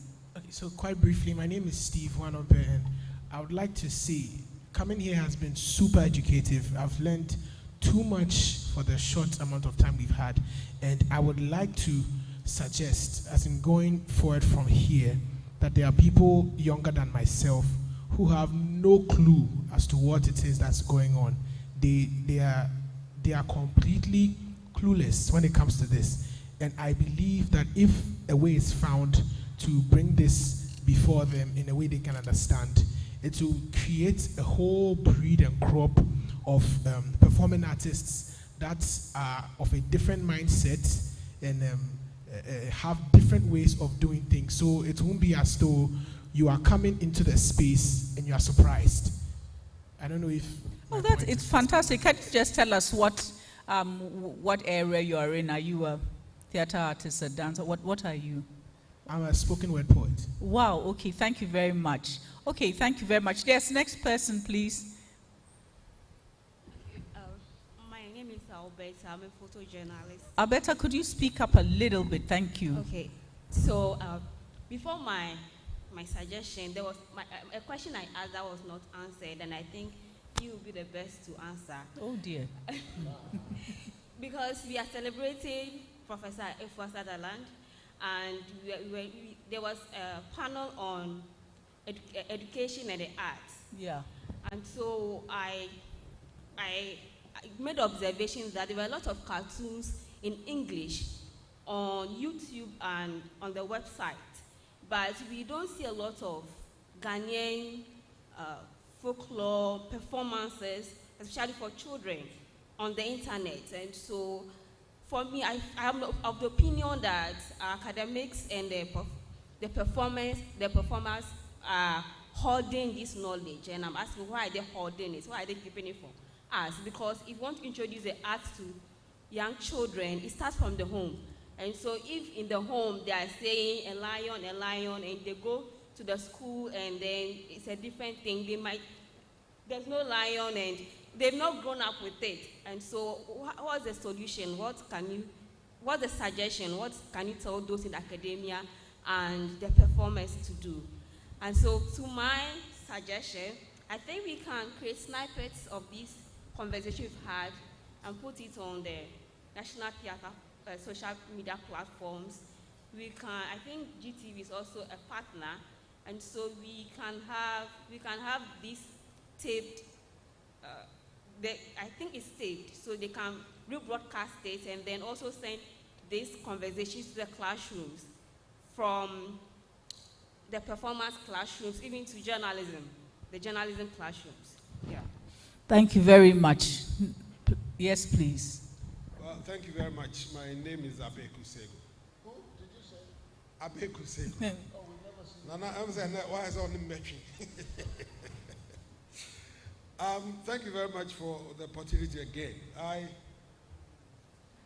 I find this a great innovation in the sector. And, we've come around many times to discuss issues, but I think that this is one of the occasions that we've had it focused. How about suggest that probably it's packed.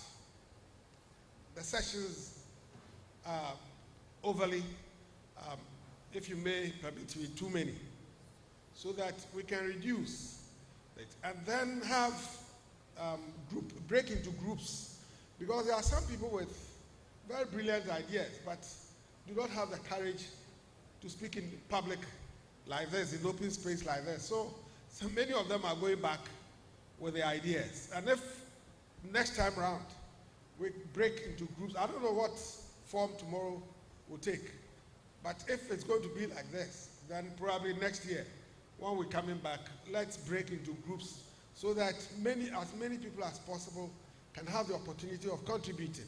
And then, as is normally done, one person will present the group reports on everybody's behalf, so we can have as many ideas as possible. But once again, let me say that this is a very brilliant idea, and God bless whoever nurtured it.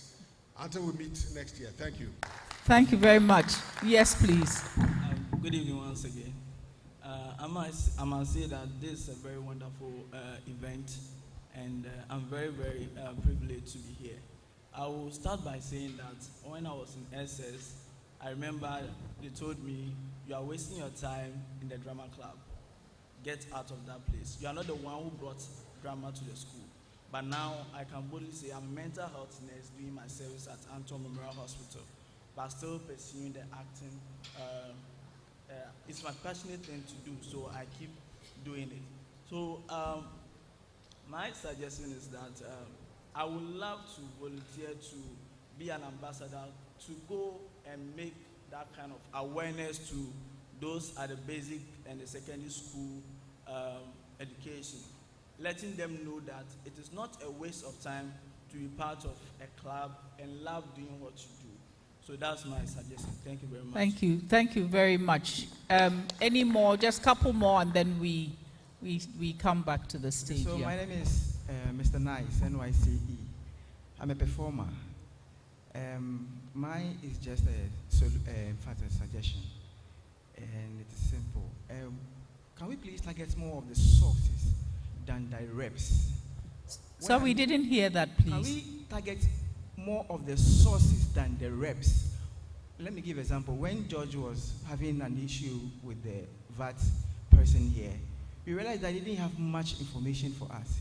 He was just said, was just saying that I was here to just talk about this, and he seemed not to have a lot of solutions until our board chair came to solve the issue. So if you can have the heads or those who have more of the information, so that when we are asking them a lot of questions, they can give us all the answers we want, instead of the reps coming. So when we ask them the question, it seems like they will just tell us something small and then they will just let us go. Okay, I think that what I would quickly suggest to you is what I said at the beginning. We have organizations. We must patronize our organizations, make sure that we are feeding the executives with information, make sure that we are interacting so that when it becomes necessary, everybody can't go, to a certain event, but at least if your organizations have been working, then you will be able to interact properly. Collecting data and information from our sector is one of the worst areas at the moment. We don't have data, we don't have information, and we've got to do something about it. So you brought up a very important point which needs to be picked up later. This will be our last contributor, and then we'll come back here. Yeah. Professor Sutherland, thank you. I'm Prince Benjamin. I'm a voiceover artist. I also sing and write. I'm thankful for this opportunity and also to learn so much from the many panelists that we've had. I think I would just suggest that the program would be a 3-day event. So a bit of the long conversations, which feel very condensed and quite burdening on the mind, could be spread across 3 days, if not a week, right? And also looking at the theme, we have value. I did see the Accra Symphony put up a performance. That's the only one that I saw since the time that I joined the conference this morning. But I think it would be great if we, as performing artists, asserted our value like in proper practice. Like on stage, we would see different forms of, art, just so stakeholders who are, active and those who are also prospective stakeholders would actually experience the value that we have, and hopefully they would engage and it will help the industry. Thank you. Thank you so much. Thank you for your contributions. I would like to come up now and ask for, are we going to have a proper an introduction? It's us. It's us. Yeah. Okay. All right. So you go first, please. Let me just Nana, quickly deal with a couple of the issues raised. Yes, please. So the big picture that we proposed was a 3-day conference. And it had everything that everybody's talking about. The Beku talked about, and then the last gentleman talked. We had it all. It was a big dream. And then the reality was the money. And so today's version of the original dream is based on what we were able to raise to make it happen. And so, yes, that's to let you know that what you said is we also thought about it. Let's hope that now that we've appreciated, it's the first step. In spite of all of that, you'd agree that it has been fruitful. And so that now says that next year, and that's where Prof is going with this wrap-up.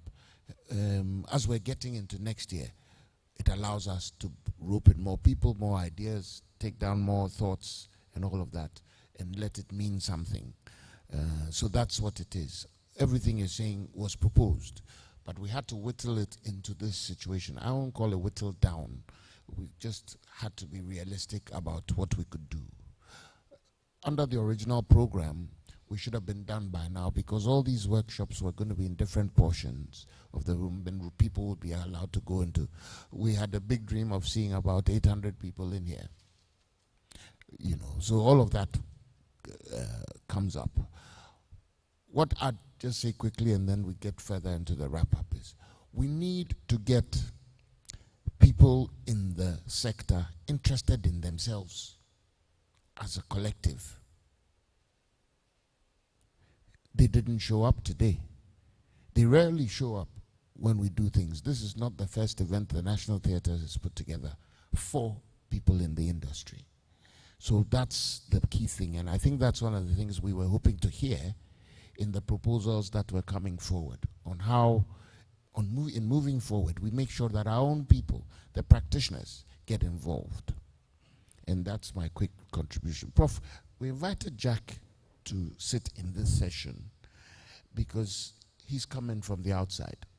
He's been here before. He knows what we're talking about. He's experienced a lot of things.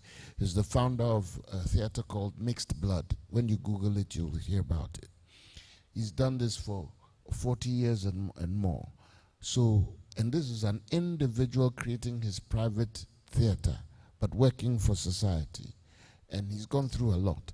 So having seen all this, and he knows that we're a national body, he understands that. And he knows that everybody here is involved in different ways, like he used to be involved. He does that now, but he does other things as well. So we invited him to give us, sort of an what he's seen and what he thinks about things. He's put together some of his presentations. We're going to be putting it on the website so people can go there and read all of that as well. Okay, Jack, go ahead. Yes. I mean, I was invited to sit on the panel on global collaborations, on arts and education, and on the meaning of art. And I only sat in on one of those, but I learned so much by both researching to write my piece, but by hearing what I had to say. But a lot of people found things dire. I was really inspired by today. I've never met a rule I didn't want to break, and there's lots of people that seem to work with the mindset, here's how the game is played, and they play the game that way.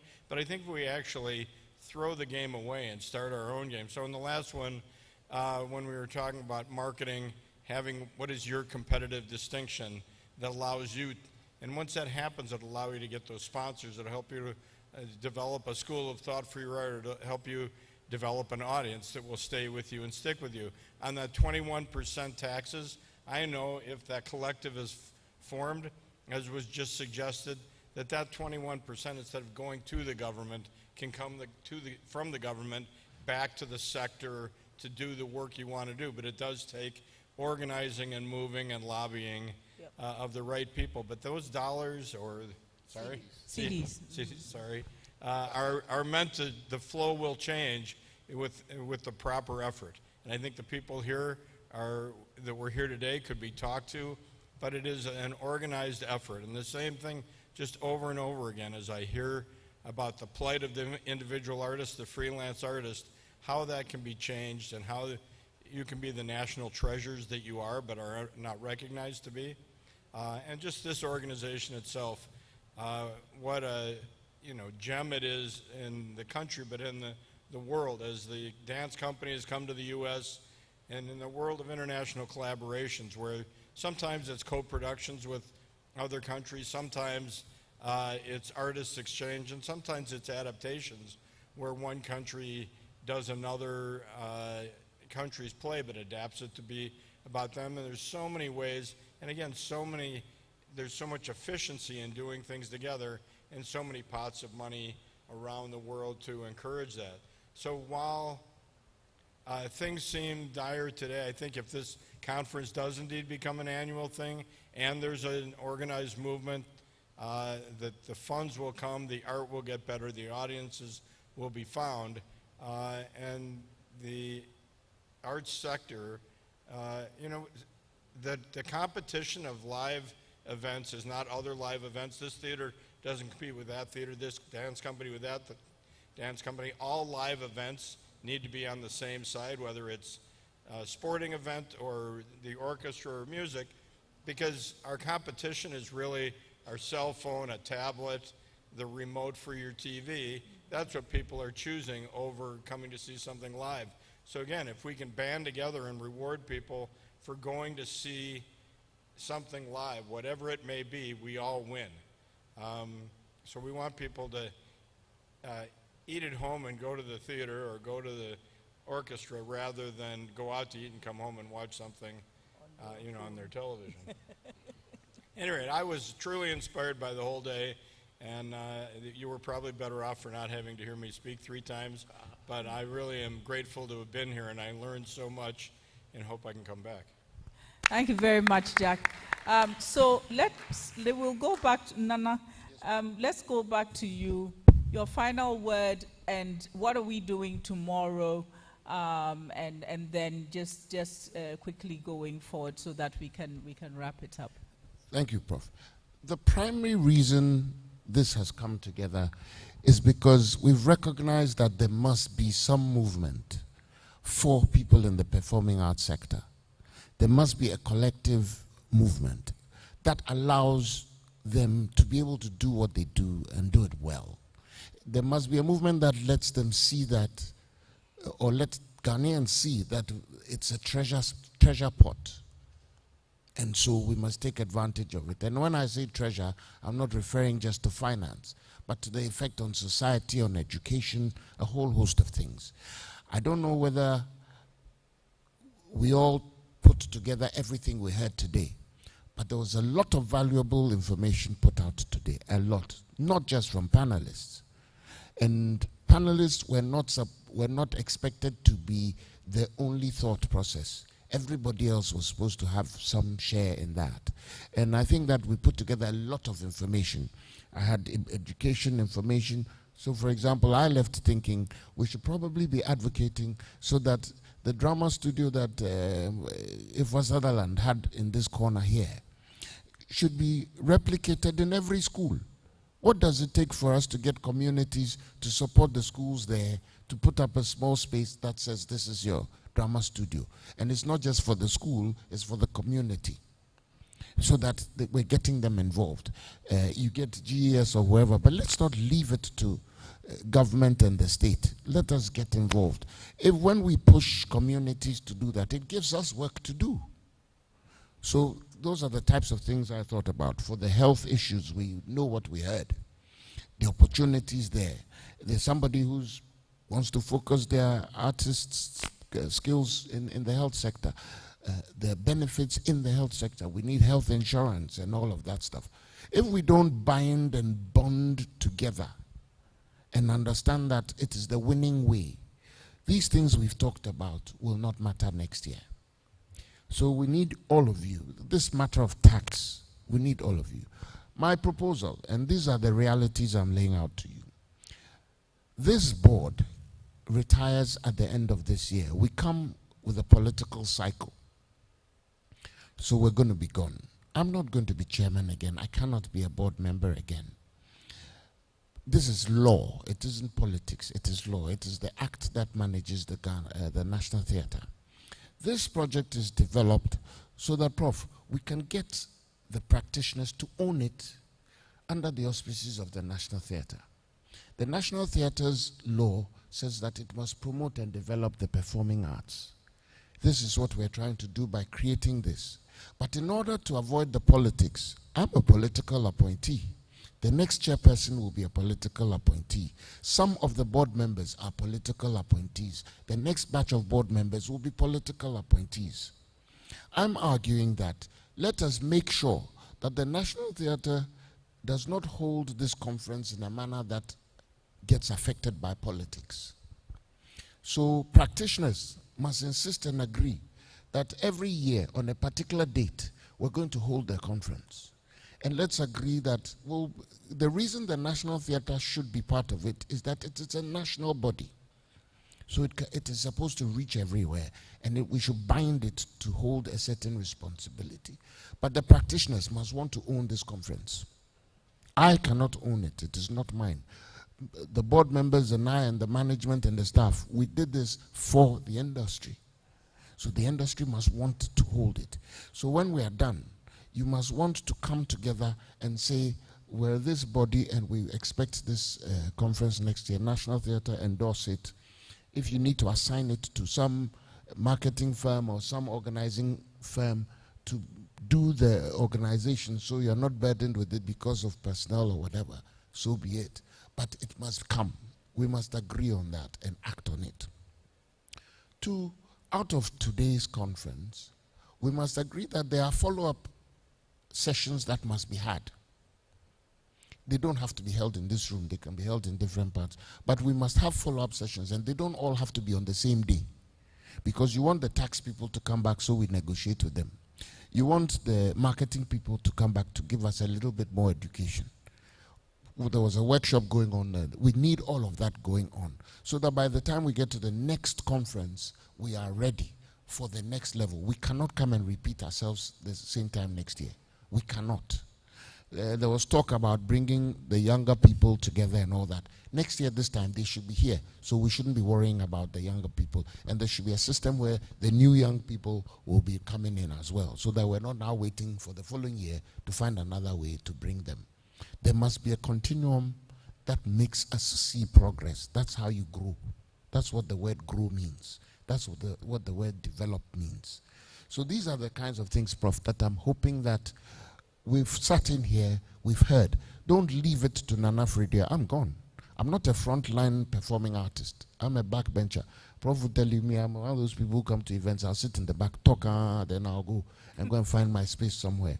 And Providence put me in the position of being chairman. I made a point in my speech about my relationship with Efwa Sutherland and this piece of land. For some strange reason, we've all come together. Auntie Efwa, wherever she is, in her spirit is here. The property that she brought me up on, I'm on it now, and I'm chairman of this entity which she was part of fighting for. It must all mean something. It must all mean something. Not for me, for all of us. It must all mean something. For me, if I step out, you'll see me as, hey, Nana, and I'll be happy. But it must mean something for you and for everybody who didn't make it here. So please, I'm wrapping up by saying, oh, and here's about tomorrow. We need everybody to go out there and invite your friends. Let them come. Let us come and honor people from the past. Let's say thank you, because one day you'd want to be thanked.